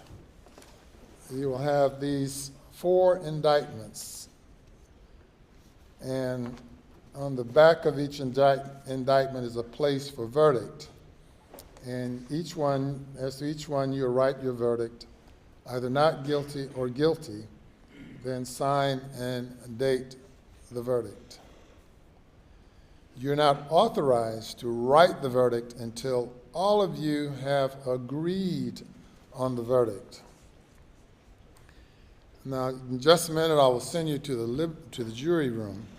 But prior to doing so, I want to ensure that from the 12 jurors we have remaining, if there is any reason that any one of you cannot continue deliberating, please let me know at this time. We have 13 jurors. Only 12 can deliberate. So out of the first 12 jurors now on the panel, if there are any reasons why you cannot continue, please let me know at this time before I excuse the alternate. A show of hands as to anyone who cannot continue deliberating. All jurors then seem to be in good shape and good to go. So when the jury leaves the courtroom, the alternate will remain. And the alternate is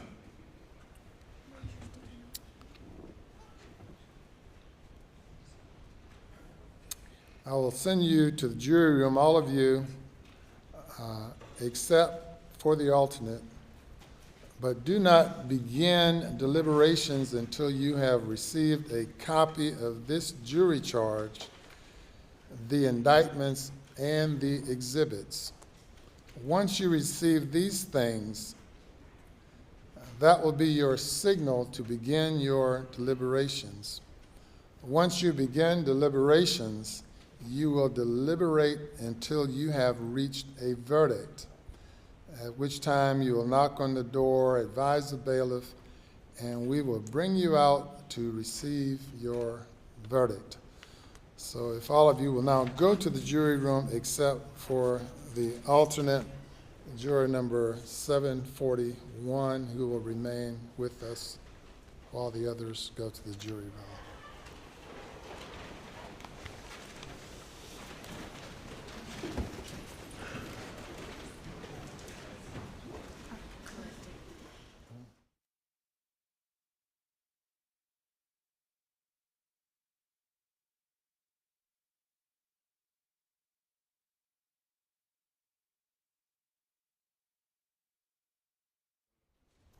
Stated for the record, whatever it is. About excusing the alternate or not. All right, what about it? We've been going for 6 weeks, and if we could perhaps hold the alternate in the case there's a problem with the 12, and we have to insert the alternate during the deliberations. Mr. Waters? Yes. The state concurs with that, Your Honor. Of course, the statute says alternate must be excused once the jury begins deliberating. And that's always a risk that is taken. So with the consent of the parties, if that's what the parties want, Mr. Murdaugh. Yes, sir. Do you want me to hold the alternate in the event something happens to any other juror?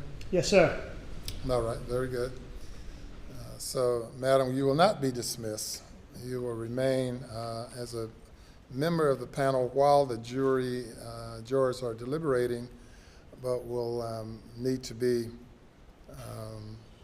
taken someplace separately from the panel to ensure that you do not talk with anyone or communicate with anyone, and we'll figure all that out in a few minutes. But aside from that,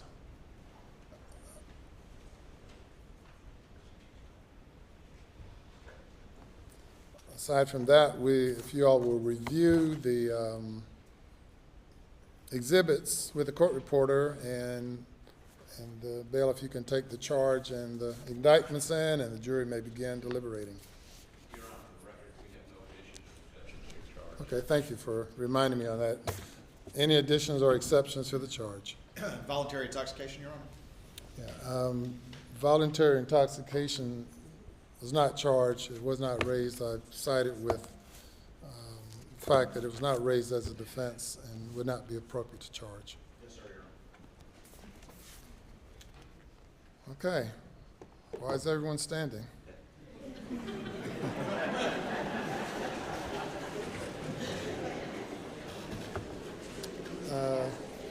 Clip on it.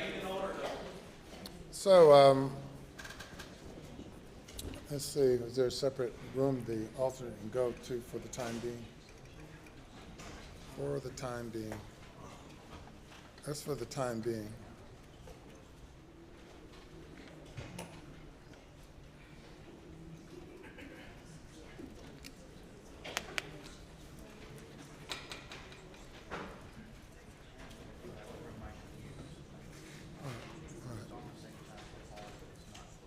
Down there. 741, if you will follow court officer to a place.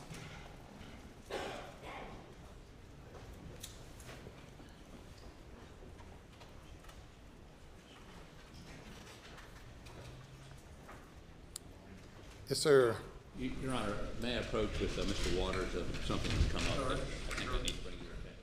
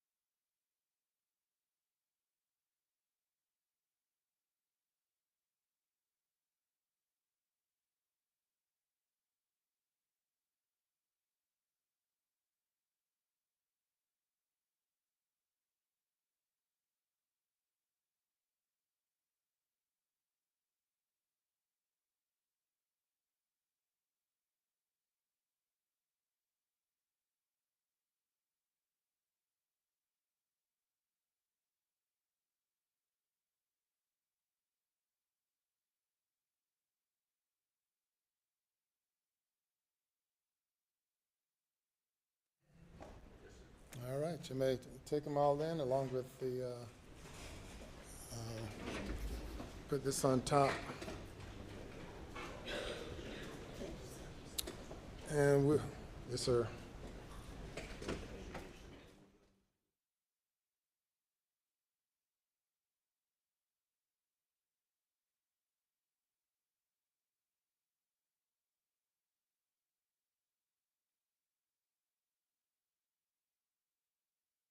All right, we'll be in recess, waiting for the verdict.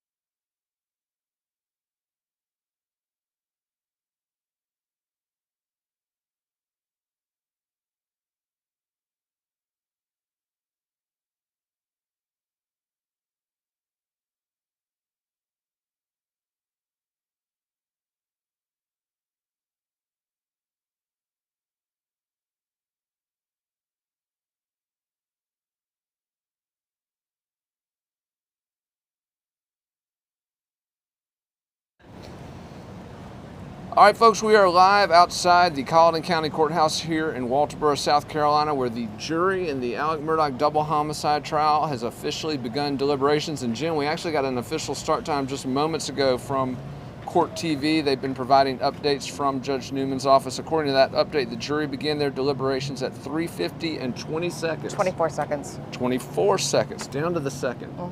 And apparently the reason for the delay is that there is a metric ton of evidence up in the Colleton County Courthouse. It's been stored in the chambers of Judge, what's his name? Newman.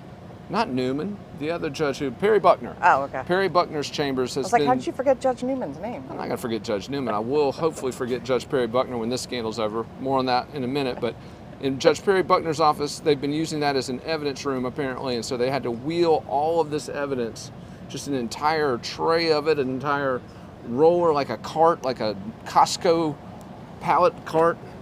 Just a ton of evidence that's been wheeled into the jury room. A metric ton of evidence. A metric ton, I know. Correct, okay. Poetry. But some questions that we've been asked, I want to try to get to these and try and answer as many of these questions as possible. A couple items. Number one, the jury is not being sequestered.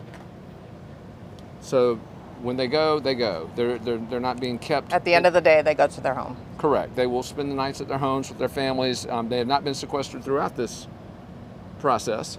So that's something that there have been some questions about when they start deliberations. We saw the consequences of that this morning when a juror was dismissed. We did. Absolutely. One juror was dismissed this morning.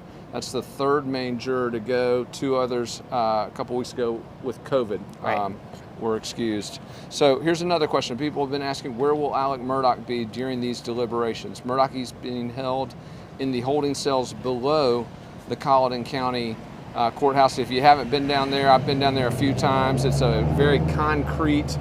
Tell me more about why you've been in the holding Hey, cell in come Colleton on. County. No, we've been down there a couple times just as part of the tours that we've been given of this facility. Behind us, again, designed by the famed Robert Mills, erected back in 1820. But the cells are concrete. They're very barren. It's a very sort of, I don't know, antiseptic's not the right word, but it's kind of, bright It's kind of like they put lights. bars in a basement. Right, essentially. Yeah. There is one chamber where Murdaugh can go if he wishes to speak with his attorneys, Jim Griffin and Dick Harpootlian, Phil Barber, and Margaret Fox. There is a chamber that's got a glass shield, I guess, partition between them. And Murdaugh can go in there if he wishes to talk with his attorneys. Other than that, he's in his holding cells, which again, very concrete, very barren.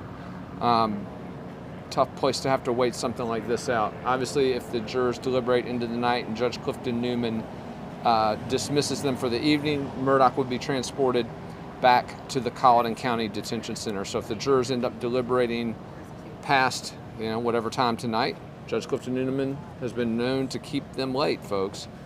They could go as late as 9, as late as 10 o'clock at night before they're sent home. But at any rate, if the jury is sent home, Judge Clifton Newman would have Murdaugh sent back to the Colleton County Detention Center.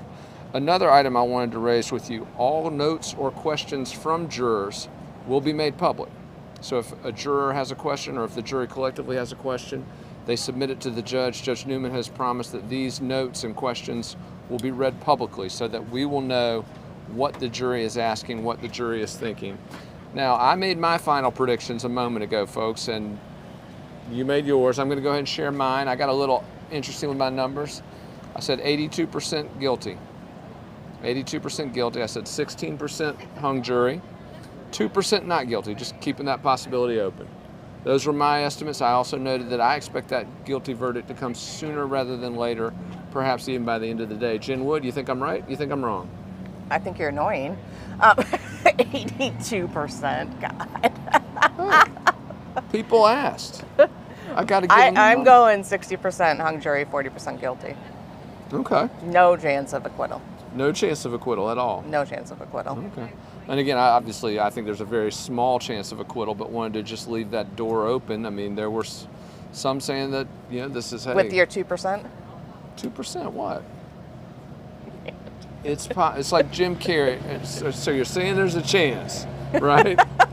At any rate, Jen, I wanted to ask you about something related to this process with the jury deliberations. if you're not familiar with how the law works in South Carolina, there's something called an Allen charge. So if the jury is deadlocked or appears to be deadlocked, Judge Newman will give them this instruction. Walk us through a little bit, and I'll share some of my personal experience with this rule, but Jen, tell us generally what it is. Your personal experience I with do. an I have Allen personal charge? experience with an Allen charge, but go ahead. Okay, so first of all, I'm not an attorney, so I'm just getting information from my attorney sources. An Allen charge is also known as a dynamite charge, and it is used when it looks like the jury is hopelessly deadlocked. So the judge is going to bring them in, remind them of the importance of what they're doing, go through everything again, and urge them to come to a conclusion. Right. Now, I was in a trial back in 2017, a civil trial, obviously not a criminal trial, because I would never do anything naughty. Just ask my wife. But is it the weekend yet? No, I'm kidding. But the Allen charge in that case, it was very interesting because I was in the courtroom with my lawyers, the other party to the lawsuit, and his attorneys were there. And the judge comes in and he basically instructs the jury to be open to others' perspectives. Yes. He tells them, if you have a strong belief, be open to others persuading you. And in that case, the Allen charge, it dynamited, it broke up the deadlock, and that jury reached a determination. So it is. It's not intended to push a jury towards changing their mind. It's intended to encourage them to open their minds. Right. Well, it's intended to get to a resolution. But it is important that in an Allen charge, judges are required to tell those jurors that if you have a firmly held belief, you do not have to abandon it. I mean, they are very clear in that language that, again, if you have a firmly held belief on a case, they're not asking you to abandon it. They're just asking you to be open to other perspectives and other, again, thoughts on this trial. But Jen, after these closing arguments that we saw, after the rebuttal from the state, Johnny Meadors, Jim Griffin, Creighton Waters, all three of them, I thought, did an exemplary job laying out just the core of their cases to these jurors. What must they be thinking after all this time, all the publicity? And remember, when this trial started, most of the jurors were asked whether they'd heard of this case. A lot of them raised their hands. A lot of them said, hey, I've already formed an opinion. A few of those folks wound up on the jury.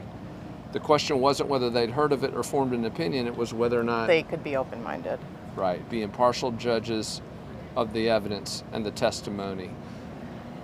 I think they have a lot to look at. I mean, I know you think there's going to be a quick verdict, and there could be because they have been there for 6 weeks, but I do think there's, a metric ton of evidence. And there, 27 days of testimony, where are we at? I don't even know. All right, well, let me just walk you through what's back there, folks. All those boxes with the shotguns, with the 300 blackouts, all of that is in the jury room. They can literally pull these guns out, hold them if they want. All the ammunition that was retrieved from Moselle, you can literally pick up the bags. You can hold the 5 shell casings from the shots that killed Maggie Murdaugh.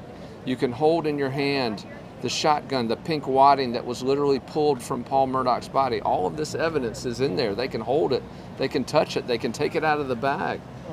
Obviously, all the sealed exhibits are in there, the horrific photos from the crime scene, from the autopsy. And they can also view witness testimony if they'd like to. That's correct. Every single second of this trial, video is available for them to review if they want to put in timelines. The timelines. That data is available. It's in PDF. The phones, the shoes, the clothes, the 911 blue raincoat. calls, all of it. Yep. They've got a lot to look at. They've got a lot to consider. And Jen, as we look at that clock now, a little bit less than an hour. Yeah. So how? Yeah. Yeah. So the first prediction we heard 5 minutes. That's obviously come and gone. That's obviously come and gone. Everybody's in out. Kathleen Parker's got a prediction for us. Kathleen, what do you think? I'm going with hung. I'm sorry. I think right now I'm on a hung jury, but I've been on a hung jury since almost the very beginning. Well, tell us why.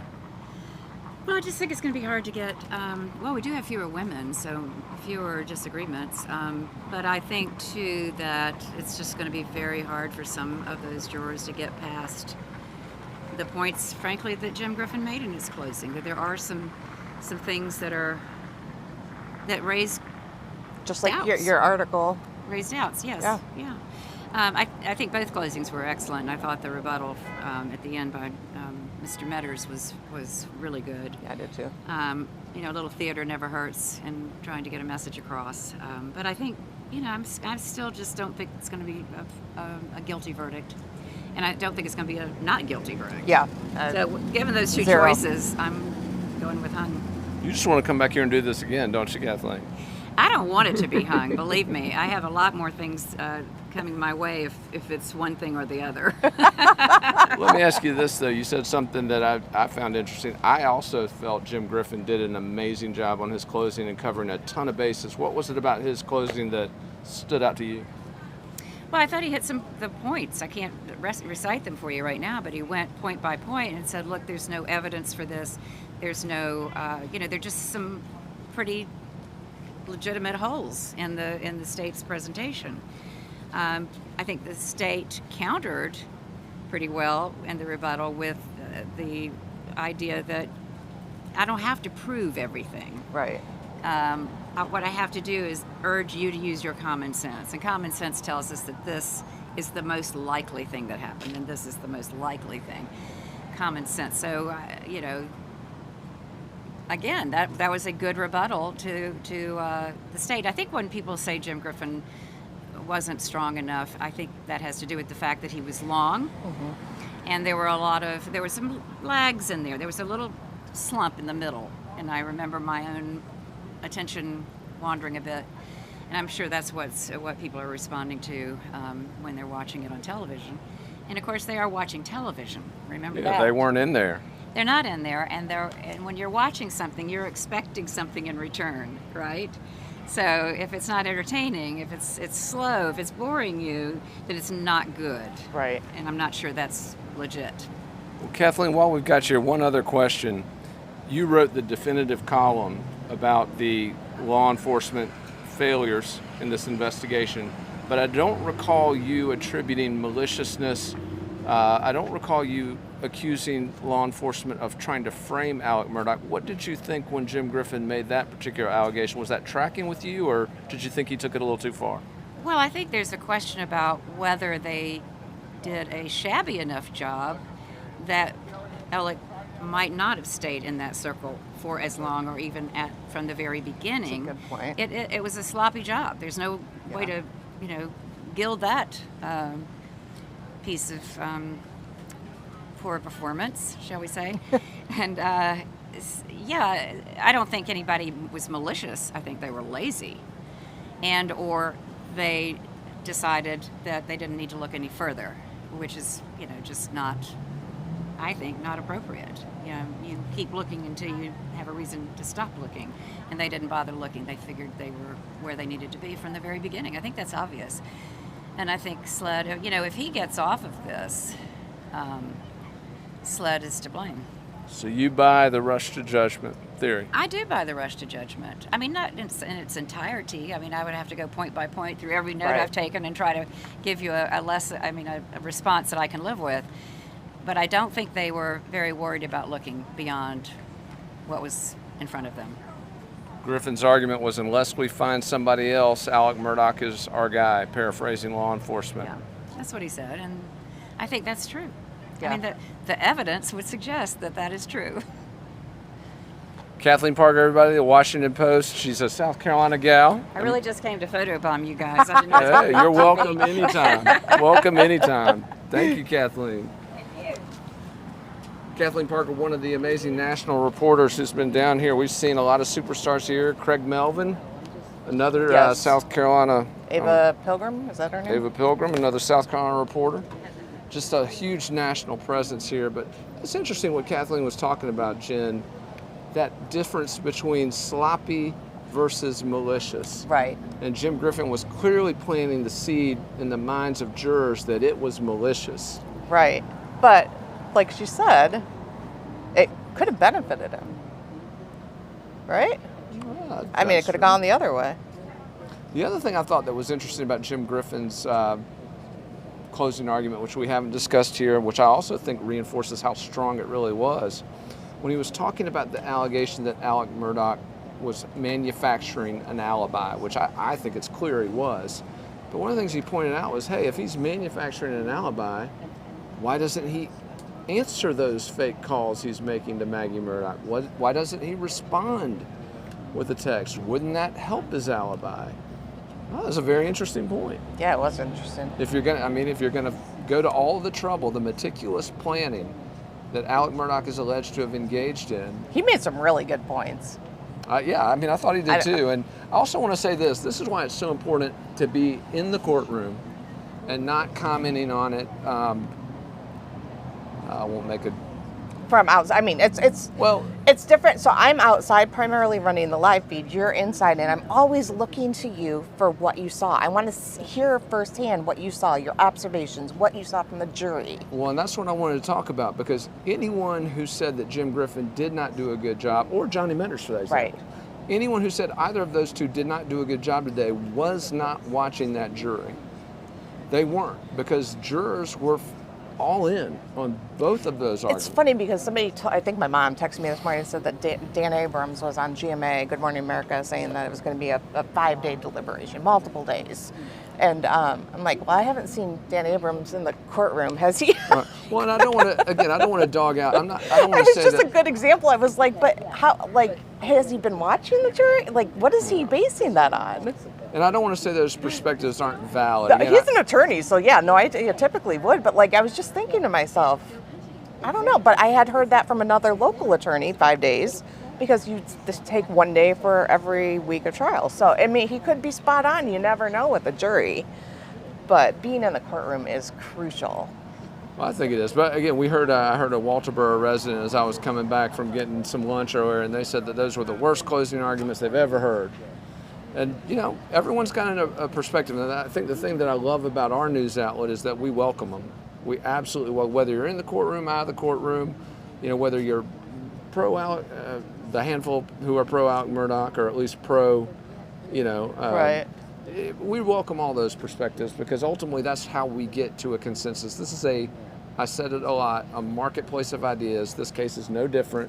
And at Fitsnews, all perspectives in that marketplace are welcome. I mean, that's just how we do it. Yeah, well, at the media party last night, Valerie Bauerlein from, oh my God, Washington.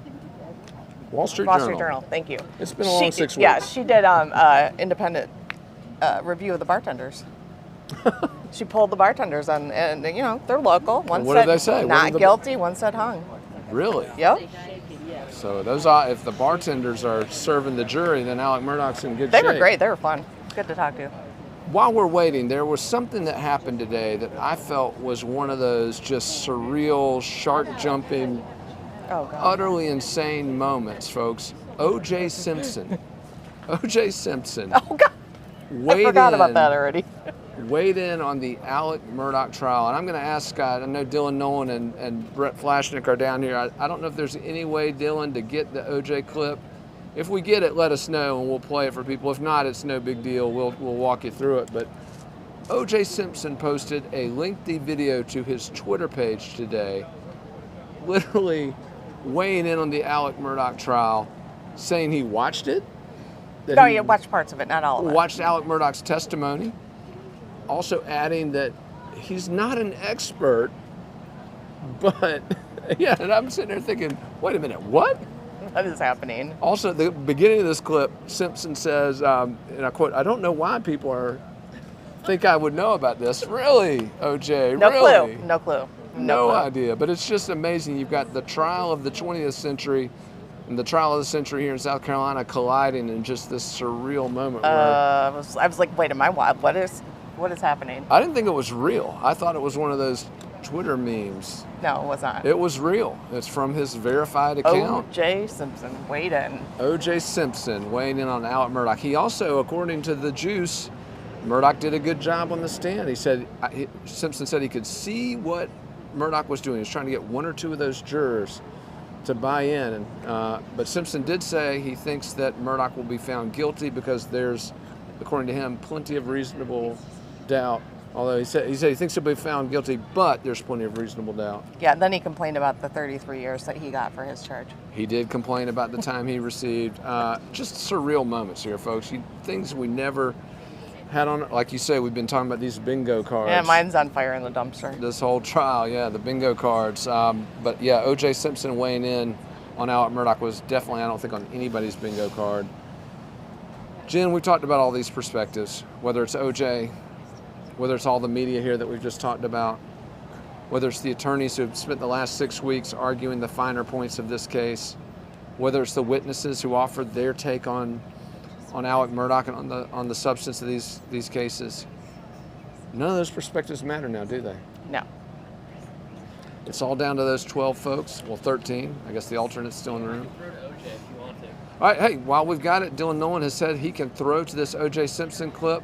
And Dylan, just yell at us when it's done. Let's take a look at O.J. I mean, what I think about this.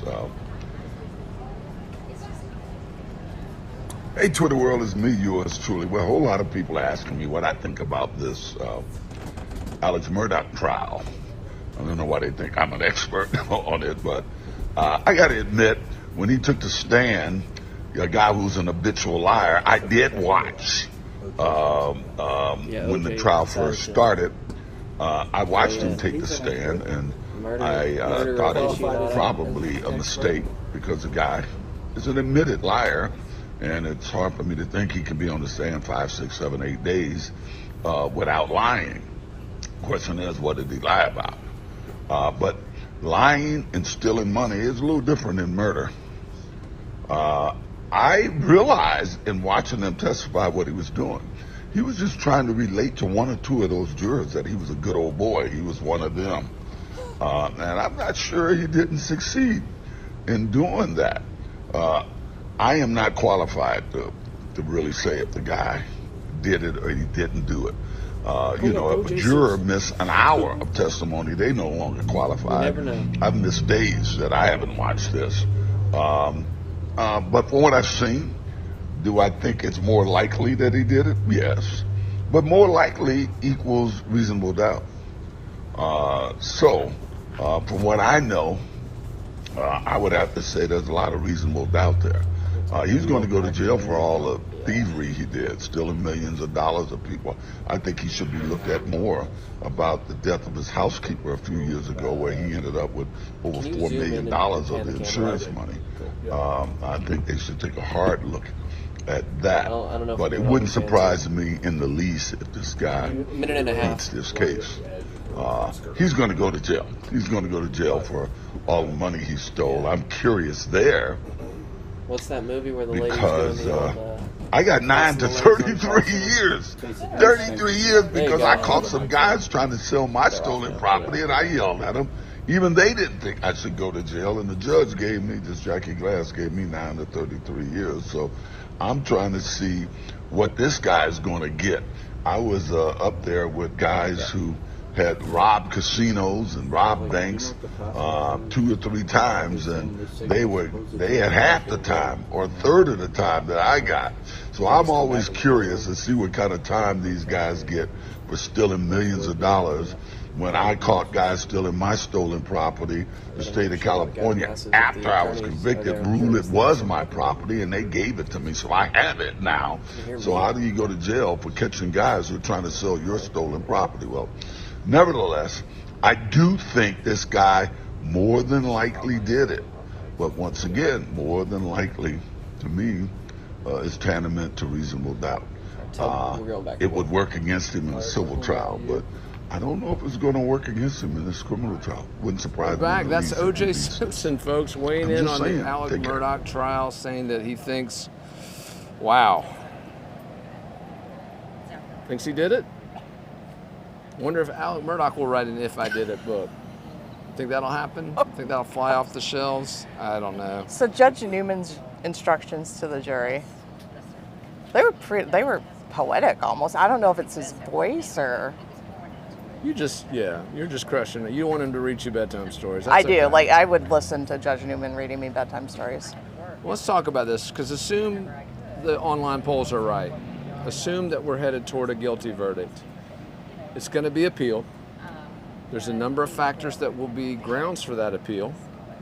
But has Judge Newman done a job that will insulate this case? Again, assuming we get a guilty verdict.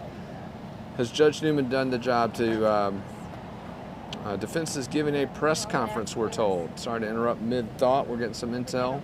Have to go see what that's about here in a sec. The prosecution, by the way, has said that they will not give any statement unless the verdict comes back guilty, because if it doesn't, guess what, folks? It's an ongoing case. Right. They won't be allowed to talk about it. We'll try and Right. get some intel on what the defense attorneys are saying. Dick Harpootlian, Jim Griffin, Phil Barber, and Margaret Fox. I gotta say, they were dealt a bad hand. They've done a pretty good job arguing this case. Yeah.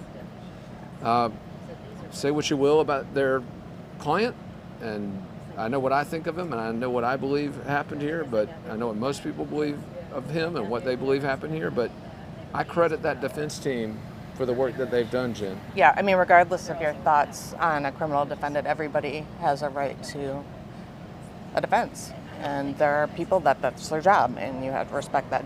It's not indicative of their overall personality in general. Let's talk, though. There have been a few things we could point out. I don't think the defense experts were very compelling. No. By and large, I don't think their forensic expert was particularly compelling. Their forensic engineer, Mike Sutton. I don't think he was I particularly compelling. did like their scientific expert. The name's never going to come to me. Yeah, we're all brain dead. But I did like their one of their scientific experts who worked with Henry Lee. I thought he did very well. Well, they had, again, a very difficult hand. The circumstantial case against Alex Murdaugh, as we heard laid out by Creighton Waters in his closing arguments, damning, absolutely damning. But let's talk about the moment in this trial where it felt like everything changed, and that was when Alex Murdaugh decided to take the stand. And I want to reiterate, that was against the advice of his counsel. Because if you noticed, every witness for the defense, one of those attorneys stood up and said the defense calls XYZ. With Alex Murdaugh, Jim Griffin stood up and said, they're not calling him. He said, and I quote, the defendant, Alex Murdaugh, wishes to testify. And even O.J. Simpson said that was a mistake, didn't he, Jen Wood? I mean, if O.J. says it. Well, and that was a lot of the speculation in the courtroom, is would he talk himself into a conviction by thinking he could talk himself out of it?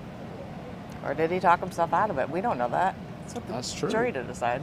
We don't know that. And again, the credibility questions, that was the key to the last word we heard in this trial from Johnny Meadors, talking about credibility, believability, and zeroing in on how Alex Murdaugh was saying everyone else was a liar but him, but that the only thing that this trial had conclusively proven was that all he does is lie. And I think they proved that. I mean, I gotta be honest. Yeah, they absolutely did prove that. Let me throw another thing out there, and this is something that's been in my head since the beginning of this trial. This trial has been all about these things, about our cell phones, about everything that they track, every step, every screen orientation, every text, every call, every missed call you press the button on. I mean, detail, a level of granular detail that I had no idea. I mean, I knew they tracked stuff, but no idea that they tracked this much. But isn't it ironic that it is a failure of technology which could lead to Alex Murdaugh's possible conviction? Right. Yeah, that cell phone, if that FaceTime call had gone through to Rogan Gibson, Paul Murdaugh would not have taken that video of Rogan's dog. Think about that, folks. If you had good cell phone reception at Moselle, right, then Paul Murdaugh would have had a FaceTime call with Rogan Gibson about that dog. And there would have been no need for him to film that 50-second video that shredded Alex Murdaugh's alibi, the big lie for which he had an answer, but not a particularly compelling answer, Jen Wood. It was not compelling. You were showing me something on your phone? Oh, the defense is holding a press conference in the media center, just so you know. All right, so the defense is holding a press conference in the media center. I guess we should get somebody over there. I guess that means you're on the short straw. We'll get Dylan on the air, Brett running the camera, and then maybe I'll go find out what's going down over there. Why don't we do that? All right. I'll hop off real quick, go do my job for a change instead of sitting here running my mouth. We'll go down and see what the defense's pressure's all about. I'll be back, folks.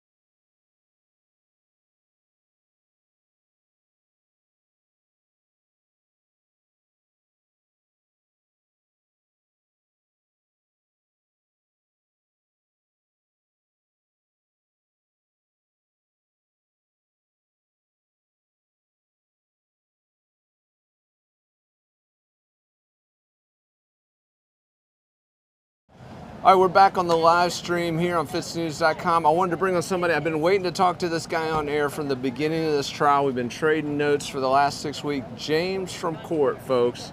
If you don't follow him on Twitter, that's all you need to do. James from Court. He made his name on the Johnny Depp trial. Yes, sir.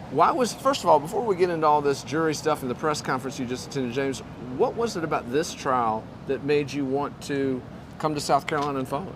Well, I've seen the interest surrounding this trial, but I think there's also just a lot of cultural interest. You have big money, politics, corruption, murder. It's, you know, I don't want to say it's a public interest story, but it sort of is. So I felt like all the ingredients. Yeah, absolutely. So you came down here to Walterboro. Tell us about some of your first impressions when you got here. Was it obviously vastly different from the Depp Heard trial, right? Yes. Talk us through some of those. How is this one different, and what your personal experiences are, what you've seen? Yeah, well, first, it's a lot smaller of a courtroom. There's one courtroom here, which is definitely different. Also, there is that southern vibe, you know, southern hospitality from, I heard a story today, someone was in the bathroom, they needed eye drops, and someone in the court staff heard, and then Becky Hill came and brought them eye drops. So it's just that kind of very friendly vibe where you did not get that in Northern Virginia in the Johnny Depp trial. Interesting. Yeah. All right, so let me ask you this. You've been watching the jury, as I have, throughout this trial for the last 6 weeks. So your thoughts, this jury, where are they going? What's your prediction? That's really hard to say. I want to read them, but you know, some of them wear masks, and then some of them are very expressionless. I feel like there is polarization. I've seen polarization online. I've seen polarization in the jury. There are some that react, to me, very well to defense, and then some that react very well to prosecution. I hate to say it, I would probably say a hung jury, as much as it pains me, and I know that people don't want that reaction. I don't want that reaction either, but that's... Well, let me ask you about this. You're talking about the jury and the polarization. I've been speaking of them based on their degrees of attentiveness. I've identified 5 or 6 who've been, I've called them hyper attentive. Yes. From the very beginning, 4 or so who are selectively engaged, and then a couple who are disengaged. What's your take on their level of attentiveness throughout this trial? I would say that's probably the same. There's 2 or 3 that at this point are tapped out. I mean, very much disengaged. Hands, you know, on the face, looking up at the ceiling, wiping their eyes, that sort of body language. And then, just as you said, there are some who are still very attentive. I think the people on this jury really do take it seriously, you know, their oath and the fact that they're making such a powerful decision, and I see them throughout the trial kind of hold that even till the very end. Do you think that they dialed in a bit more for closing arguments as some of these, because there was a lot of testimony that, let's be honest, it got kind of dull, it got kind of dry, particularly the DNA, the octillionth of contributing to mixtures and things of that nature. It got pretty monotonous and repetitive. But do you think they dialed back in when it counted? I think so. I think the closing arguments were a little longer than expected. I think that halfway through, some of the jurors had tapped out, but again, these are 2 or 3 of them specifically, not all of them. I think that the prosecution final rebuttal closing argument really had the most attention by all of them. Really? Yeah, I do think so. Johnny Meadors. Yes, yeah. Some of the jurors who had previously been quite bored even today, throughout the day, I did not see that same sort of reaction in the last 40 minutes or so that he was up there. I definitely saw the similar level of engagement. Johnny Meadors, kind of like a Baptist pastor. Yes, absolutely. That's, you know, Southern pastors, man. You hang down here enough, that kind of vibe that he was exuding, you'll see more of it. Let me ask you this, though. You just attended a press conference that was held by the defense. Yes. By their attorneys. Walk us through a little bit of what was said. For example, you got some insight on why it was Jim Griffin and not Dick Harpootlian delivering the closing argument for Alex Murdaugh. Walk us through that. Yeah, absolutely. Well, there's been a lot of speculation, of course, online about why they switched. Dick Harpootlian said it was always from the beginning agreed upon that they would do, you know, one would do opening, the other would do closing, and then rules of the court were that one person had to do both, and they actually asked the judge for permission to switch and go back. Denied. So, yeah, so that's why they originally planned it to do it that way. I mean, that's what he said to the crowd. It could have been, you know, any number of rumors why, but that's what he told us. Were there any incisive questions thrown to those attorneys down there as they addressed the media? Were there anybody stand out as asking anything incisive, and did you gain anything from how they feel this jury's going to rule? Did they look confident? Did they sound confident? What were your thoughts on the body language there? They do sound confident, but sometimes overconfidence is a mechanism in itself. You know what I mean? So they came down, it was quite confident. They were joking around with the reporters very much. I think there's we're all ready for this trial to be settled, I think, and some people are having that attitude. There was curiosity about updates, juror questions and things like that. People wanted the judge to come speak. Dick Harpootlian was just laughing it off and things like that, but very much just joking with the crowd. Well, let's talk about some of the jurors and their engagement with these attorneys. Obviously, Dick Harpootlian was, let's be honest, he was not the favorite of this jury. No, I would say not, and only because there were certain jurors who I felt like had a very negative disposition towards him versus a more neutral tone for some of the other attorneys. And James, also as we talk about the jury and their reactions to this, it's important to note, as we were talking about earlier before you hopped on, this jury's changed. It's not the same jury as it was when things started. It started with 6 white females, as we mentioned, now down to 3. Started with, I believe, 4 white males, now up to 7. Do you think this could potentially impact how it goes? Obviously, a lot of folks thought white female jurors would be more inclined to deliver a guilty verdict. Well, especially when those jurors are the same demographic as Maggie herself. They are the same age range, so I think it definitely makes a difference when the demographics of the jury change. And just today you saw a jury get let go. So it's been wild to see, we were down to 1 alternate. We can't lose this last one and then it's out, so yeah. Absolutely. James, you've been in the courtroom pretty much every day for the last, again, 28 court days. 28. It's been since. Yeah, it's been that long now. I got to ask you, by the way, how'd you keep your figure here in Walterboro, man? I put on like God knows how many. Where are you eating, man? I've been cooking for myself a little bit. Also, I mean, it's so hard to eat. I get a little bit at the food trucks at lunch, and then I'm pretty much that's it for the day. I drive home. I do streams. I work on my notes, and by the time I realize it, it's the morning again. Well, my wife was probably wishing I'd followed your diet plan for the last 6 weeks, but I'm talking about, again, these jurors and everything that you've observed over the past 6 weeks. Again, it's impossible to predict which way they're going, but the consensus that we've seen, again, online social is not the same as, we can't make that leap that social is closer to a jury than, say, insiders and reporters and analysts like us, but social seems convinced that this guy's going to get convicted and it's going to be soon. Yes, they are, and I think there's been a lot of talk, of course, on HBO, Netflix. A lot of people are privy to more information than the jury is. Mm-hmm. So we think. Well, that's hoping that the jury has not seen outside, yeah. So I think a lot of people come to court wanting to find him guilty, and I wonder, with the evidence, if the result is going to be what they had expected. Let me ask you this one last thing before you head out. What are your thoughts on how Judge Clifton Newman has handled these proceedings? Again, you've watched him from the very beginning. You've watched him handle the objections. You've watched him handle just today the dismissal of a jury. What's your take on Judge Newman and how he's conducted himself through these proceedings?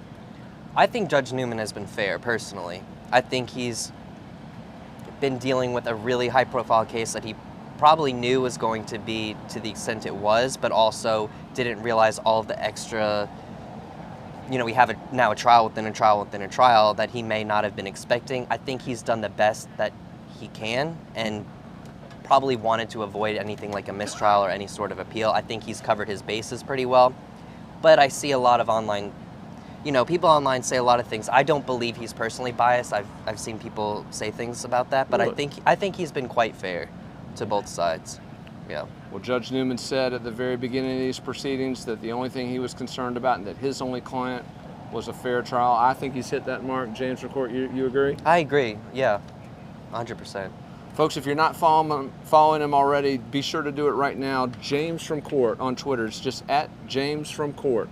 Yes, Check him out. He's been updating daily, and you do a stream too. Yeah, I do stream where I just answer questions about jury reactions and behind the scenes, everything that goes on. And all that's on your Twitter, right? Yes, sir. Twitter and YouTube. Guys, we'll be back in a second. James from court, thanks for coming on, man. We'll get you on again. Absolutely. Thank you. All right, brother. We'll catch you back in a minute. You're up there? You're up. Dude, that's great, man. Oh, sorry. I had a Pretty good. mint in my mouth. I realized I tried Yeah. to.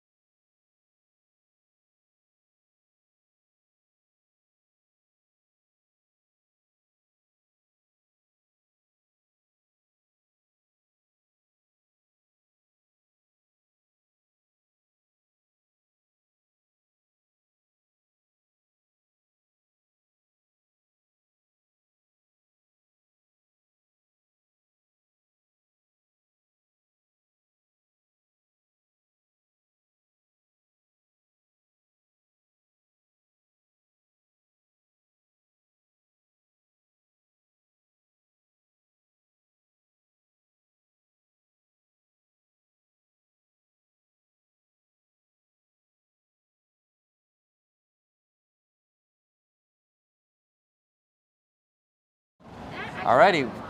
So, Jennifer Wood, we are here. The jury is deliberating.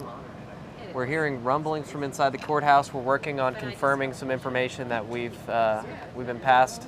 Will is currently doing the rounds out there, seeing who he can talk to. I did just see a tweet from Gigi from Pretty Little Lies and Alibis, who's covering for... Gigi's usually directly behind us. You might be able to see. Yep. She said that the defense team has said that the jury will not deliberate this weekend if they were to go that long. Well, we hear that Judge Newman has some tickets. I heard that. I have not confirmed that. Right. So, what do you think? What do I think?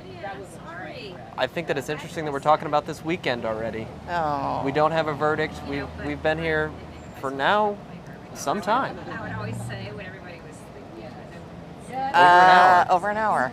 Over an hour. So the people that said they'd have a verdict back in 5 minutes are wrong. Certainly. All right. Do you think they'll have a verdict back by tonight? Well, the fact that we don't have one in an hour suggests that there's at least somebody Some on that discussion jury. going on. It wasn't everybody walks into the room, all right, let's get this done and go home. Right, right. So there's discussion happening in there. Now, how many of those folks are hard guilty? How many are I'm on the fence? Or is there somebody dug in? We don't know. Okay. Obviously, we don't know that. Well, I know how you would vote if you were a juror. I know how I would vote if I was a juror. How do you think, what is your prediction? I mean, the way this works is it's in the defense's favor. Okay. You know? Yeah. They only need one. Yeah. The question is, how willing is this person to argue with a group of other people? Because we had a discussion probably 2 weeks ago now where I said that I would be berating you in the jury room back when you were on the defense's side. Well, that's when I wasn't on any side. So I've tried to come into this with a very open mind. Right, folks, there's a difference between the private discussions we have when we're out to dinner and the stuff that we're reporting on as journalists. But this was a private discussion. We were all just spitballing while we were eating dinner. Yeah, I mean, for me, reasonable doubt, I look at that very seriously. I mean, I look at that, for me, there has to be absolutely no other plausible explanation for how this crime occurred. So for me, 2 weeks ago, I was saying I don't know that the defense has gotten there, or that prosecution has gotten there. Recently, though, I feel like they have proven with the timeline, they've kind of narrowed that down. So I do feel like they've gotten there, but after Alex's testimony, I remember Will said, if you were a juror who was hardcore not guilty and like there was 11 other jurors and they were saying, we're guilty, you'd really have to fight for that. You would have to push for your opinion. You would have to argue for it. And after Alex's testimony, it would be a little more difficult after seeing that box being narrowed down, that arguing that would be more difficult. Yeah, the prosecution did a good job of saying there aren't other explanations. Mm-hmm. I think that was what Waters kept driving home. And of course, Meadors went, full preacher. But the alternative explanations, yes, that is the heart of the matter. Are there alternative explanations other than Alex Murdaugh pulling the trigger? Right. Do we have any questions from individuals that are on the live feed still? Patrick says he's glad that I don't have a ponytail. I think you're not the only one that's glad of that. If y'all have anything you would like us to answer, No man bun? Yeah, no man bun either. I've got this pulled up on my cell phone, so talk directly to us. Oh, Patrick says, or man bun, I should say, yes. Did you see the CNN roundtable discussion on this case? It's on the Murdaugh podcast channel, connected with Fitz. You should watch it. I haven't had a chance to watch Actually, the CNN I have not watched roundtable. that one yet. Y'all, you got to remember, there's so much Murdaugh-related content that comes out all the time that it's difficult for us to keep, because we're working on producing this stuff, 9 to 5, and honestly, not even just on the weekdays. So we have a couple hours a day where we're not producing our own Murdaugh-related content, so to then go and catch I have other to admit, people's, I watched the HBO special, I've watched HBO. the Dateline, I've watched the 2020, and I watched, obviously, Netflix. Well, the boss man's in there. Right. Folks, my hand appears in episode 3. Episode 3. I'm still waiting on the checks to come in the mail. royalty I'm not checks. sure when that They'll starts be coming. rolling in. Yeah, it'll be fine. It's fine. Yeah, no, I did not watch the roundtable yet. I was curious about it because I know Sandy Smith participated, and I always like to hear her opinion on this stuff. I love Sandy. You know, as the mother of a potential victim, or well, of a victim. Well, yeah, he's certainly not a potential victim. Yeah. It's heartbreaking what happened, and the fact that she is still fighting years later speaks to her character. Yeah, for answers for her son. Yeah, yeah. And not even just for Stephen. Hopefully, so that this part of the state can be made into a place where things like that don't happen, and there's an excuse for them to pass it off to the wrong investigative agency that leads to there not being justice. Hopefully, the next time the South Carolina Highway Patrol gets assigned to what is obviously not a vehicular homicide, they have the good sense to pass it along and say we shouldn't be dealing with this. Right. Hopefully, the next time a pathologist gets somebody that was found in a road, they don't say, oh, they were hit by a car because they were found in a road, because they know that there will be pressure demanding that legitimate answers are found. That wasn't the case when Stephen Smith was found in the road. And you know, you talk about investigative failures,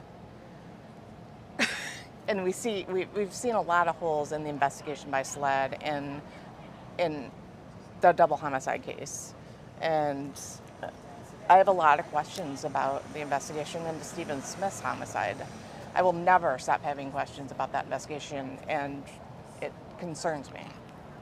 It should. Yeah. It should that was allowed to happen, and by a state law enforcement agency. I mean, the South Carolina Highway Patrol should have known to pass that along to SLED. Right. Right. Well, SLED passed it back to them, saying saying that it was a hit and run. I mean, it's just like pass the ball, and there's. You can't play hot potato with people's lives. Yes, there's a 19-year-old kid dead, and somebody needs. But the reality is, Stephen's family didn't come from means. They wouldn't have anybody hiring an attorney to breathe down their necks. Right. So, it's likely that there was not that pressure on them. That, you know, when Paul and Maggie Murdaugh get shot, I mean, you've seen the immense amount of money, doubtlessly more than $1 million, that the state has spent on this prosecution. A fraction of that was spent on Stephen Smith's death, and his life as a human being is not worth any less than Maggie and Paul's were. Yeah, I agree. I don't know. Will any lasting change come from this? Who knows? Hopefully. Hopefully. I mean, we're going to have to keep pushing. But the good news is we're not going anywhere. Yeah, people keep saying, what are you going to do after the homicide trial's over? What's going to happen next? And the system that allowed all of this crap, from the financial crimes to the violent crimes, to happen is alive and well. And we'll see, hopefully the state and the institutions of this state can be vindicated in some degree through both this prosecution, the financial crime prosecution, but there's still a lot of people that have answers to give. We still have so many stories to tell, so many things to look at, so many things to investigate. Our job is not done here. I mean, he's still facing 99 charges related to his financial crimes. But it's bigger than Alec. Oh, it's much bigger than Alec, and I worry that we're never going to see the full picture, because there are a lot of people interested in us not seeing the full picture. Right, exactly. Why was Lindsay Edwards not called? There are a lot of people interested in us not seeing the full picture. Wow, you just mic dropped. It's true. It's true. Mm-hmm. This is true. That whole side of Alex's life, which has never been alleged in a courtroom, likely never will be, because when you start bringing people in that industry on the stand, he's not the only powerful person that she allegedly has slept with. And when you get her on a stand and she's compelled to tell the truth, questions that nobody wants to be asked will be asked. And by nobody, I mean the people that are running the prosecution and the law enforcement community. The one thing I've learned about my friend Lindsay is she does not need to be compelled to answer questions. Right. No, she will voluntarily answer, but yeah. So we know that we've heard word from Court TV that the jury will be allowed to deliberate up until 10 p.m. They have access to food, coffee, snacks. At this point, no plans. Allowed to deliberate. Yeah, I don't think that's the word that the jurors would choose. Well, yeah. They received a letter in the mail, and now they're 7 weeks of their life later. 10 p.m. would be the latest cutoff point. No dinner has been ordered for them yet. 10 p.m. and I'm heading towards bed. Now, maybe not This is a Thursday night, so yeah, I'm heading towards Oh no, bed. I'm already deep into a REM phase. Yeah, so if I'm a juror, I'm like, please let me leave this courthouse. Right. Especially if I'm a juror who's already has my mind made up one way or the Right. other. So I've talked to a lot of people have said that if the jury was to come back quickly, that would be indicative of a guilty verdict. And I talked to one of my friends who works as a prosecutor or a solicitor, and she said actually when the jury comes back, it's more indicative of a not guilty verdict, which I thought was interesting. That's not something, she said that's what they, that's kind of how they view it. It's going to be interesting to see if, because this, well, circumstantial evidence is evidence, and it should be weighed just like direct evidence and considered. It's going to be interesting if all 12 of these jurors are convinced beyond a reasonable doubt. And there are, it comes down to the individual moral codes of the jurors, Mhm. whether they require direct evidence or whether they don't. Right. Whether they, they might believe the defense's supposition that there were two shooters there and say, okay, well, Alec was one of them. Right. They might believe that there were two shooters there and that Alec paid them, because he was clearly there at the time of the homicides. And they keep, obviously one of the defense's big avenues in their case, one of the routes that they're presenting is the two-shooter theory. Why would there be two guns? Why would, is it possible for one man to shoot two people, clean up the crime scene in 17 minutes? Well, he clearly was moving rapidly according to his cell phone. According to his step count? Right. He was busy. Yes, he was a busy as boy. Prosecutor Waters with no explanation. Reminded the jury. He wasn't doing jumping jacks, apparently. He wasn't on a treadmill. Well, Alex looks like prior to going to prison, he had never done a jumping jack or been on a treadmill. I'm not sure that he was ever aware what those two things were. I think he might have been on the opiate and beer diet. What do you think about the amount of opioids that he claimed to be taking? It's interesting. If anybody here is interested in learning more about opiate addiction, both at an individual level and on an institutional level across America, I would really recommend the book Dreamland by Sam Quinones. It was written, I think, around 2015 as the opioid crisis was taking over America. It goes through the history of pill mills. It talks about how people get these prescriptions, and it talks about the road that most opiate addicts go down, where they'll start with prescription pills, whether that be after a surgery or recreationally, because obviously everybody knows that a pill made by, Pfizer or whatever other big pharmaceutical company is a heck of a lot safer to ingest than black tar, street heroin, or powdered heroin. So that's where most folks will start. The problem is they get very expensive and your tolerance builds rapidly. So before you know it, you're taking an amount of pills. Say you have a $100 a day addiction. That's close to $50,000 a year. 50,000. It gets very expensive. That's where most people, if you or I were to get addicted to opioids, we would start turning to street drugs. Somebody of means, somebody who can steal money, doesn't have to turn to that. And it seems as though Alec never turned to the street drugs. And so his tolerance very well over the course of a decade could have easily risen past these normal levels where people are taking still dozens of pills a day to the amount where he's taking this almost superhuman level. I mean, he weighed hundreds of pounds. He was a very big guy physically, and he was taking opioids for years. So do I buy that he ingested the amount that he claimed? I don't know. I feel like that would be enough to kill an elephant. But do I think that he was taking a lot of opioids if he was at all honest about his addiction?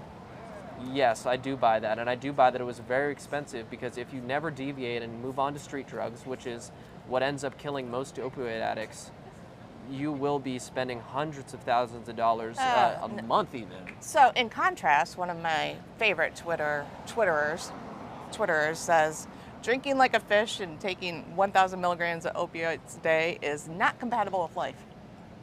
I'm glad you got that from Twitter. The Twitter says it. The Twitter says it. It must be true. I think it's true. It's not compatible with life. I'm not sure that you would categorize Murdaugh as compatible with life. I think there are a lot of folks behind us that would like to categorize him as incompatible with life. Snap. Okay, so jury instructions. I mean, that wasn't anything that I didn't expect. What did you think? I think, like I told Will, I think Judge Newman, like the way he delivers things, that just sounds so like poetic and beautiful. I liked the way that he repeatedly put emphasis on the words reasonable doubt. Did you notice that he was certainly giving those words extra gravitas? He was pausing on them. He was giving them the weight that they deserve. Because right. In our justice system, it's important to remember, especially after the jury was tenderized there by Meadors, that their job is to apply reasonable doubt. And he said, I'm reading these instructions because it's important for me to get these just right. He said, let's see, I took a lot of notes on these because I was really curious about them. Let's see, A person charged with committing a criminal offense in South Carolina is never required to prove himself innocent. He charges them that it is an important rule of law that the defendant in a criminal trial, no matter what the seriousness of the charge may be, will always be presumed to be innocent of the crime for which the indictment is issued, unless guilt has been proven by evidence satisfying you that guilt beyond a reasonable doubt. I really liked how he presented reasonable doubt. I don't know. I mean, I'm sure it's boilerplate language, but the way he presented it, I thought was impressive. Yes, the language is boilerplate, but I agree. The way that he presented it certainly put the emphasis and weight on it that it deserves. Hang on, I'm going to switch out with Will. Will's coming in. Welcome back, my friend. Have you learned anything in your wanderings? Nothing too useful, but we'll get situated here and I'll give an update on what we've been able to put together.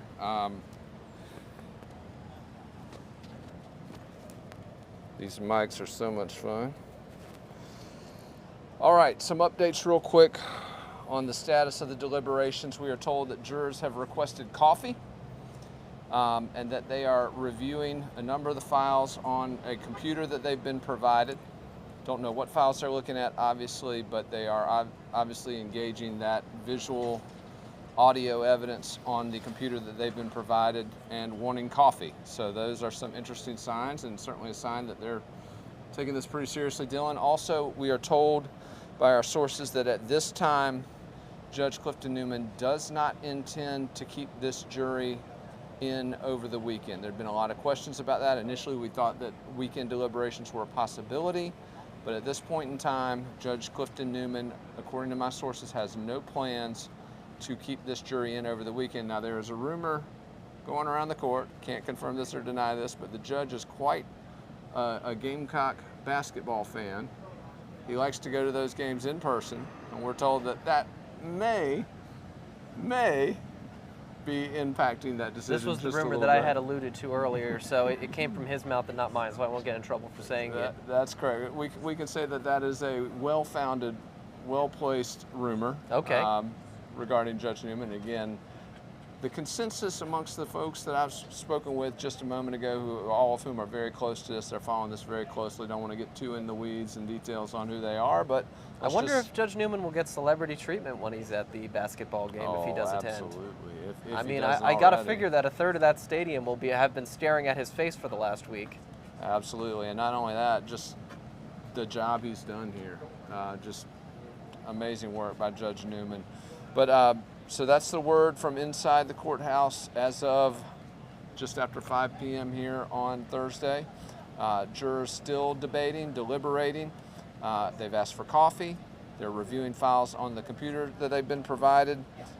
Dinner plans are being made for them, so we do expect them to be deliberating at least through and potentially When do we after get the dinner plans made for us? Well, clearly I've had far too many dinner plans, or at least dinner plans that have not been the ones that my wife would have wanted. But Dylan, clearly, a lot of folks have said this will be a 5-minute, 15-minute, 20-minute, half hour, that they come in, take a vote, and be out. Clearly that's not happening. They are taking their time. They're reviewing this evidence. There's still an expectation, again, amongst the folks that I've spoken with inside the court that they expect a guilty verdict. They expect it to come sooner rather than later. But this jury obviously not going to rubber stamp anything. They're taking their time, Dylan. And they can expect whatever they want, but it's up to the people in the room. I don't know. You know, obviously we all say what we would do if we were in there, but we don't know what these are on these jurors' minds. Maybe some of them will speak to the media after, and we'll get some inclination as to what's going on in that room right now. But as we sit out here, I think it's perfectly reasonable for them to take, you know, days. I mean, think about the mountains of evidence that we've seen. And they always say don't attribute the length of time that a jury is out to one viewpoint or the other. They always say that all that does is just make attorneys sweat, that there's no significance to one side or the other. But I would argue in this case, I think it's pretty clear that a quick verdict would have been bad for Alex Murdaugh. Well, certainly. I mean, nobody in their right mind believes that he was going to get a not guilty. The only real things we're thinking about here are hung jury or guilty. I don't think that anybody has seriously been considering not guilty. So obviously, if it comes back quickly, it's going to be guilty. That's kind of the logic there. Mm-hmm. Well, we've been tracking this trial from the beginning. The deliberations now into, how long has it been, Dylan? We got started. I guess we're approaching 2 hours, right? Approaching 2 hours of deliberations, and already coffee's been sought, dinner plans are being made. So We've already sought the coffee. I think the dinner plans might be next. We could be in for a long night, folks, but this news outlet will bring you up to the moment news as soon as we get any indication that there's a verdict. I did notice a very relaxed atmosphere amongst the prosecutorial team, amongst the law enforcement folks that have worked so hard on this case for almost 2 years now. Again, this has been an odyssey for everyone involved, but certainly those investigating. I mean, it takes me back to school. You've turned in your exam. You don't have to worry about it anymore. It's in the hands of the TA. They're going to grade the thing, and you'll see how you did. But there's no sense of worrying about it once you've done what you can do. Absolutely right. It is literally in the hands of the only voices that matter in this case at this point, the 12 jurors of Colleton County who will determine Alex Murdaugh's fate at a time of their choosing. Right. You know, it seems as though he will more likely than not die in the South Carolina Department of Corrections institution, but will he die a convicted murderer of his wife and son? We will see. Or will he die as merely a convicted fraudster who Yes. ripped off a bunch of people of a bunch of money? People who really needed that money.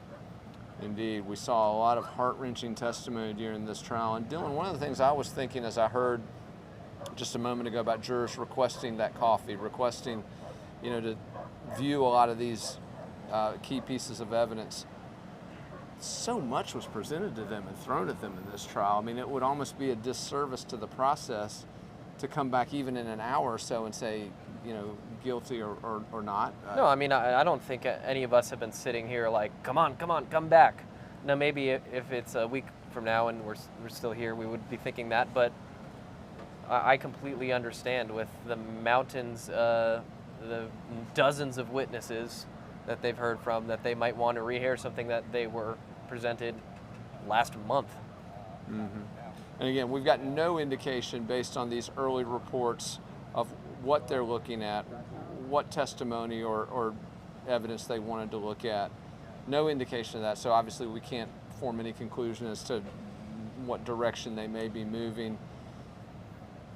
But the fact they're engaged, the fact they're doing their job and apparently taking their oath seriously matters. One other thing I want to say about this jury that I think we can say without any fear of contradiction, everyone that we've spoken with has indicated that they have a tremendous amount of respect for Judge Newman, that they have taken his instructions very seriously. Obviously, one juror stepped out of line and... Well, and that's why they have to make dinner plans. We've been reliably informed that she was going to make omelets for everybody on the jury. I know, the eggs. Yeah, if you guys weren't watching at the beginning of the day, there was a juror who was speaking with outside parties about how she feels about this case, which resulted in her being removed from the jury pool. And there was a comedic moment early in the day when asked if she had any possessions in the jury room, she responded that she had a dozen eggs. I'm not sure exactly why she brought those to the courthouse, but I did get a little bit of video up on my Twitter feed of her being escorted out by what looked like a CCSO or SLED deputy. All right, Dylan is at dnolan2000. If you're not following him on Twitter yet, write that down real quick, at dnolan2000. He's been putting out great stuff on his Twitter feed. Also, at IndyGen with the underscore at the end. I'll say that again, at Indy, INDYJENN underscore. That's Jen Wood, our research director. She's been throwing out some excellent stuff on social media as well. Follow those two accounts. Sometimes we refer to Jennifer as our intrepid researcher, but recently I've taken to referring to her as the brains of the operation. She is incredibly well-versed in everything Murdaugh. She has deep sources in this community, and she's just a very intelligent person who's capable of putting all this stuff together. So it's great to have her on the team, and it's a real honor and pleasure to work with her. But Yeah, she's absolutely. worth following for her insights.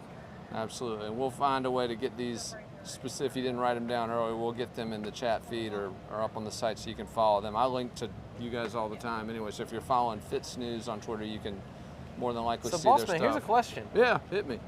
What do we do after this? Get back to work, man. Get back to work. A lot of these people that are in this live stream are coming from all over the world, and they're not people who have been Fitsnews fans for a long time. Do you want to explain to them kind of how Fitsnews got its roots, who the heck you are, and kind of what we do? Absolutely. Fitsnews.com has been around since 2007. It is a South Carolina-based political news media outlet. We've been covering mostly politics in South Carolina, but if you follow national politics, you know that the road to the White House comes through South Carolina, comes through towns and communities like Walterboro here, where we've been for the last 6 weeks.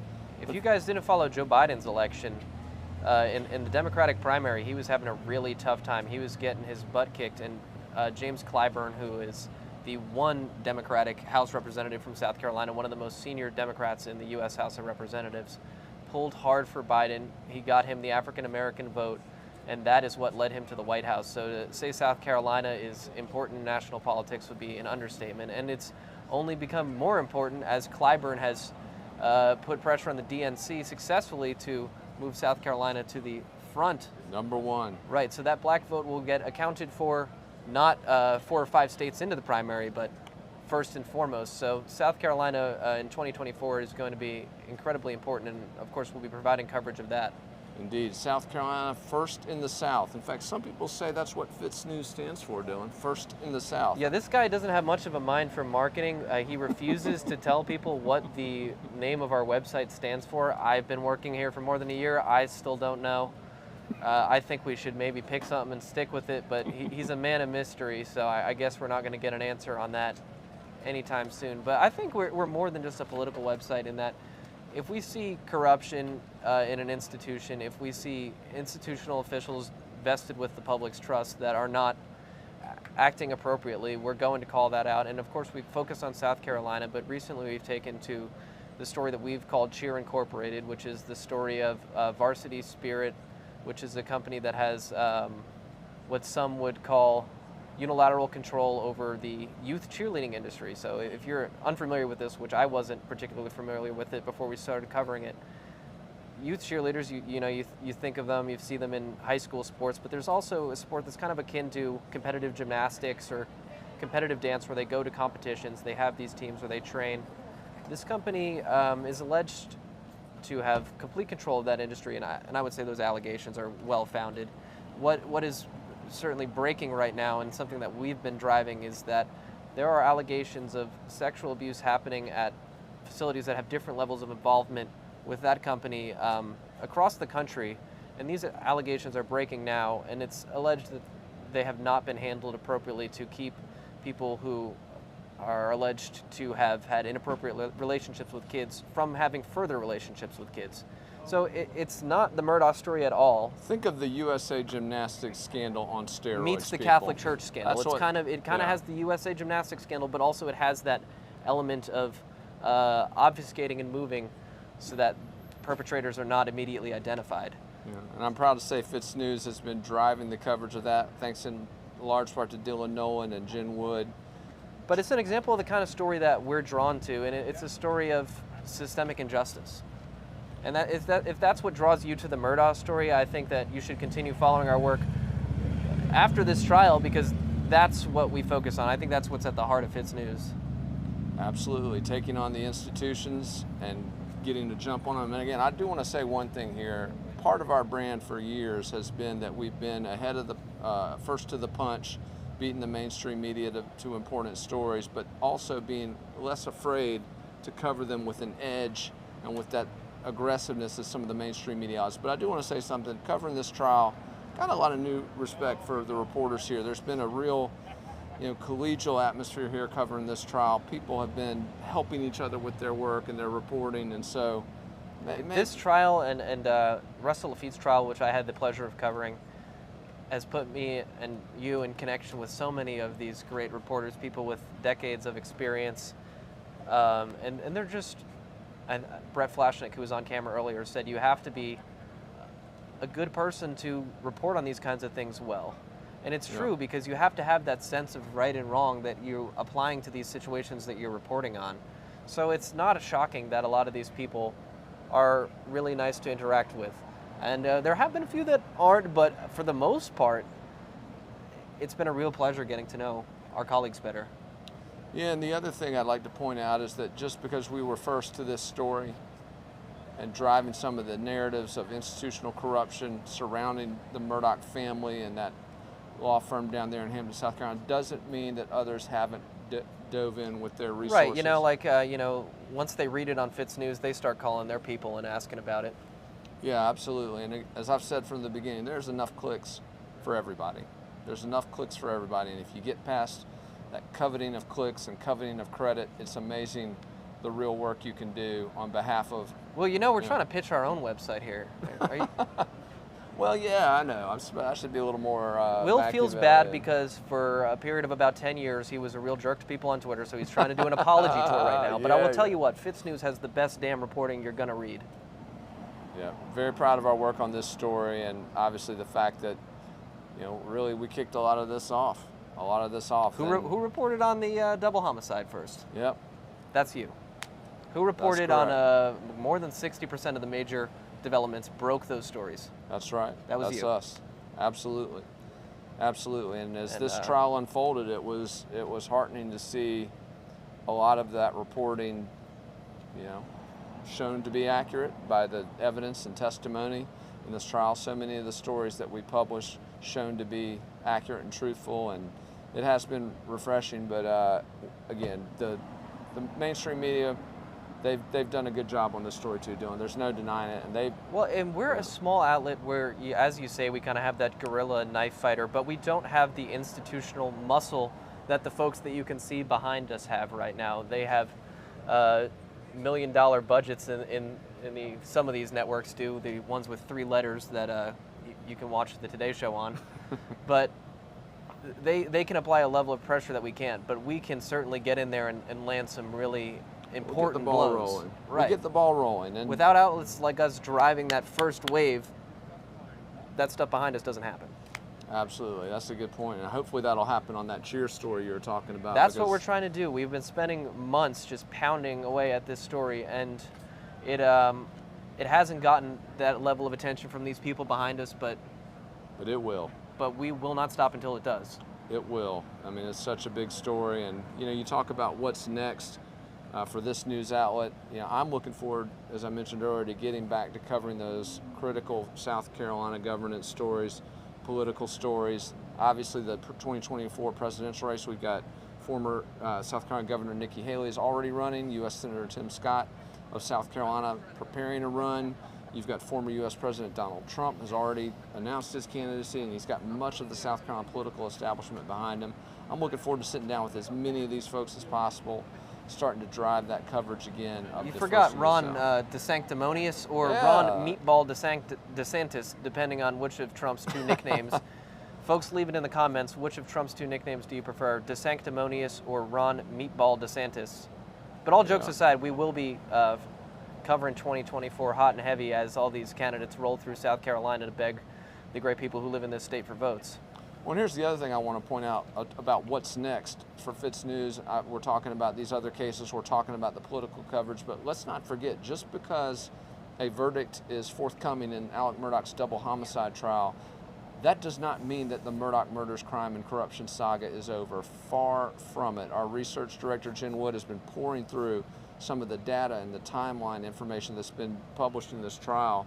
We are digging deep on some of the connections between Alex Murdaugh and some of these drug connections that This we've will been not be the following. last you hear of the Bullwares. This will not be the last you hear of Greg Alexander. This will not be the last you hear of Curtis Eddie Smith.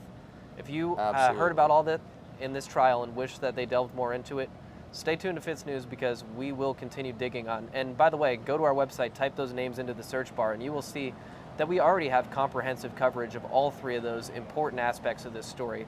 Things that just weren't relevant to the murders of Maggie and Paul, but that are very important stories.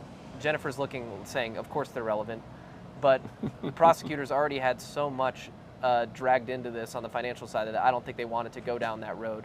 And I can understand why, but we do want to go down that road, and I know that a lot of you people watching do as well. We will go down that road. And another road we're going to go down is that this state is a judicial cesspool and that there is judicial corruption tied to this case. And I want to make clear, because Judge Newman has done such an amazing job in every aspect of this case from the beginning. But as I have said all along in covering this, Judge Newman is the exception to the rule in South Carolina, folks. Judge Newman's integrity, his ruling on the merits of arguments, not emotion, his ability to separate, this fluff and bluster from attorneys and make them justify it on the law, that is an exception to the rule in this state. In South Carolina, folks, judges are appointed by the same folks who set their salaries, set their office budgets, and I'm talking about state lawmakers. And then so many times those lawmakers come before these judges on behalf of clients and receive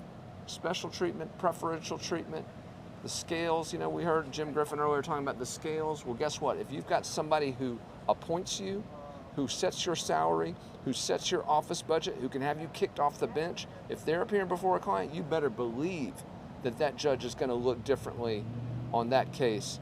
And again, this is something this news outlet has been focused on from the very beginning, reforming the way that judges are picked in the state. Because I'm telling you, folks, Judge Newman is amazing. He's done an amazing job here, but he is an outlier. He's an exception to that rule here in South Carolina about how judges conduct themselves. Well, and to be a South Carolina legislator, you get paid a little over $10,000 a year, and a rough estimate of how much it costs to win a race to become one of those is around $50,000. You can do the math. If you want to make your return on investment, you're going to get it somehow, and it's not going to be through your salary.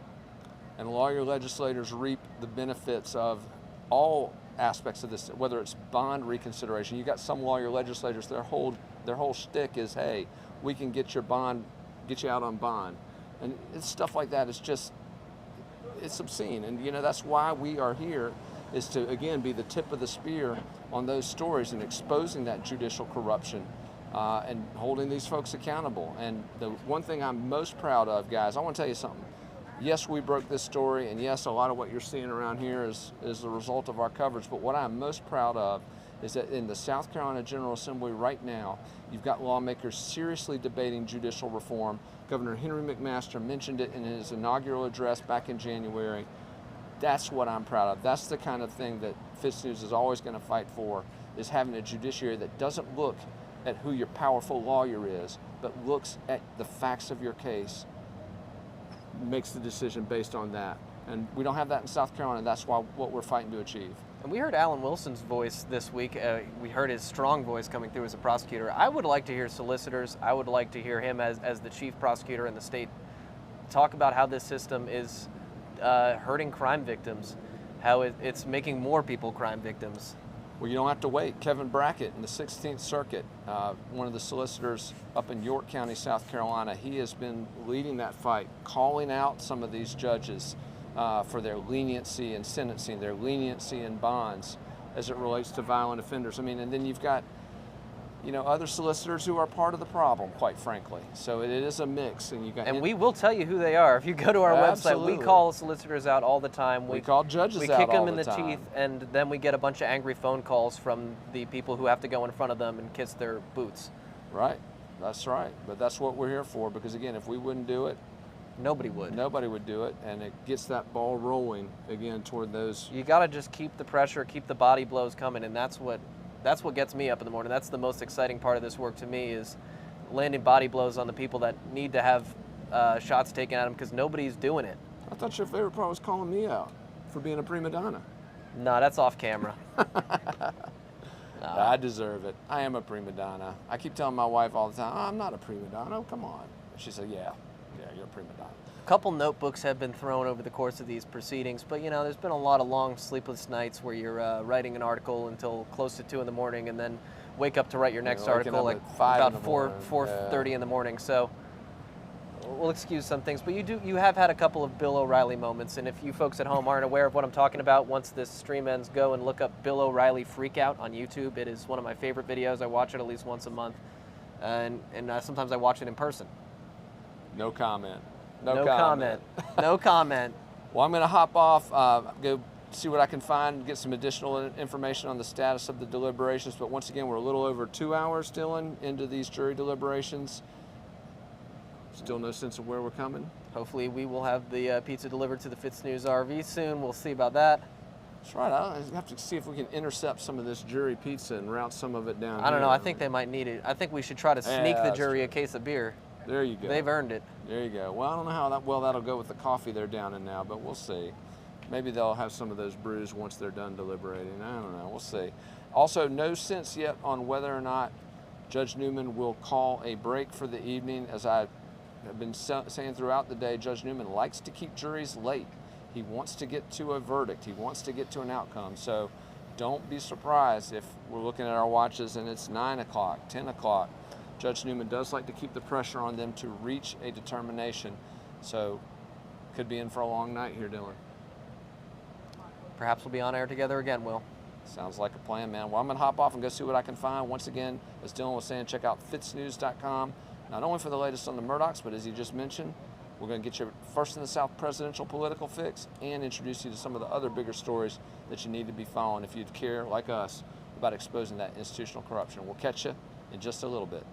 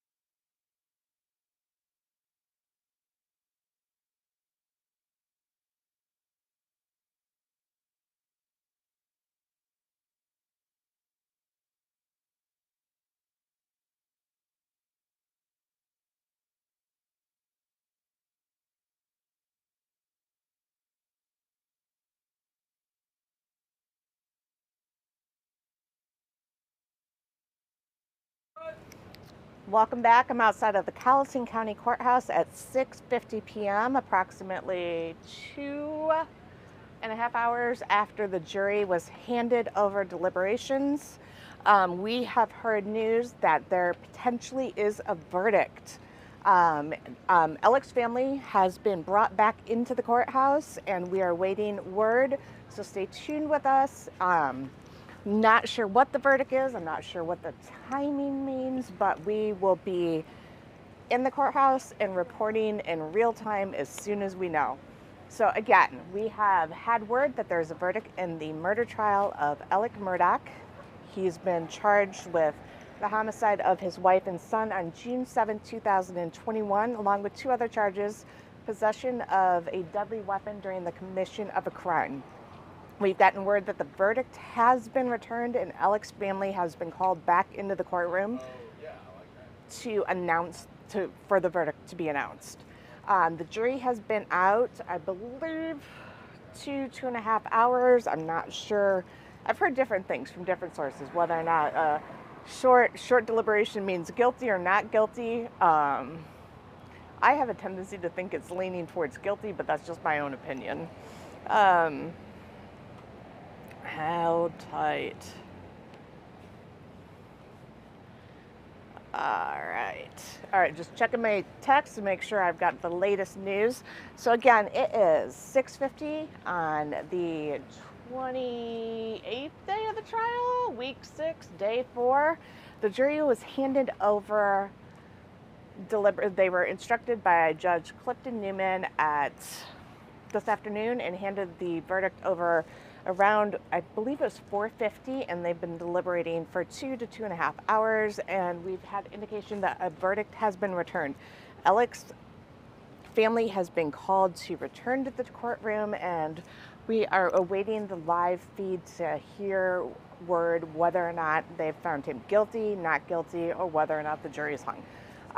Given the time frame, the short time frame, I do not believe that we have a hung jury, but we will see. Anybody got any information? Nothing. All right, I'm supposed to keep things rolling. So today we had the defense did their closing argument. Jim Griffin presented the closing argument for the defense, focusing on the many flaws in the investigation by SLED. He also talked about the probable cause, reasonable doubt, all of these things. And then after that, John Meadors for the state did the prosecution's, I guess it's the closing argument rebuttal. He was fired up. Everybody called him Pastor Meadors. He gave up big pastor vibes. He talked about reasonable doubt, the probability, told the jurors to use their common sense. And then Judge Clifton Newman gave the jury very specific instructions about the charges that they are reviewing and what their expectations were. Judge Newman handed deliberations over to the jury, saying there are the 12 individuals who are charged with making this decision. They're the only ones who are important. How long are we since how long were deliberations? A little over 3. Okay, 3 hours. Sorry, my math is horrible. And we've heard word that a verdict has been reached. Alex Murdaugh's family has been called into the courtroom, and we are waiting for court to go live again to hear that verdict. So after a 6-week trial, I think are we in week 6 or week 7? 6 weeks. Day 4. 6 weeks. So the trial was anticipated to be 3 weeks long. After a 6-week trial, we finally have a verdict, and we're going to know whether or not the jury believes Alex Murdaugh is guilty or not guilty of murdering his wife and son on June 7, 2021. Any questions?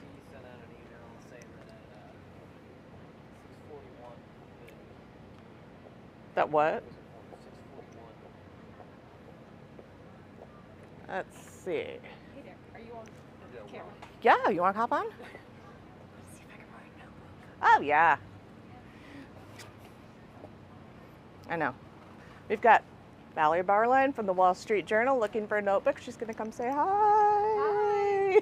I was so frantic to get here. I forgot my notebook, which is the We worst always thing have a extras, reporter you know can that. do. Notebooks and pens, we always have extra. Right. You know how Walterboro's. I've had 4 run out on me during the trial. All right, it looks like we are they going live on Court TV?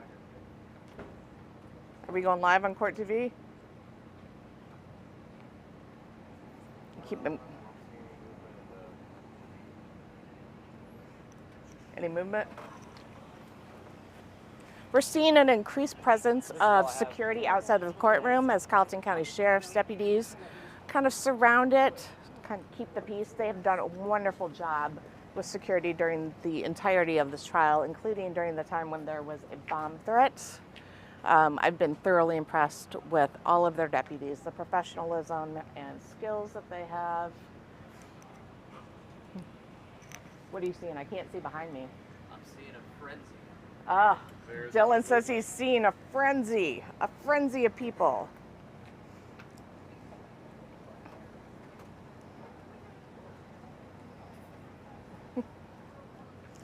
Okay, so I'm going to recap. We are in week 6 of the double homicide trial of Alex Murdaugh, who was charged with the murder of his wife, Maggie, 52 years old, and 22-year-old son, Paul Murdaugh, on June 7, 2021. He was indicted on July 14th, 2022, and the trial began on January 23rd of this year. 6 weeks later, today was the last day of the trial. Jim Griffin conducted the closing argument for the defense this morning, and then John Meadors for the prosecution did the rebuttal closing argument. Judge Newman did the jury instructions shortly after and handed deliberations over to the jury, at what point 3 hours later we've had word that there is a verdict. The family has been called back into the courtroom. There is a frenzy of movement behind me. We have no word what that verdict is, but I'm assuming since the time frame is very short, we're at 3 hours. They're not going to say it's a hung jury. So we're looking at either a guilty or not guilty verdict. I've heard a number of lawyer sources tell me various things regarding what the time frame means in terms of a guilty or not guilty verdict. All over the map, but I don't think we're going to know anything until court adjourns shortly. Dylan's going to hop on with me because he knows I hate talking to myself. God bless Dylan Nolan. Oh, yep, people are running behind me. Everybody's getting their exercise in.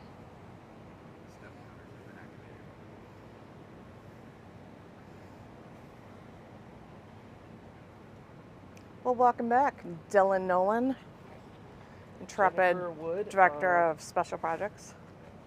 I'd like to thank you for exposing on Twitter the fact that I'm wearing shorts and a sport coat. Well, we all know that had I been on Zoom, I would have been in the same outfit. Well, at least I'm wearing pants.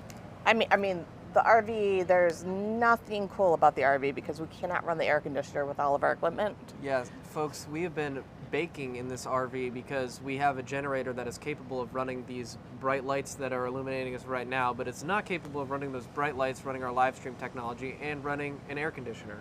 So, how long ago did we, I think Will tweeted... Yeah, folks, you remember in the last break when I was talking about us breaking every major development in this story, we were the first news outlet to report that the verdict was coming, so... Yeah. Another one. By a good 10 minutes. Yeah, by a good 10. And yeah, we were kind of sitting here waiting for Will to give us the okay to go ahead and watching everybody going about their business and taking the camera crews down and... So you've been following this story, I mean, and I've been following, and we've all been following this story intensely for years now, and I'm speaking specifically about the double homicide portion.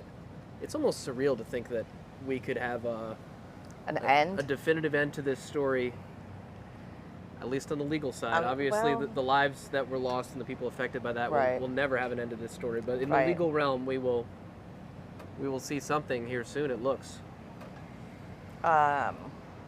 Were you surprised at how quickly the jury came back, or no? Well, we'd heard a lot of folks from Colleton County, folks who, you know, when they say a jury of your peers, these are the peers. So, Right. and I've made sure to talk to as many people as I can in the weeks that we've been here, asking how they think that their friends, their neighbors, their loved ones who live around here would operate on a jury. And this is consistent with what I've heard. Yeah.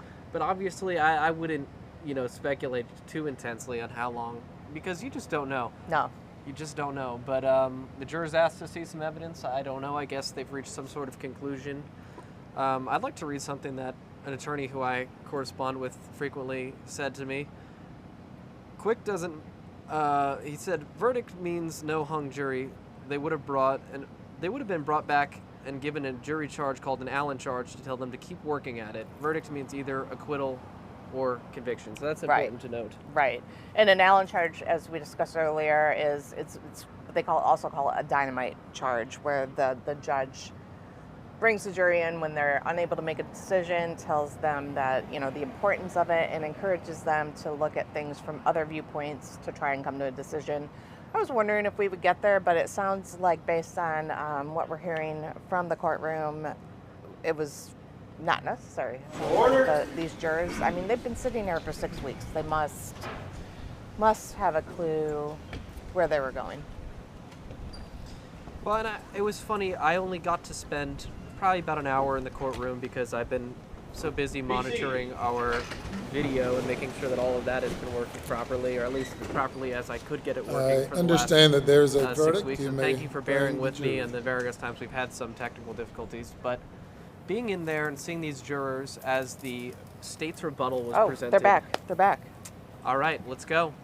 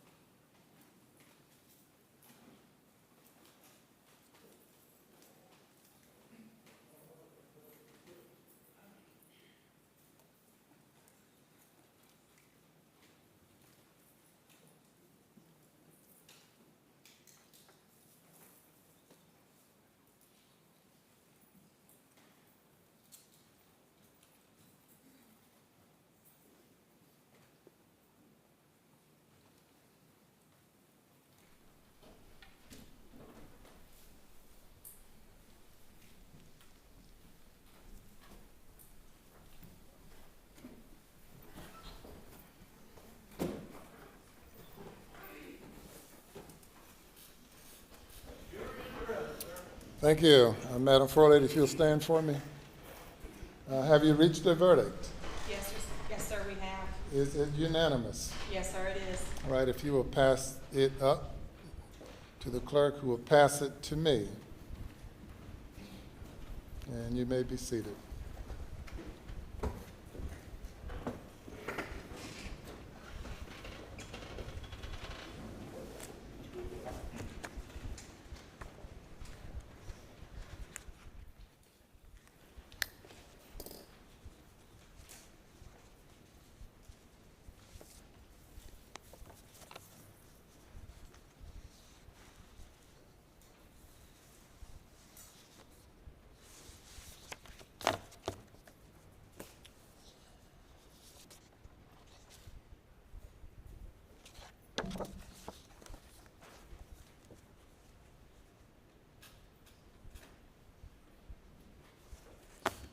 The defendant will rise.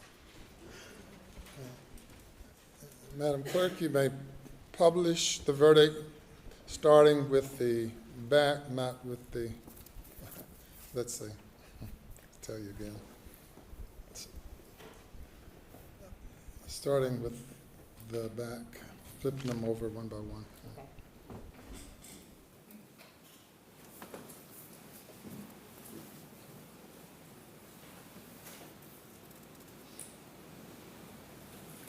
State of South Carolina versus.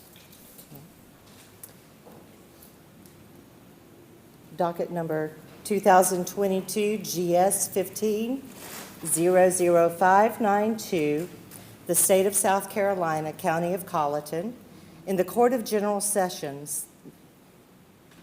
in the term of 2022, July, the state versus Richard Alexander Murdaugh, defendant, indictment for murder, SC Code 16-3-0010, CDR Code 0116. Okay. Guilty verdict, signed by the forelady, 3/2/23. Docket number 2022-GS-15-00593, the State of South Carolina, County of Colleton, in the Court of General Sessions, the July term of 2022. The State versus Richard Alexander Murdaugh, defendant, indictment for murder, SC Code 16-3-0010, CDR Code 0116, verdict guilty, signed by the forelady, date 3/2/23. Docket number 2022-GS-15-00595, the State of South Carolina, County of Colleton, Court of General Sessions, July term 2022. The State versus Richard Alexander Murdaugh, defendant, indictment for possession of a weapon during the commission of a violent crime, SC Code -16-23-0490, CDR Code 0549, verdict guilty, signed by the foreperson of the jury, date 3/2/23. Docket number 2022-GS-15-00594, the State of South Carolina, County of Colleton, Court of General Sessions, July term 2022. The State versus Richard Alexander Murdaugh, defendant, indictment for possession of a weapon during the commission of a violent crime, SC Code 16-23-0490, CDR Code 0549, verdict guilty, signed by the foreperson of the jury, 3/2/23.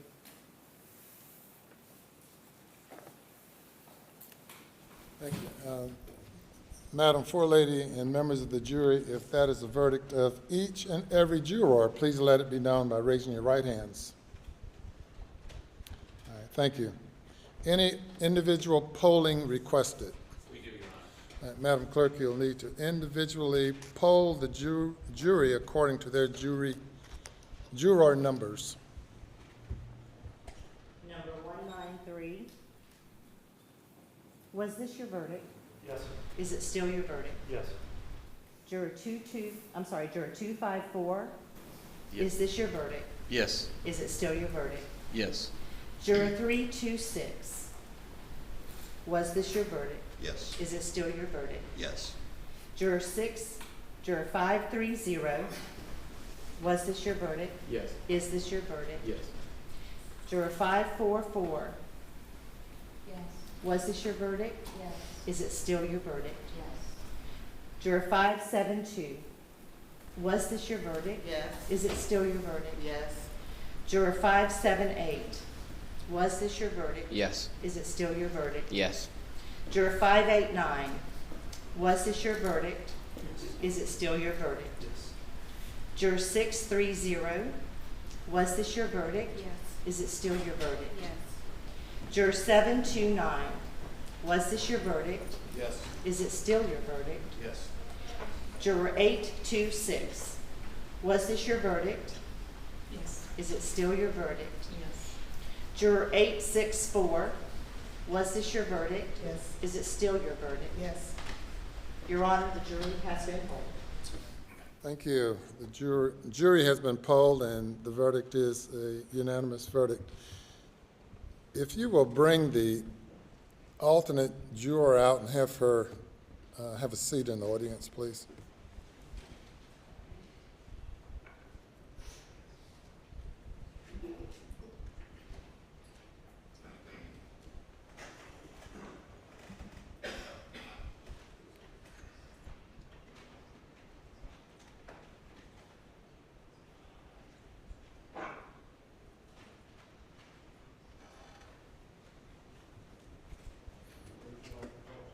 You can stand there or you can sit back there, whatever you prefer.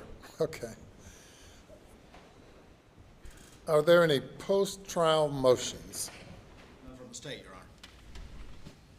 Your Honor, we would just renew our previously argued motions for a directed verdict, and at this, on the grounds, on those grounds, we would make a motion for a mistrial and to set aside the verdict. By the state, response. Your Honor, based on our previous arguments, we would submit that the case properly went to the jury and the verdict is proper, and would rely on those arguments. We've been here now 28 days, first few days of jury selection, and the remainder receiving testimony, an overwhelming amount of testimony and evidence that was presented to the jury for the jury's consideration. As I indicated to the jury during the jury charge, or the charge on the law, that this was a matter solely for the jury to determine. The court found at the end of the state's case that there's sufficient evidence to find the defendant guilty if the evidence was believed by the jury. Likewise, at the end of the defense's case, when the motion was renewed, the court found that the evidence was sufficient for the jury to find the defendant guilty. The jury has now considered the evidence for a significant period of time, and the evidence of guilt is overwhelming, and I deny the motion.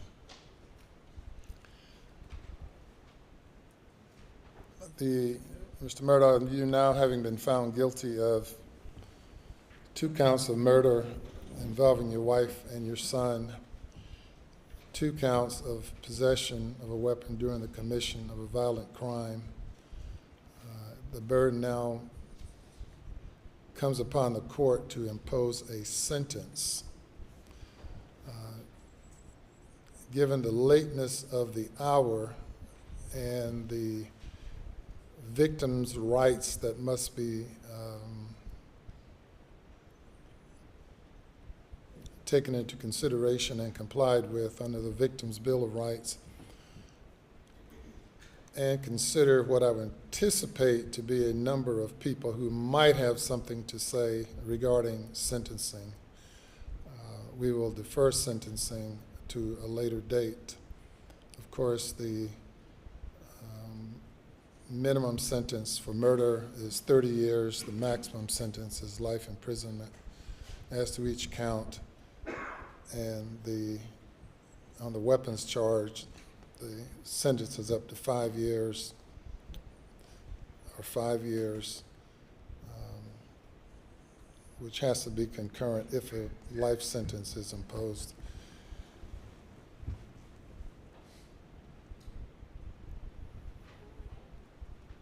When would you all like to reconvene for sentencing? I would like to give everyone an adequate opportunity to prepare for it.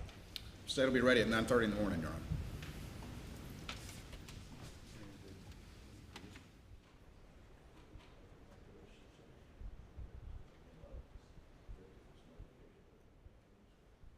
We could do it at 9:30 tomorrow morning also. All right. The defendant is remanded to the custody of the Colleton County Sheriff's Department.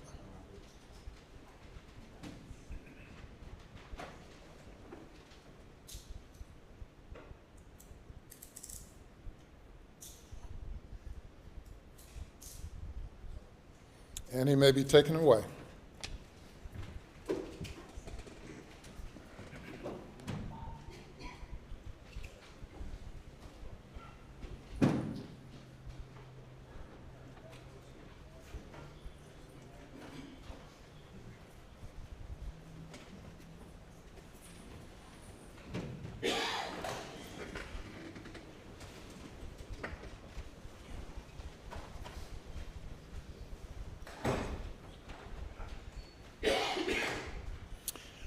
Madam Forelady and members of the jury, I want to thank you on behalf of the citizens of the state of South Carolina and your fellow citizens of Colleton County.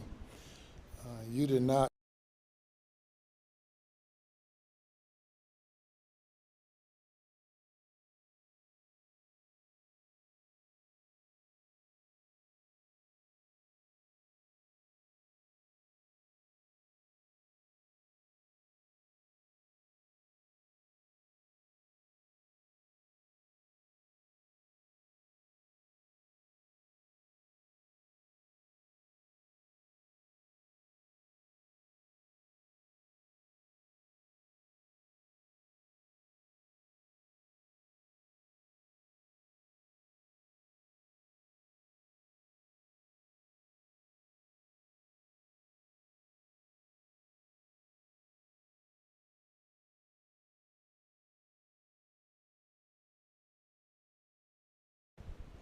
gave due consideration to the evidence.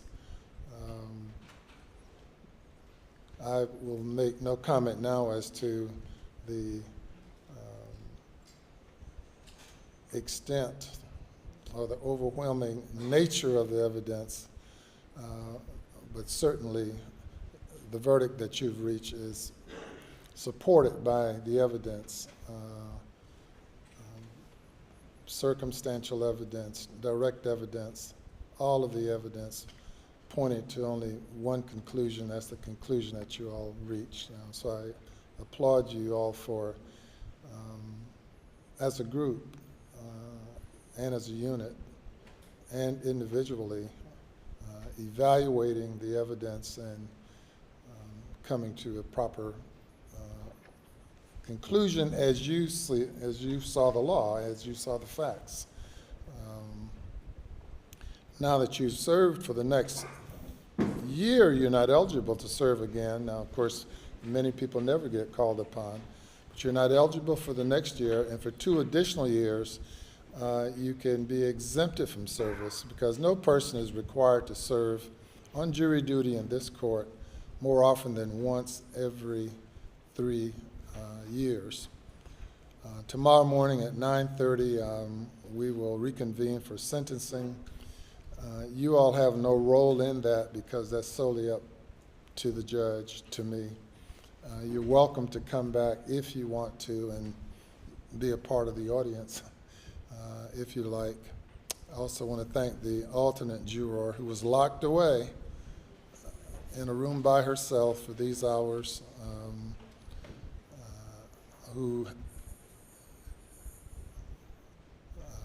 who's hung in there during that period of time. I want to thank you as well. Madam Clerk, what do you have to tell your jurors? Thank you for your service and what the judge said as well.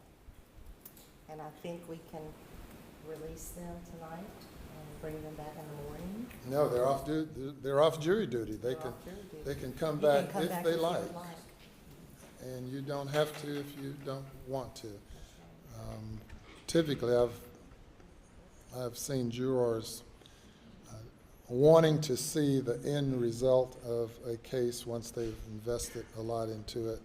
It's really an amazing thing with juries. Quite often, at the start of the case, jurors are really like, whoa, why am I here? I wish I wasn't selected. But as time passes and the jurors become invested and really committed to the case and committed to seeing it through, and are very disappointed when they are not able to see it to a conclusion. And then along the way of serving, you end up finding out quite a bit about our judicial system and learning quite a bit, well, about human nature for sure, but also about the presentation of evidence and hearing from expert witnesses and really learning a lot of things that you'll be able to take with you when you leave jury duty. And to Madam Forelady, I don't know if you were hesitant initially or not, but you have stepped up to the plate and done a great job of leading the jury as well. And thank all of you. So the jury is dismissed. Now, one thing before you go, of course, we have invested a lot in maintaining the privacy of the jury, of each one of you.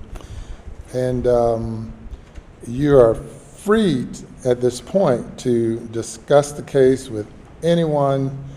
Given the high-profile nature of the case, I'm certain that the many people in the media will probably want to communicate with you, but they have no means of contacting you because under order that I issued, the identity of the jurors must be kept private.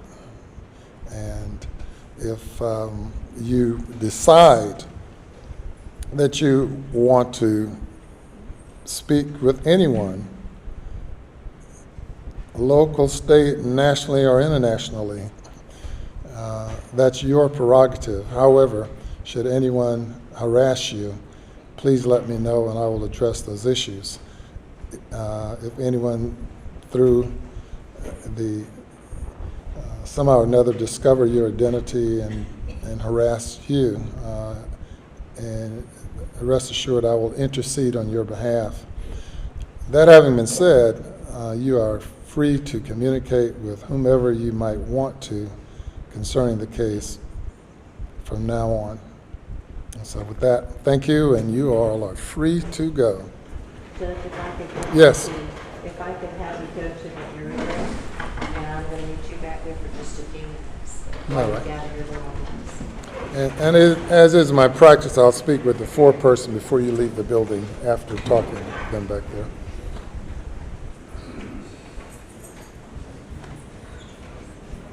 Anything else?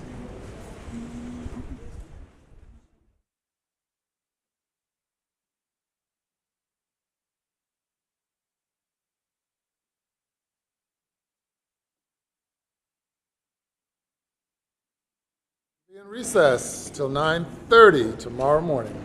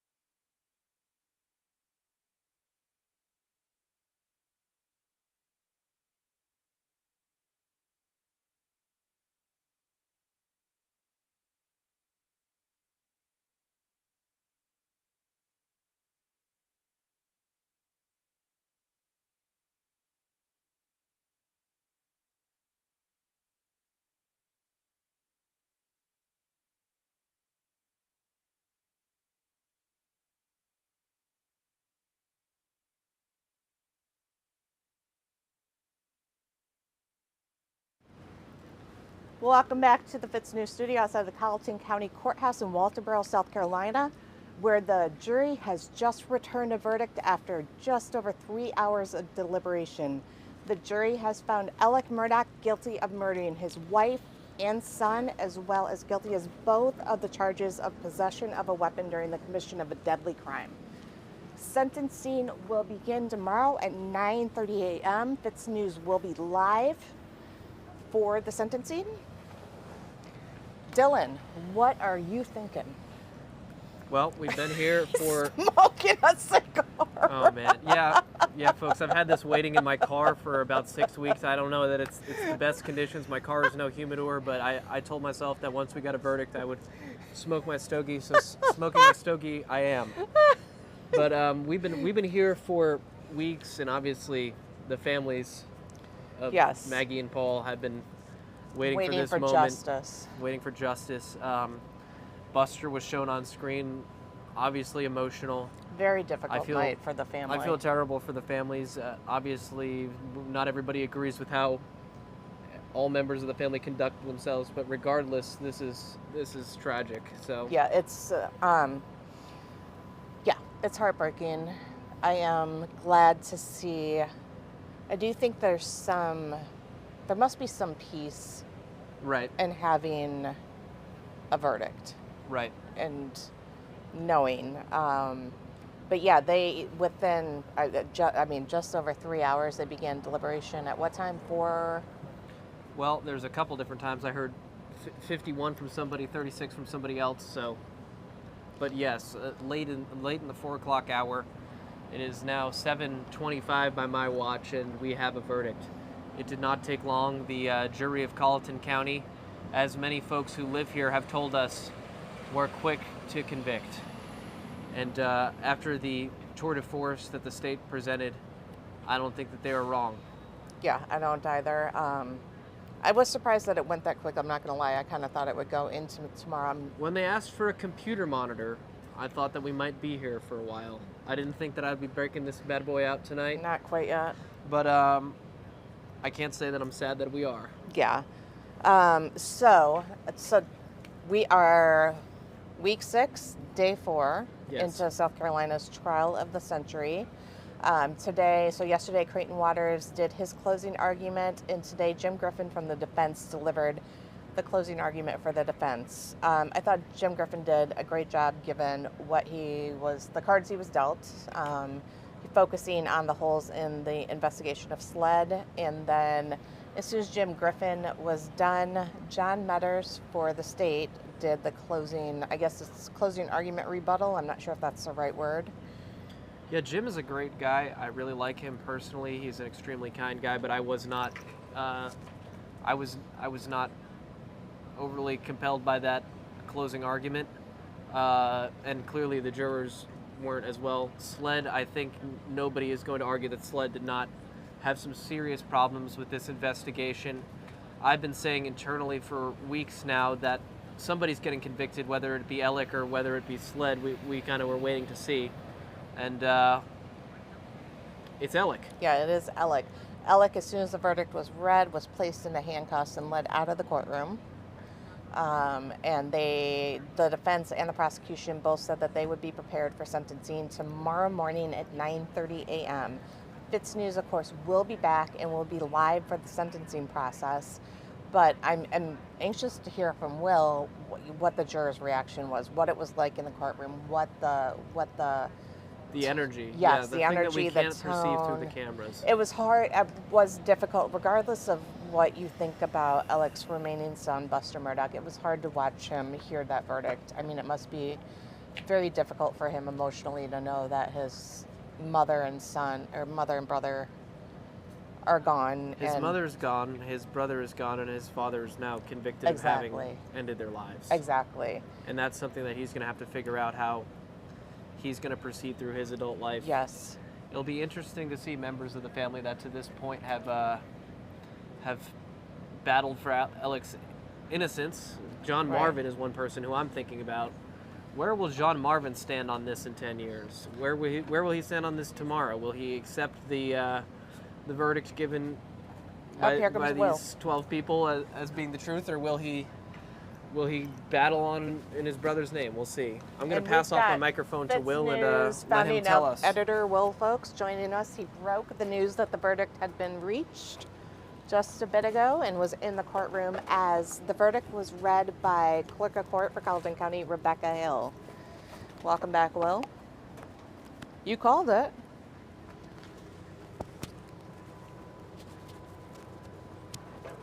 Sorry, these mics are a little difficult. All right. Just returning from inside the Colleton County Courthouse.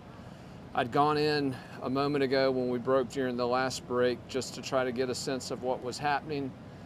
As I walked in the door, I'd been speaking with a few of the prosecutors, turned a corner and was told by a source inside the courtroom not to go anywhere. This was a little after, let me check my notes here.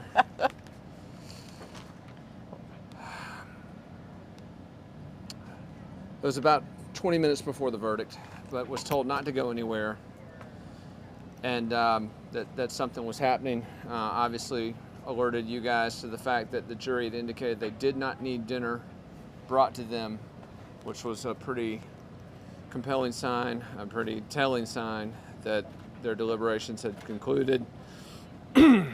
Started confirming this through sources. We did not know for sure, however, a verdict had been reached until one of the court bailiffs came in and told the gallery, which was rapidly assembling at that point, quote, whether you agree with the verdict or not, there's to be no cheering, no jeering, not a sound. And there wasn't. They followed that rule, everyone in the gallery, as the verdict was eventually read. But that was our first formal confirmation that a verdict had been reached, was when the bailiff came out and instructed the gallery as to the rules of decorum. 7:02 p.m. tonight. All rise was sounded in the courtroom behind us. Judge Clifton Newman entered, and shortly thereafter, several minutes later, 7:05 p.m., with the jury seated, Judge Newman asked the forelady of the jury if they had reached a verdict. She replied that they had. He asked if it was unanimous. She replied that it was. And then Clerk of Court Becky Hill reading off each of those indictments. The first indictment, murder against Maggie Murdaugh. The second, murder against Paul Murdaugh. The third, use of a weapon in commission of a violent crime, Maggie Murdaugh. And then the fourth, use of a weapon in commission of a violent crime with Paul Murdaugh. Guilty, guilty, guilty, guilty. Unanimous verdict. Just one thing I noted as Alex Murdaugh turned around, and I'm not sure the court TV cameras picked this up, Alex Murdaugh turned around and looked directly at his son, surviving son Buster, said, "I'm sorry, I love you, I love you." Just unbelievable what we witnessed here a moment ago. Judge Newman will not impose the sentence immediately.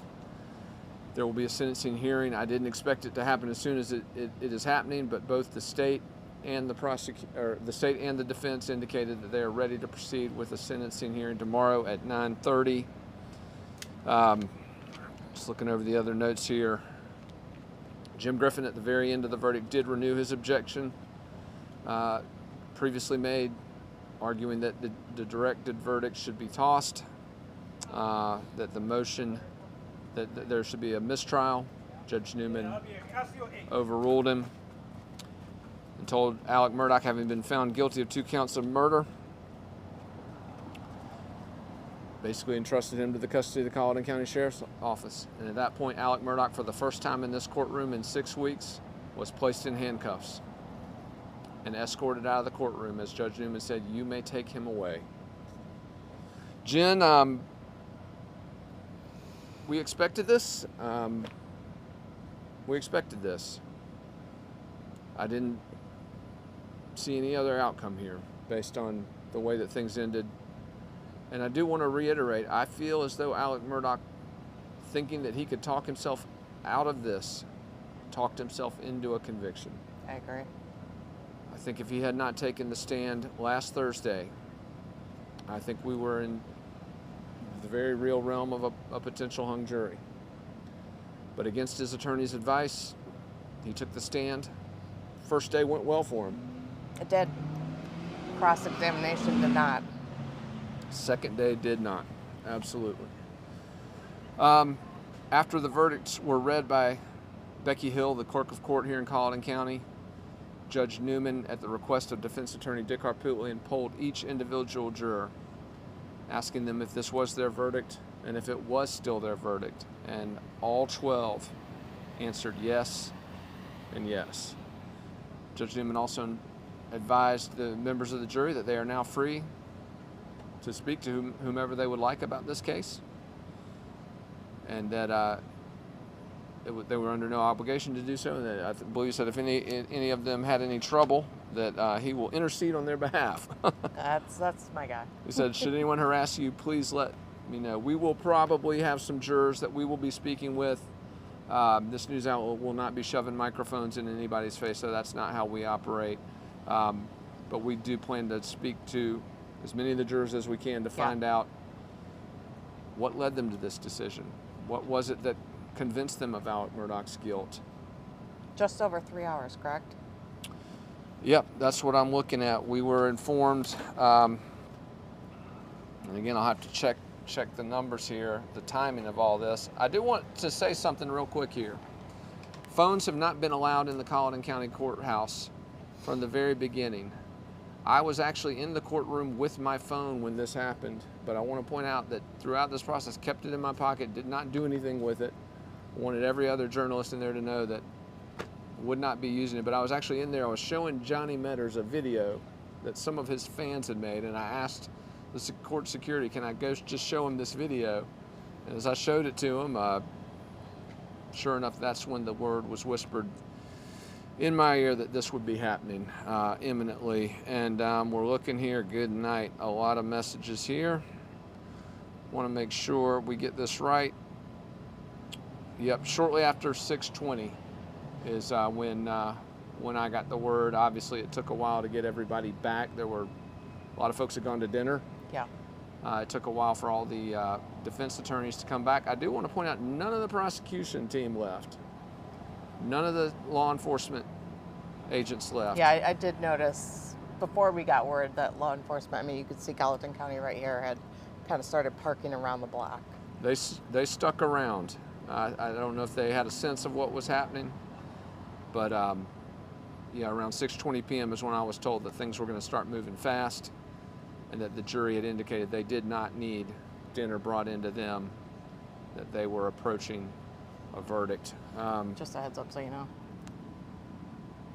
Yep, Okay. Dylan Nolan is filming our the press conference that's happening right now with the prosecutors, I believe. So we'll be bringing that to you as soon as we can get it. I guess there's no way to cut to that right now? No, he's going to come back. He'll pop it on the video, on our video feed, so everybody can watch it. Judge Newman, talking about sentencing, he spoke about the minimum sentence that Alec would be facing for each count. It sounded 30 years. It's accurate. 30 years on each count, 60 years. So Alex Murdaugh, in all likelihood, will never leave the custody of the South Carolina Department of Corrections. Now, just because Alex Murdaugh has been convicted of these murders and these 2 weapons charges does not mean that the other charges against him go away. He is still facing more than 90 financial charges, which could land him in jail for another 700-something years. Obviously, the state has requested life in prison on these murder charges. That will be up to Judge Newman to determine whether or not he will sentence him, again, on these particular charges, to 30 years apiece for each charge or life in prison. So obviously, that hearing will begin at 9:30 a.m. tomorrow. Fitsnews will obviously be there, as we have from the beginning of this trial. Jen, as we look back on this 6-week odyssey, this 2-year odyssey, from the very beginning, it seemed as though this was where we were headed. And again, I want, throughout these last 6 weeks, my mind has been open to any possibility. Yeah. And even today, listening to Jim Griffin's closing argument on behalf of Alex Murdaugh, I felt, wow, these are some really good points he's making. He made some very good arguments, but the fact that he was at those kennels at 8:44 p.m. on June 7th, 2021. It was that kennel video, people. And once again, the only reason that video was even made was that the cell phone reception at Moselle at the kennels that night was insufficient for Paul Murdaugh to have a FaceTime call with his friend Rogan Gibson, whose dog Cash with the hurt tail. Because of that poor cell phone reception, Paul Murdaugh filmed that fateful video, 8:44 and 55 seconds. It ended 50 seconds later. Thought we had Alex Murdaugh's van going by us. Murdaugh incidentally remanded to the custody of the Colleton County Sheriff's Department. After his sentencing, he will be an inmate of the South Carolina Department of Corrections. He will go through the same intake process and evaluation process. So he'll no longer be at Alvin Glenn? Correct. Okay. He will no longer be at the Alvin S. Glenn Detention Center in Richland County or the Colleton County Detention Center. He will go to the Broad River Correctional Facility in Columbia, South Carolina. It's about 8 miles north of Columbia, South Carolina. There he will he will be evaluated by corrections officials, and they will determine his placement. And again, all of this will take place after sentencing. Until then, he will be in the custody of the Colleton County Sheriff's Department.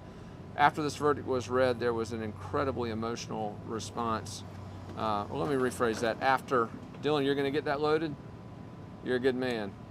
After this verdict was read, after the courtroom was adjourned by Judge Newman, a lot of the tension of the last 6 weeks just... I'm not getting that loaded. I got to run back. They're doing a presser. Okay. Okay. Well, should we take a camera over there? No, you're good. Keep going. All right. Well, we'll get that presser to you as soon as we can. But just, there were hugs. There were a few tears. It's been a long journey. It was hard to watch Buster in court. It was. I looked over on several occasions at Buster Murdaugh. He sat emotionless. His face was red. He had his fingers up to the side of his face, to his temple. I mean, God only knows what was going through his mind. Buster testified on behalf of his father. Yeah. Was John Marvin in there? John Marvin Murdaugh was not in the courtroom at the time that this verdict was read, nor was Randy Murdaugh. His sister Lynn Godey was in the courtroom. Good. And obviously Buster Murdaugh in the courtroom at the time the verdict was read. And again, as I mentioned earlier, I'm not sure the court TV's cameras caught this, but Alex Murdaugh, as he was being led away, as he was being turned around, looked at his son and said, "I'm sorry, I love you, I love you." Said it twice. And it's an unbelievable situation. Jim, we've been following this, living this, breathing this, and it's amazing that a lot of the things that we thought would lead to a conviction of Alex Murdaugh were not the things that ultimately did it. For many months, we were told there was spatter all over his shirt. It was damning. There's no way he was going to get out of that spatter evidence on his shirt. Yeah, it would have placed him at the scene of the crime as it occurred, not minutes before it occurred, but as it occurred. That spatter, if indeed that had been accurate. And I want to be clear, we didn't get a definitive determination on this high velocity impact spatter. There is a report from Tom Bevel, which concludes, based on his analysis, and again, not his initial analysis, but his final report, indicated the presence of the spatter. But apparently some of the initial reports did not show that. And so the prosecution opted wisely, I think, not to introduce that report as evidence, fearing that the defense would make hay with it. And frankly, they did, even without it, they made hay with it. Given how short a duration of deliberation, Jen, it makes you wonder, and again, we're going to talk to these jurors at some point in the coming days about what led them to this decision, but it certainly feels as though these closing arguments, their mind was These jurors have been in there for 6 weeks, looking at these autopsy photos, looking at these crime scene photos, listening to evidence of the financial crimes as it relates to the potential motive that Alec had to murder his wife and child. I think I do know that there are cases where closing arguments can make or break the case, but I think the evidence in this case was hard to look at, hard to watch. Absolutely. Dylan Nolan is carrying a tripod and a camera and a nice mic out, so I guess that means we're going. Well, he's running. So look at him go. Thank God he's a runner, because I am not. You know, he's kept in good shape during these last 6 weeks. Somebody has. Somebody has. Not you and I, man. Walterboro cooking people. So, I mean, you were 82% right. Well, I mean, again, Jen's referring, I tweeted out my prediction earlier, 82% likelihood of a guilty verdict, a 16% likelihood of a hung jury, and a 2% chance that he would be acquitted. I really put the 2% just because you don't want it to be no chance. I said zero. You said zero? Well, I said you were zero right. Acquitted. But it just felt, and again, we heard rumblings about that trip to Moselle, about jurors spending a very long time at the door of that feed room, spending a very long time there. It was, for me as a mother, listening to the injuries that Paul Murdaugh sustained and knowing how hard that must have been visually for the jurors to see those images I think that feed room probably was key. Absolutely, and clearly, jury accepting the prosecution's narrative. Is it? And again, we can't wait to sit down with them and ask them. But the lie. What's the expression? It's the lie that gets you. The big lie. And the big lie got Alex Murdaugh on these. Again, just an odyssey that we've been following for the last 2 years, really, Jen, since all of this, and even longer than that if you consider the boat crash that led to here. Now, a key point. That civil lawsuit is ongoing. Right. The boat crash lawsuit is ongoing. Attorney Mark Tinsley will be speaking to him at some point. He messaged a minute ago indicating he'll have some comment on what transpired here today. But that case is ongoing. The drug charges are ongoing, and we've got a lot of work to do on that drug front. Wait, just stay tuned to Fitsnews because we are digging into that deep, and we are not letting that go. Absolutely. There's a drug connection to all of this, folks. We saw several interesting names on the SLED timeline of the day of the murders, and again, that's just the day of the murders. So we've got a lot to cover on that. Obviously, Fitsnews, thanks to Jen Wood's amazing research, already drawn some connections between Alex Murdaugh and Barrett Bowler, a name that you heard invoked frequently in this trial as one of Alex Murdaugh's victims of the financial crimes. But some connections there involving Bowler and Murdaugh that we've delved into in the past. We're going to continue to dive into those as it relates to some of these drug charges. The financial crimes trials, those are coming up too. Yeah, I mean, he even despite the fact that he admitted to all those crimes in court, they still have to try him. I do think it's going to make it a little faster. I do think it's going to help with resources from the prosecution. Well, it'll probably also help that during his double homicide trial, Alex Murdaugh confessed to a number of these financial crimes. That should probably make those trials easier. And again, I want to remind our audience of something we pointed out. There was a lot of criticism of the prosecution for its over-reliance on the financial crimes. There was a method to that madness. It wasn't just about motive in this case. It was about getting the evidence on the record and the admissions from Alex Murdaugh. Think of if they can speed those trials up, those victims, think of how much less burden it's going to be on them. They're not going to have to sit through as much legal proceedings. I mean, I do think while it was tedious, while everybody seemed frustrated, I think it was important. It was important, and once again, Alex Murdaugh facing more than 90 financial charges, could put him in jail for over 700 years. And the state was adamant, whatever happened in this case, they were going to, they call it LWOP, life without parole. They said they were going to LWOP him on those financial charges. So obviously that was something that would keep him behind bars for the rest of his natural life, whatever happened here. But clearly this was the main event. This was the verdict everyone was waiting for. This was really the moment when the lies, at long last, caught up to Alex Murdaugh.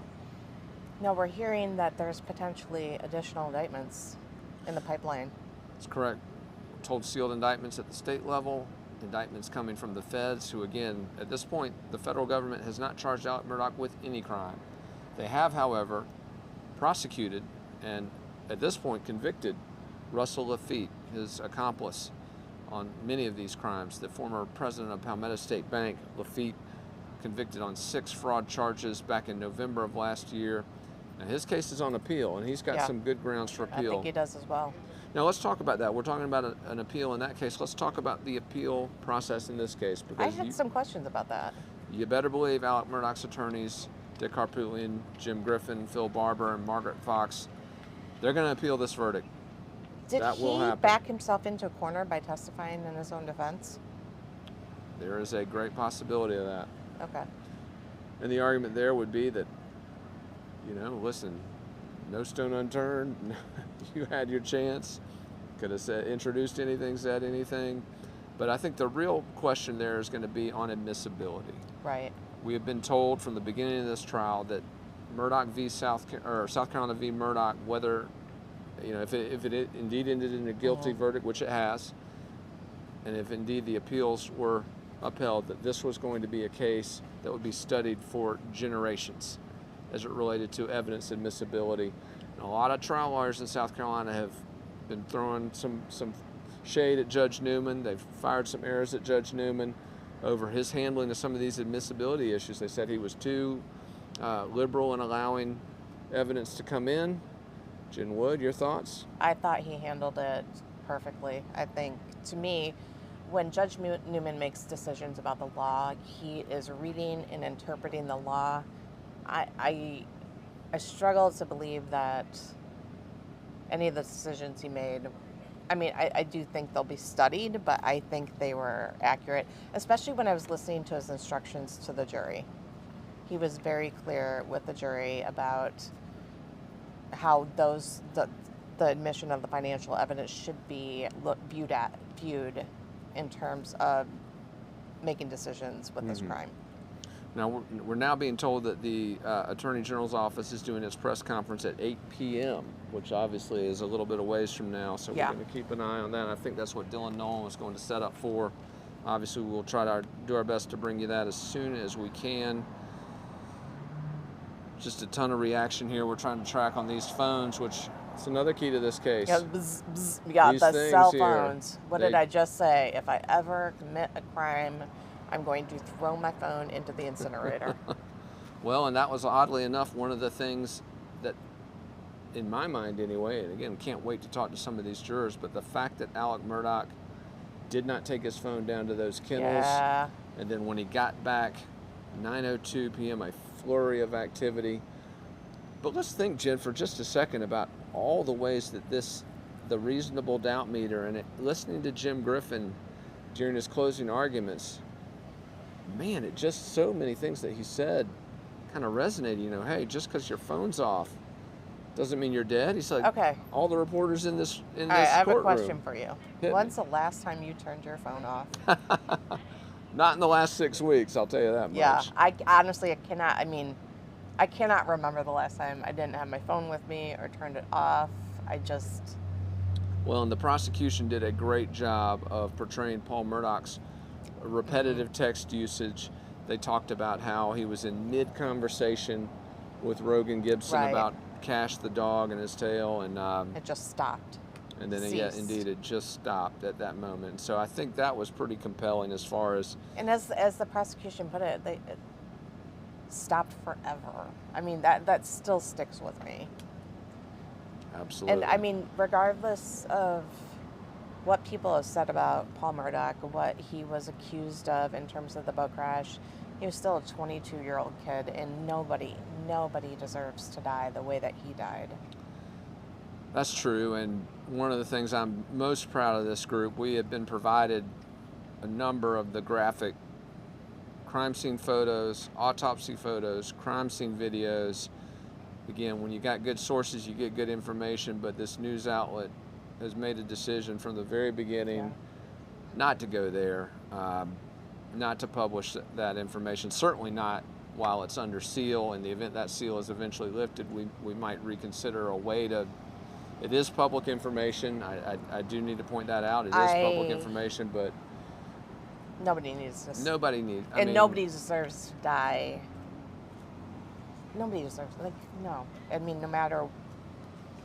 Yeah, it's just it's a tough thing to think about. Well, and thinking about Maggie when Creighton Waters said she was running to her baby. Yeah. I mean, that's. Knowing that she likely knew what had happened to her son and was going to him and likely knew what had happened. Absolutely. I mean, that's just a hard thing to think about. It is, and I've had a number of media colleagues who have said that they wanted to see these images, and I can assure you that... don't, no. You don't. No. You don't.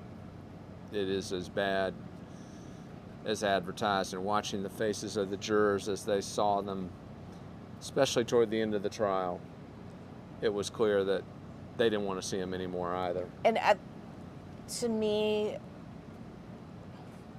after seeing them, the theory that the defense had put forward no longer made sense.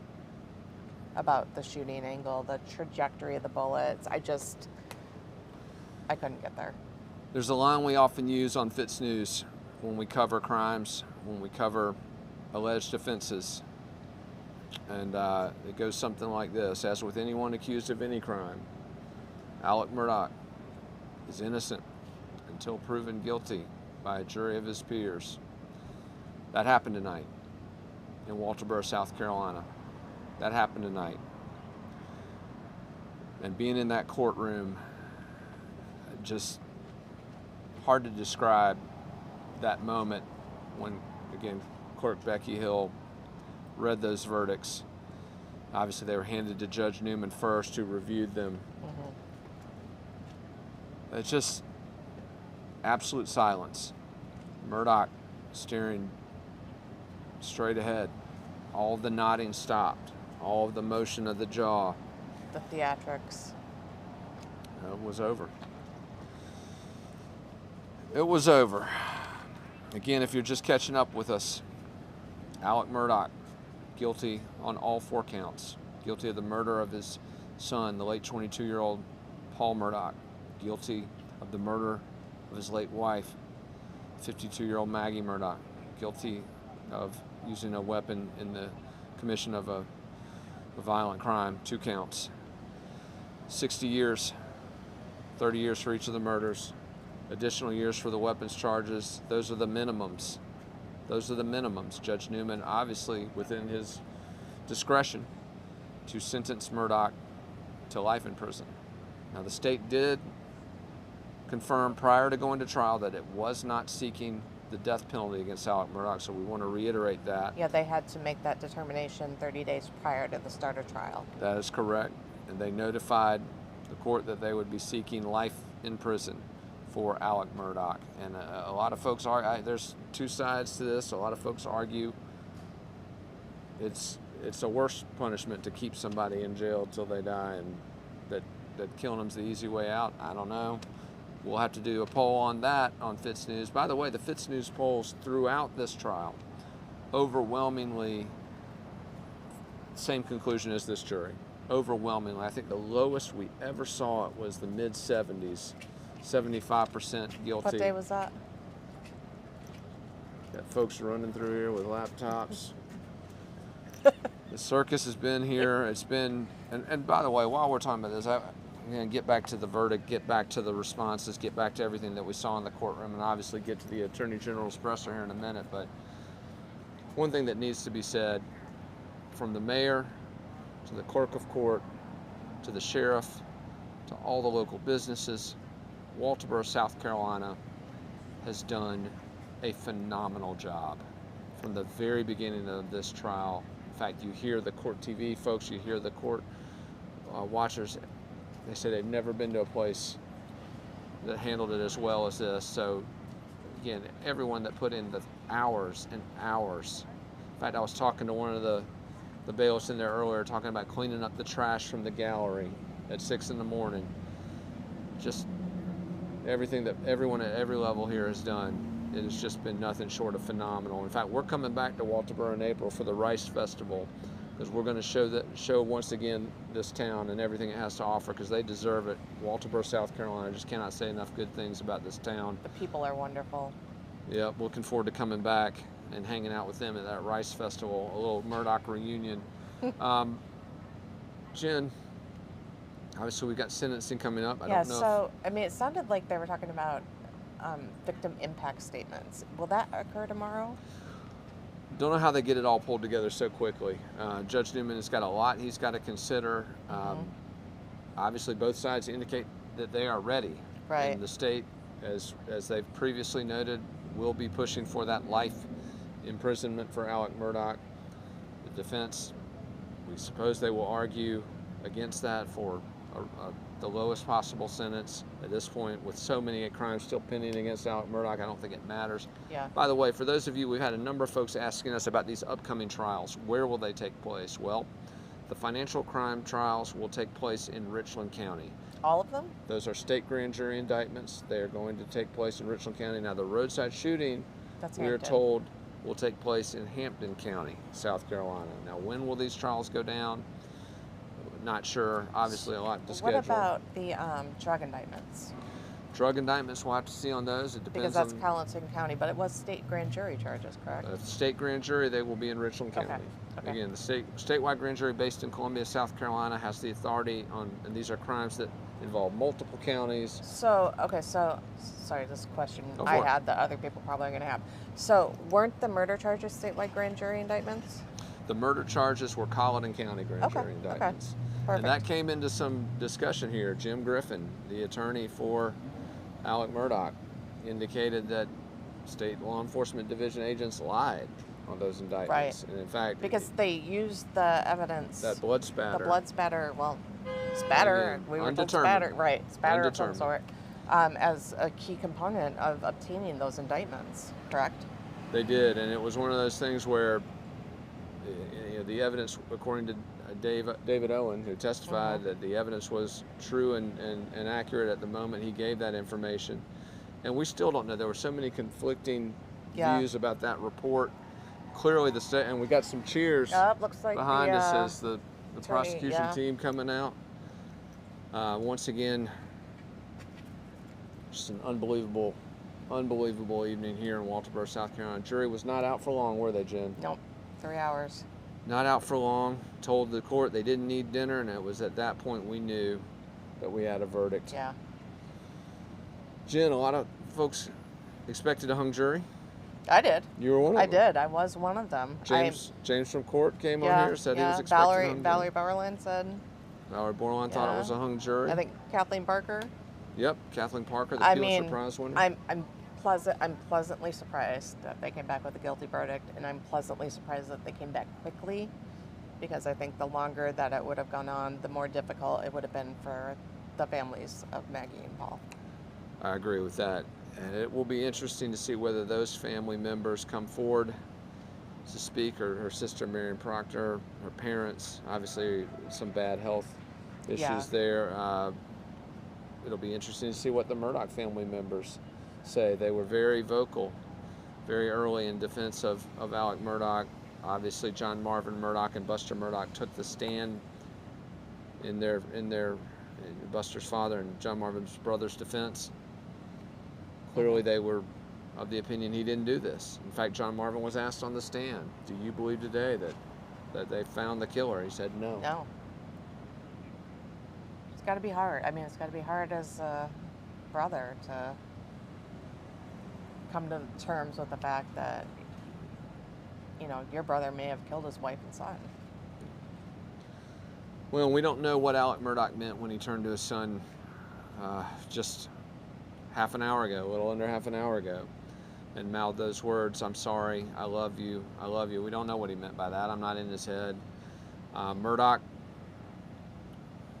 as he was escorted from the courtroom, again, handcuffed for the first time in 6 weeks in that courtroom. His attorneys had negotiated for him to be unshackled, uncuffed. He was allowed to move somewhat freely, although there was always a perimeter of security around him. In fact, I spoke to one of those deputies tonight who's been watching Alex Murdaugh. He said he'd been accused of being all sorts of different names. Terry Bradshaw was one of them. But again, those guys did an excellent job, not only protecting those in the courtroom, but protecting Alex Murdaugh, because again, he's a now infamous convicted murderer. Yeah, I mean, folks, when we started getting word that there was a verdict, I mean, nobody else knew out here, so it was a little bizarre, because I was watching. Wait, who was the first one that knew? I think it may have been. I think it may have been you with Fitsnews. Well, but I want to remind people, we were in there, and as I mentioned, I had this thing in the courtroom, which you're not supposed to do.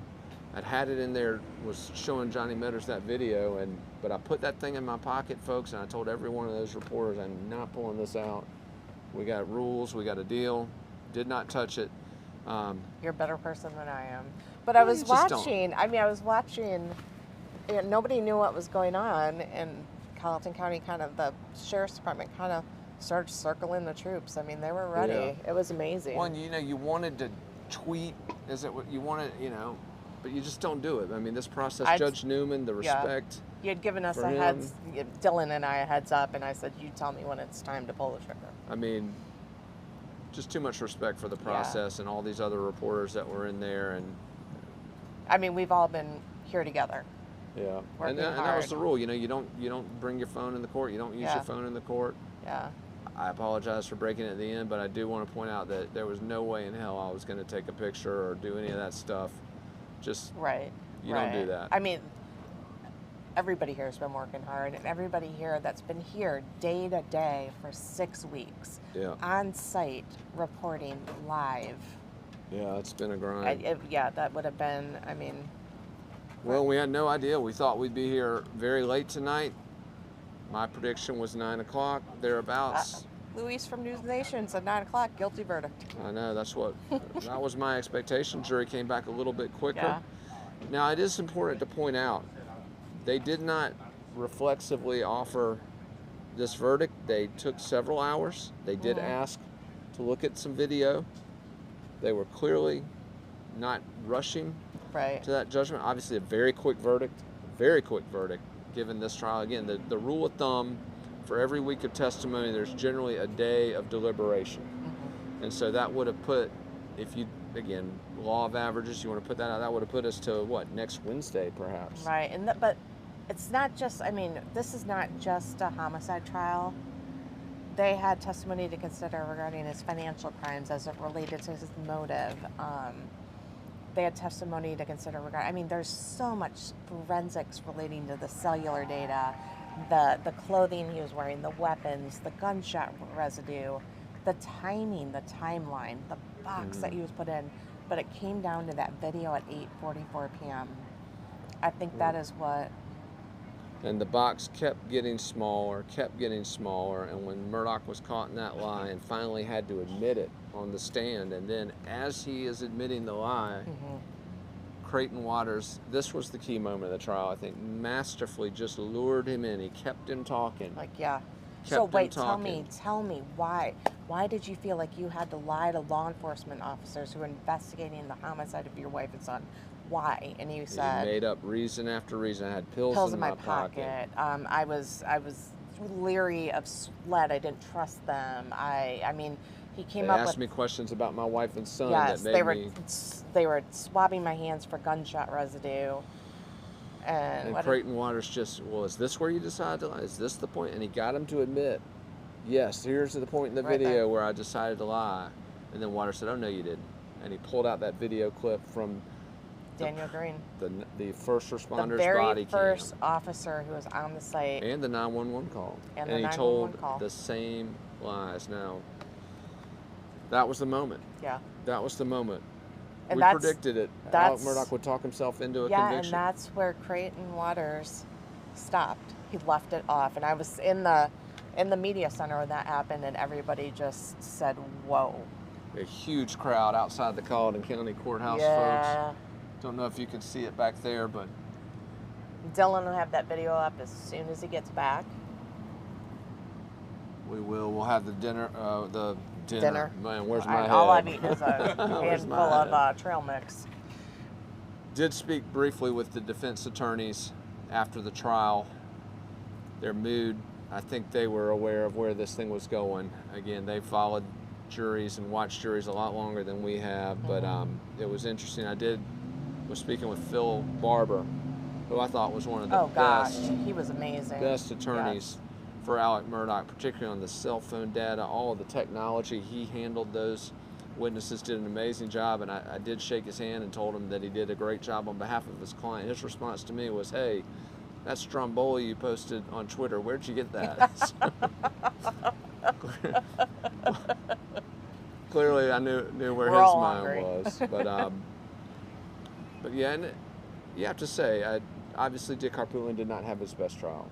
There's no way around it. He didn't have his best trial. Turned off a lot of the jury at the very beginning. Jim Griffin really took over and ended up delivering the closing. But Harpootlian was good on arguing motions outside the presence of the jury. Leading into this trial and the pretrial hearings about the motions that were filed, I thought Dick Harpootlian shined. I was very impressed with his courtroom demeanor, his ability to argue the law, and I've been impressed with Dick going into the trial. I'm just not entirely sure that his courtroom presence is necessarily Colleton County style.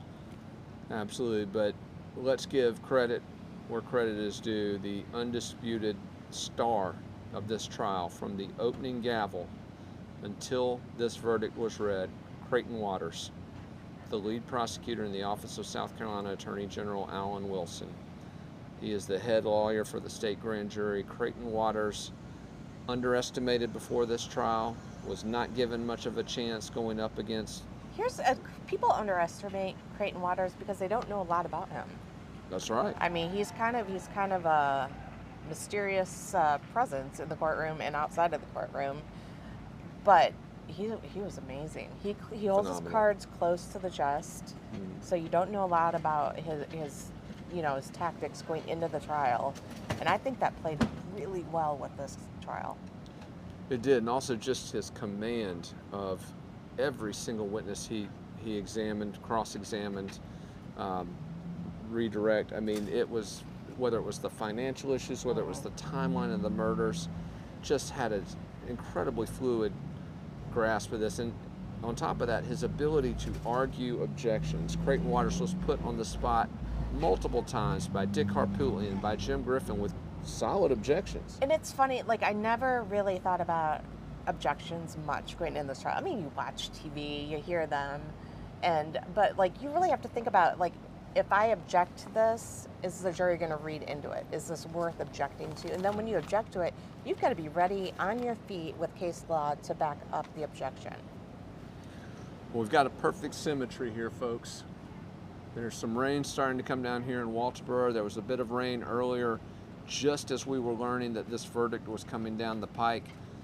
And it brought me back to those opening arguments by Creighton Waters, who talked about a gathering storm in the life of Alex Murdaugh. Financial pressures, pressures from the boat crash, pressures of his son potentially going to prison in connection with that boat crash and the criminal probe. Father being ill. His father being ill, the drug use, even though we believe that was very much exaggerated. Everything coming to a head, according to the prosecution, in that one moment just before 9 p.m. on June 7, 2021. But Jen Wood, as Creighton Waters was discussing that perfect storm, that gathering storm, that building storm, in his opening arguments way back on January 25th, a storm came over the Colleton County Courthouse. And it was a loud storm. I mean, it was wild. Heavy rains, and it was, from that moment, that jury was invested in that narrative. And we saw the storm tonight, the weather rolled in. And everybody's frustrated with the financial crimes, like taking so long to get through this trial. But Creighton Waters had to show the jury that perfect storm to get to this verdict. He did, and it was labeled the state's motive, but I don't think motive had anything to do with it, Jen. I think that they were showing that jury that this is a guy who lies with ease. I lied. To everyone, and not only that. I stole. I lied, I stole. I did them wrong. But not only did he lie to everyone he knew, and not only did all of those whom he knew testify to those lies, but Jen Wood, Creighton Waters masterfully pulled him into lying on the stand. Yep. So are we going to see... You've got a devilish look in your eye. I don't know what she's about to ask people. That's a look I'm afraid of right there. What you got? Are we going to see lying to law enforcement charges? Are we going to see perjury charges? What are we going to see? Obstruction of justice. There are multiple sealed indictments, we are told, still pending for Alex Murdaugh. Make no mistake, ladies and gentlemen, Alex Murdaugh's career as an individual under indictment is far from over. There are more indictments headed his way. We believe at both the state and federal level. As we mentioned earlier, the feds have yet to charge him. We believe that is imminent. We'll see. In a lot of cases, once folks have reached a situation where they're locked up for life, a lot of times these charges disappear because there's no need. Well, the logic being once someone is locked up for life, But the problem with that is that the victims of these crimes deserve justice. So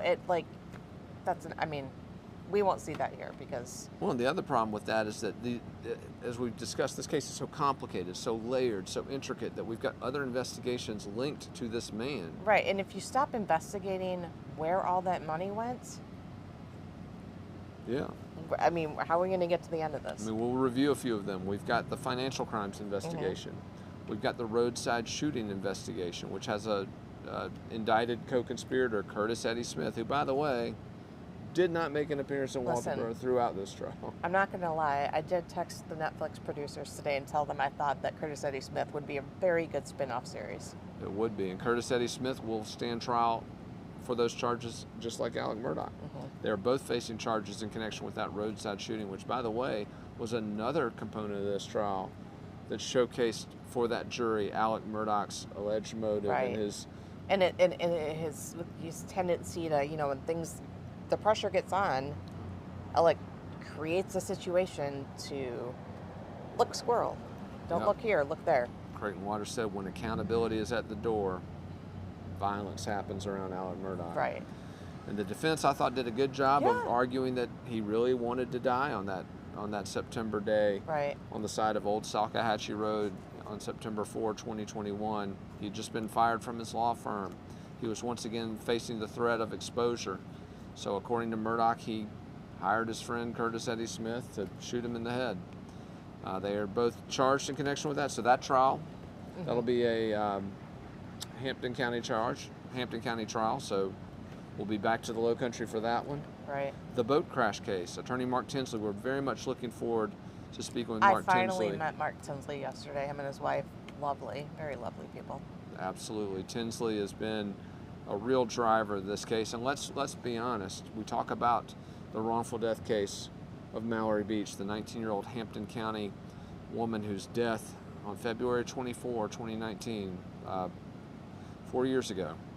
Hard to believe it's been that long, but 4 years ago, again, that was the moment that it all came crashing down for the Murdaugh dynasty, a legal empire in the Lowcountry, the 14th Judicial Circuit, a 5-county region, including Colleton County. They ruled this place like their own fiefdom, people, for over a century. Alex Murdaugh, a badge-carrying assistant solicitor in the office that his father, A badge grandfather, that they showed yeah, he utilized heavily when needed. absolutely. But it was that boat crash and that wrongful death case that really was the collapse of this empire. And Mark Tinsley, the attorney on that case, he testified in this trial, provided some key testimony. He is continuing to push forward with that lawsuit, which the Murdaughs are multiple Murdaugh defendants, but also the corporate defendants, Parkers. Parkers, yeah, It's been a kitchen. knockdown, drag-out fight between Tinsley and Greg Parker, the owner of the Parker's convenience store. Seeing Tinsley in court during this trial, I'm very much looking forward to watching him fight that battle. So we've got that civil trial to cover. The Murdaugh murders, crime, and corruption saga, people, as I've noted, far from over. A major chapter has been closed today. Sentencing, appeals, and again, all these other cases. And we've just begun to scratch the surface of this maze of alleged criminality that revolved around Alex Murdaugh. Yeah, we were going to have a planning meeting. We were supposed to be having a planning meeting right now. We thought that this jury would deliberate a bit longer than they did. But that's okay. We have plenty of time to plan. That's correct. By the way, one of our law enforcement friends, I'm not going to name him, he hit the time of deliberation on the nose. Nice. I told him, I said, I think you're a few hours too early. He said, I know my people. My us mutual Walterbertonian or whatever. Yeah. Also called it almost. Lowcountry Brittany called it. Lowcountry to Brittany called it. I said, "Are you a witch?" The locals knew. The locals knew. The locals knew, and They said, "Nope, it won't be that long." Absolutely, and apparently O.J. Simpson knew. Oh gosh.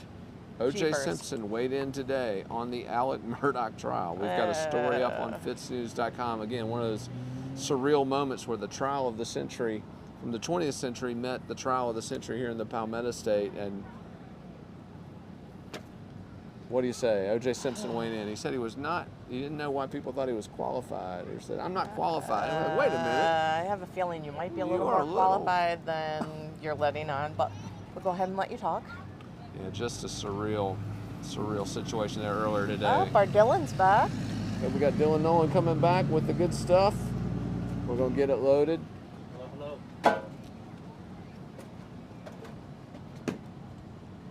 3:50 and 20 seconds.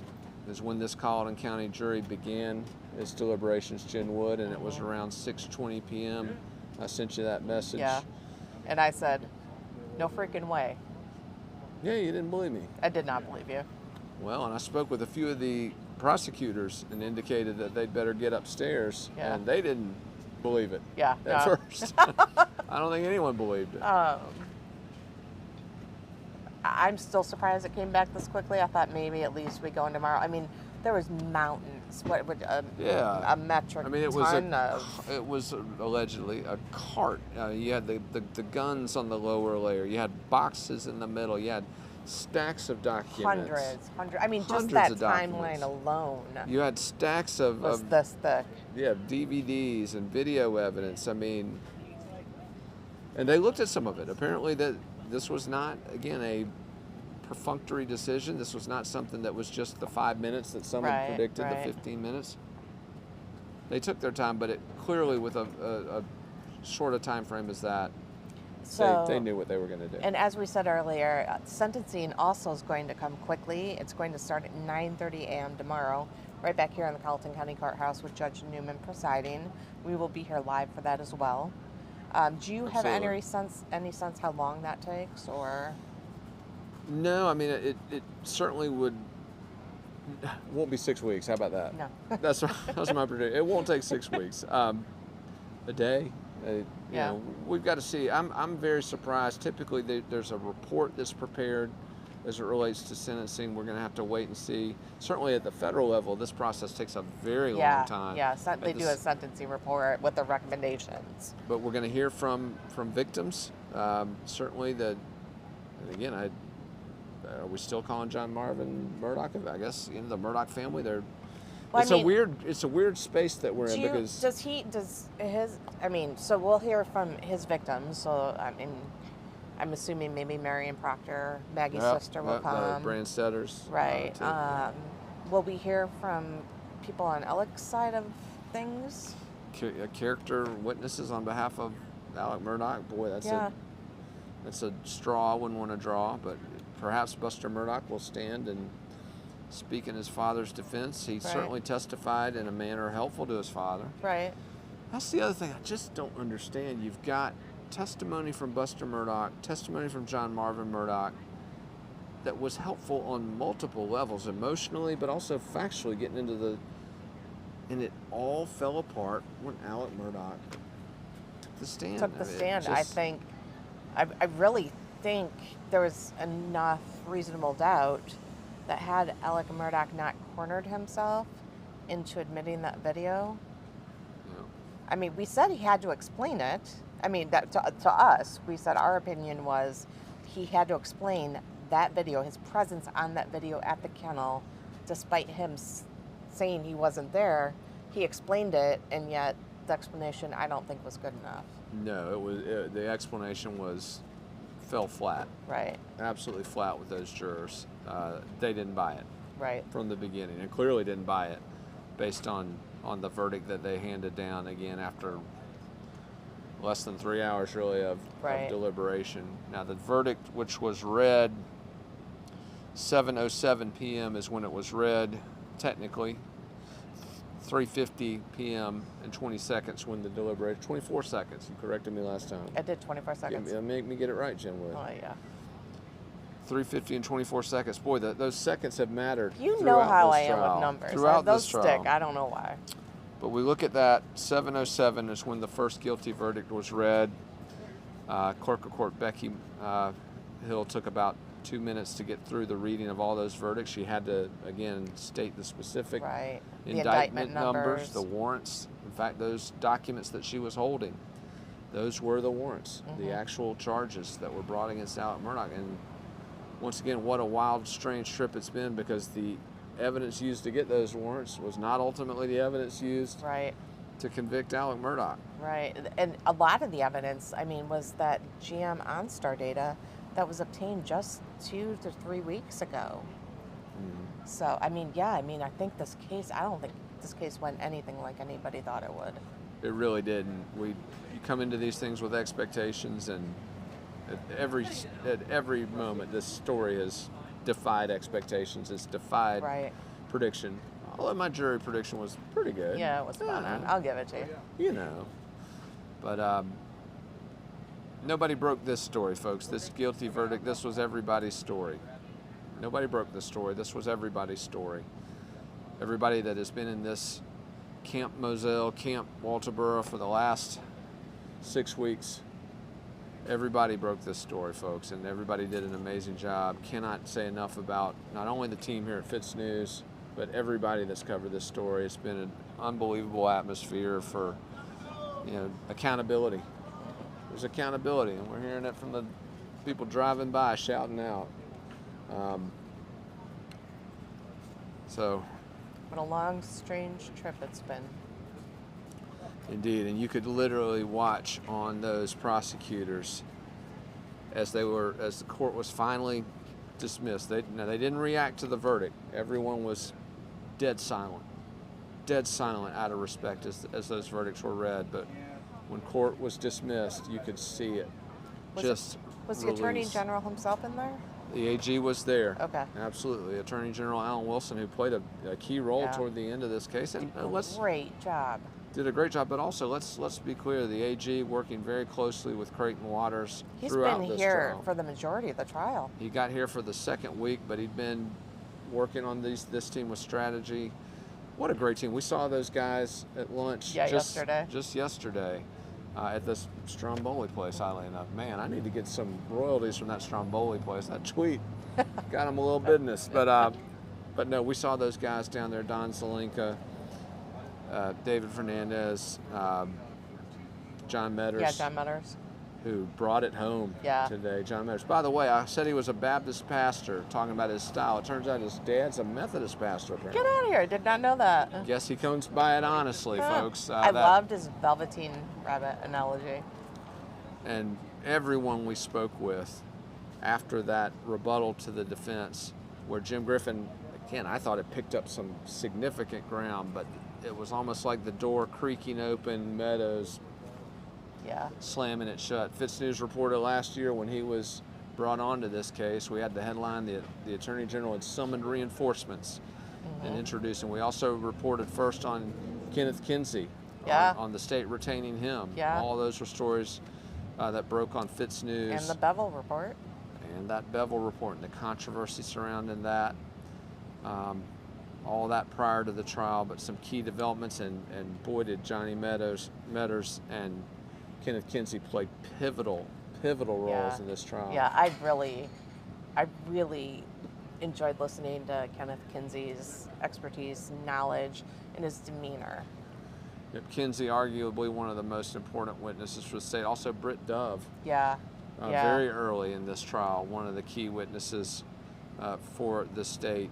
Oh, and let's not forget Agent Peter Radofsky, the timeline guy. The final witness for the state, Peter Radofsky, putting that timeline together. And another thing that's worth pointing out, Alex Murdaugh has been convicted of murder. He is a convicted murderer at this point. But the investigation into the murders of Maggie Murdaugh and Paul Murdaugh is not over. There are still missing weapons. There are still missing clothes.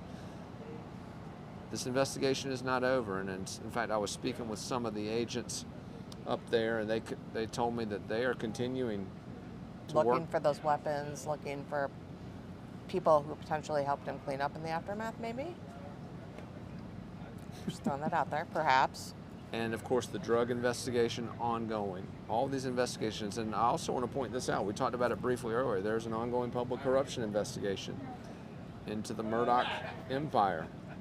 We're going to keep our eyes on that. That's another critical component of this. I mean, and that's, to me, the most important one. Got to follow that through. And I want to tell you something, folks. These prosecutors and these law enforcement officers, they've had a big win today. Justice has had a big win today. But our job is to hold them accountable moving forward. Our job is to make sure that this story, which had, again, so many layers, so many components to it, so many angles. We've called it a ever unspooling web of criminality. A labyrinth inside of a labyrinth. A labyrinth inside of a labyrinth. We're not done. No. Because this story's not done. No. And we're going to continue not only to apply the pressure onto those been accused here, but also continuing to apply their pressure and accountability on those prosecutors and on those law enforcement officers. No stone unturned, SLED Chief Mark Keel said in one of the first press releases issued from his agency. No stone unturned. If they forget a stone, don't worry, I'll find it. Jen Wood ain't gonna forget a stone, people. She's not gonna forget a stone. And I'm not shy. I'm happy to send them. But just as we work with these folks and value the work they do and congratulate them, it shook a lot of hands in there earlier tonight to congratulate folks that have worked hard on this case. But just as we congratulate them on a job well done here, tomorrow morning we're going to be back at them on making sure that they follow through on every facet of this. Yeah. But a few things we're going to cut here in a minute. I'm starving. It's not as though I hadn't had enough food here in Walterboro. But I do want to, as we cut out here for a moment, I do want to remind everybody in that silence tonight, inside that courtroom, the almost reverence as those verdicts were being read. Jen Wood said it earlier, whatever you thought of Paul Murdaugh, nobody deserved to die like that. No. Maggie Murdaugh did not deserve to die like that. Mallory Beach did not deserve to die like that. And so there's some justice on some of those fronts tonight, but Jen, we're going to continue to push until we got justice for everybody involved in this case. Yeah, we are.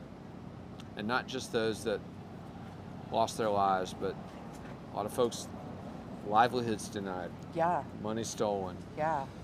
And we're going to continue, as we have from the very beginning of this story, 4 years ago on the boat crash and Mallory Beach's tragic death, we're going to continue to push for that accountability. But we're going to take a break here from Walterboro, South Carolina. We're going to get with Dylan Nolan on all the footage from the Attorney General's press conference. Jen, you got any thoughts before we head out? No, I really don't. Other than I was right? Hey, and you know when you're right, I'll give it to you because I'm right so often. That is true. It's a rare occasion that I get it right and this woman gets it wrong. I'm happy you were right tonight. Well, blind hogs and acorns, as they say here in the South. Blind hogs and acorns. Wild hogs, apparently, in this case. My goodness. I was just going to say, we had a wild hog expert on earlier. Absolutely. But Alex Murdaugh, guilty on all counts. Count on Fitsnews to bring you the very latest as this story continues. It's not over, as we just said. We've got sentencing, we've got appeals, and as we just mentioned, a host of other cases tied to the Murdaugh murders, crime, and corruption saga. Keep it tuned to Fitsnews for the latest on all that. We will catch you on our next segment.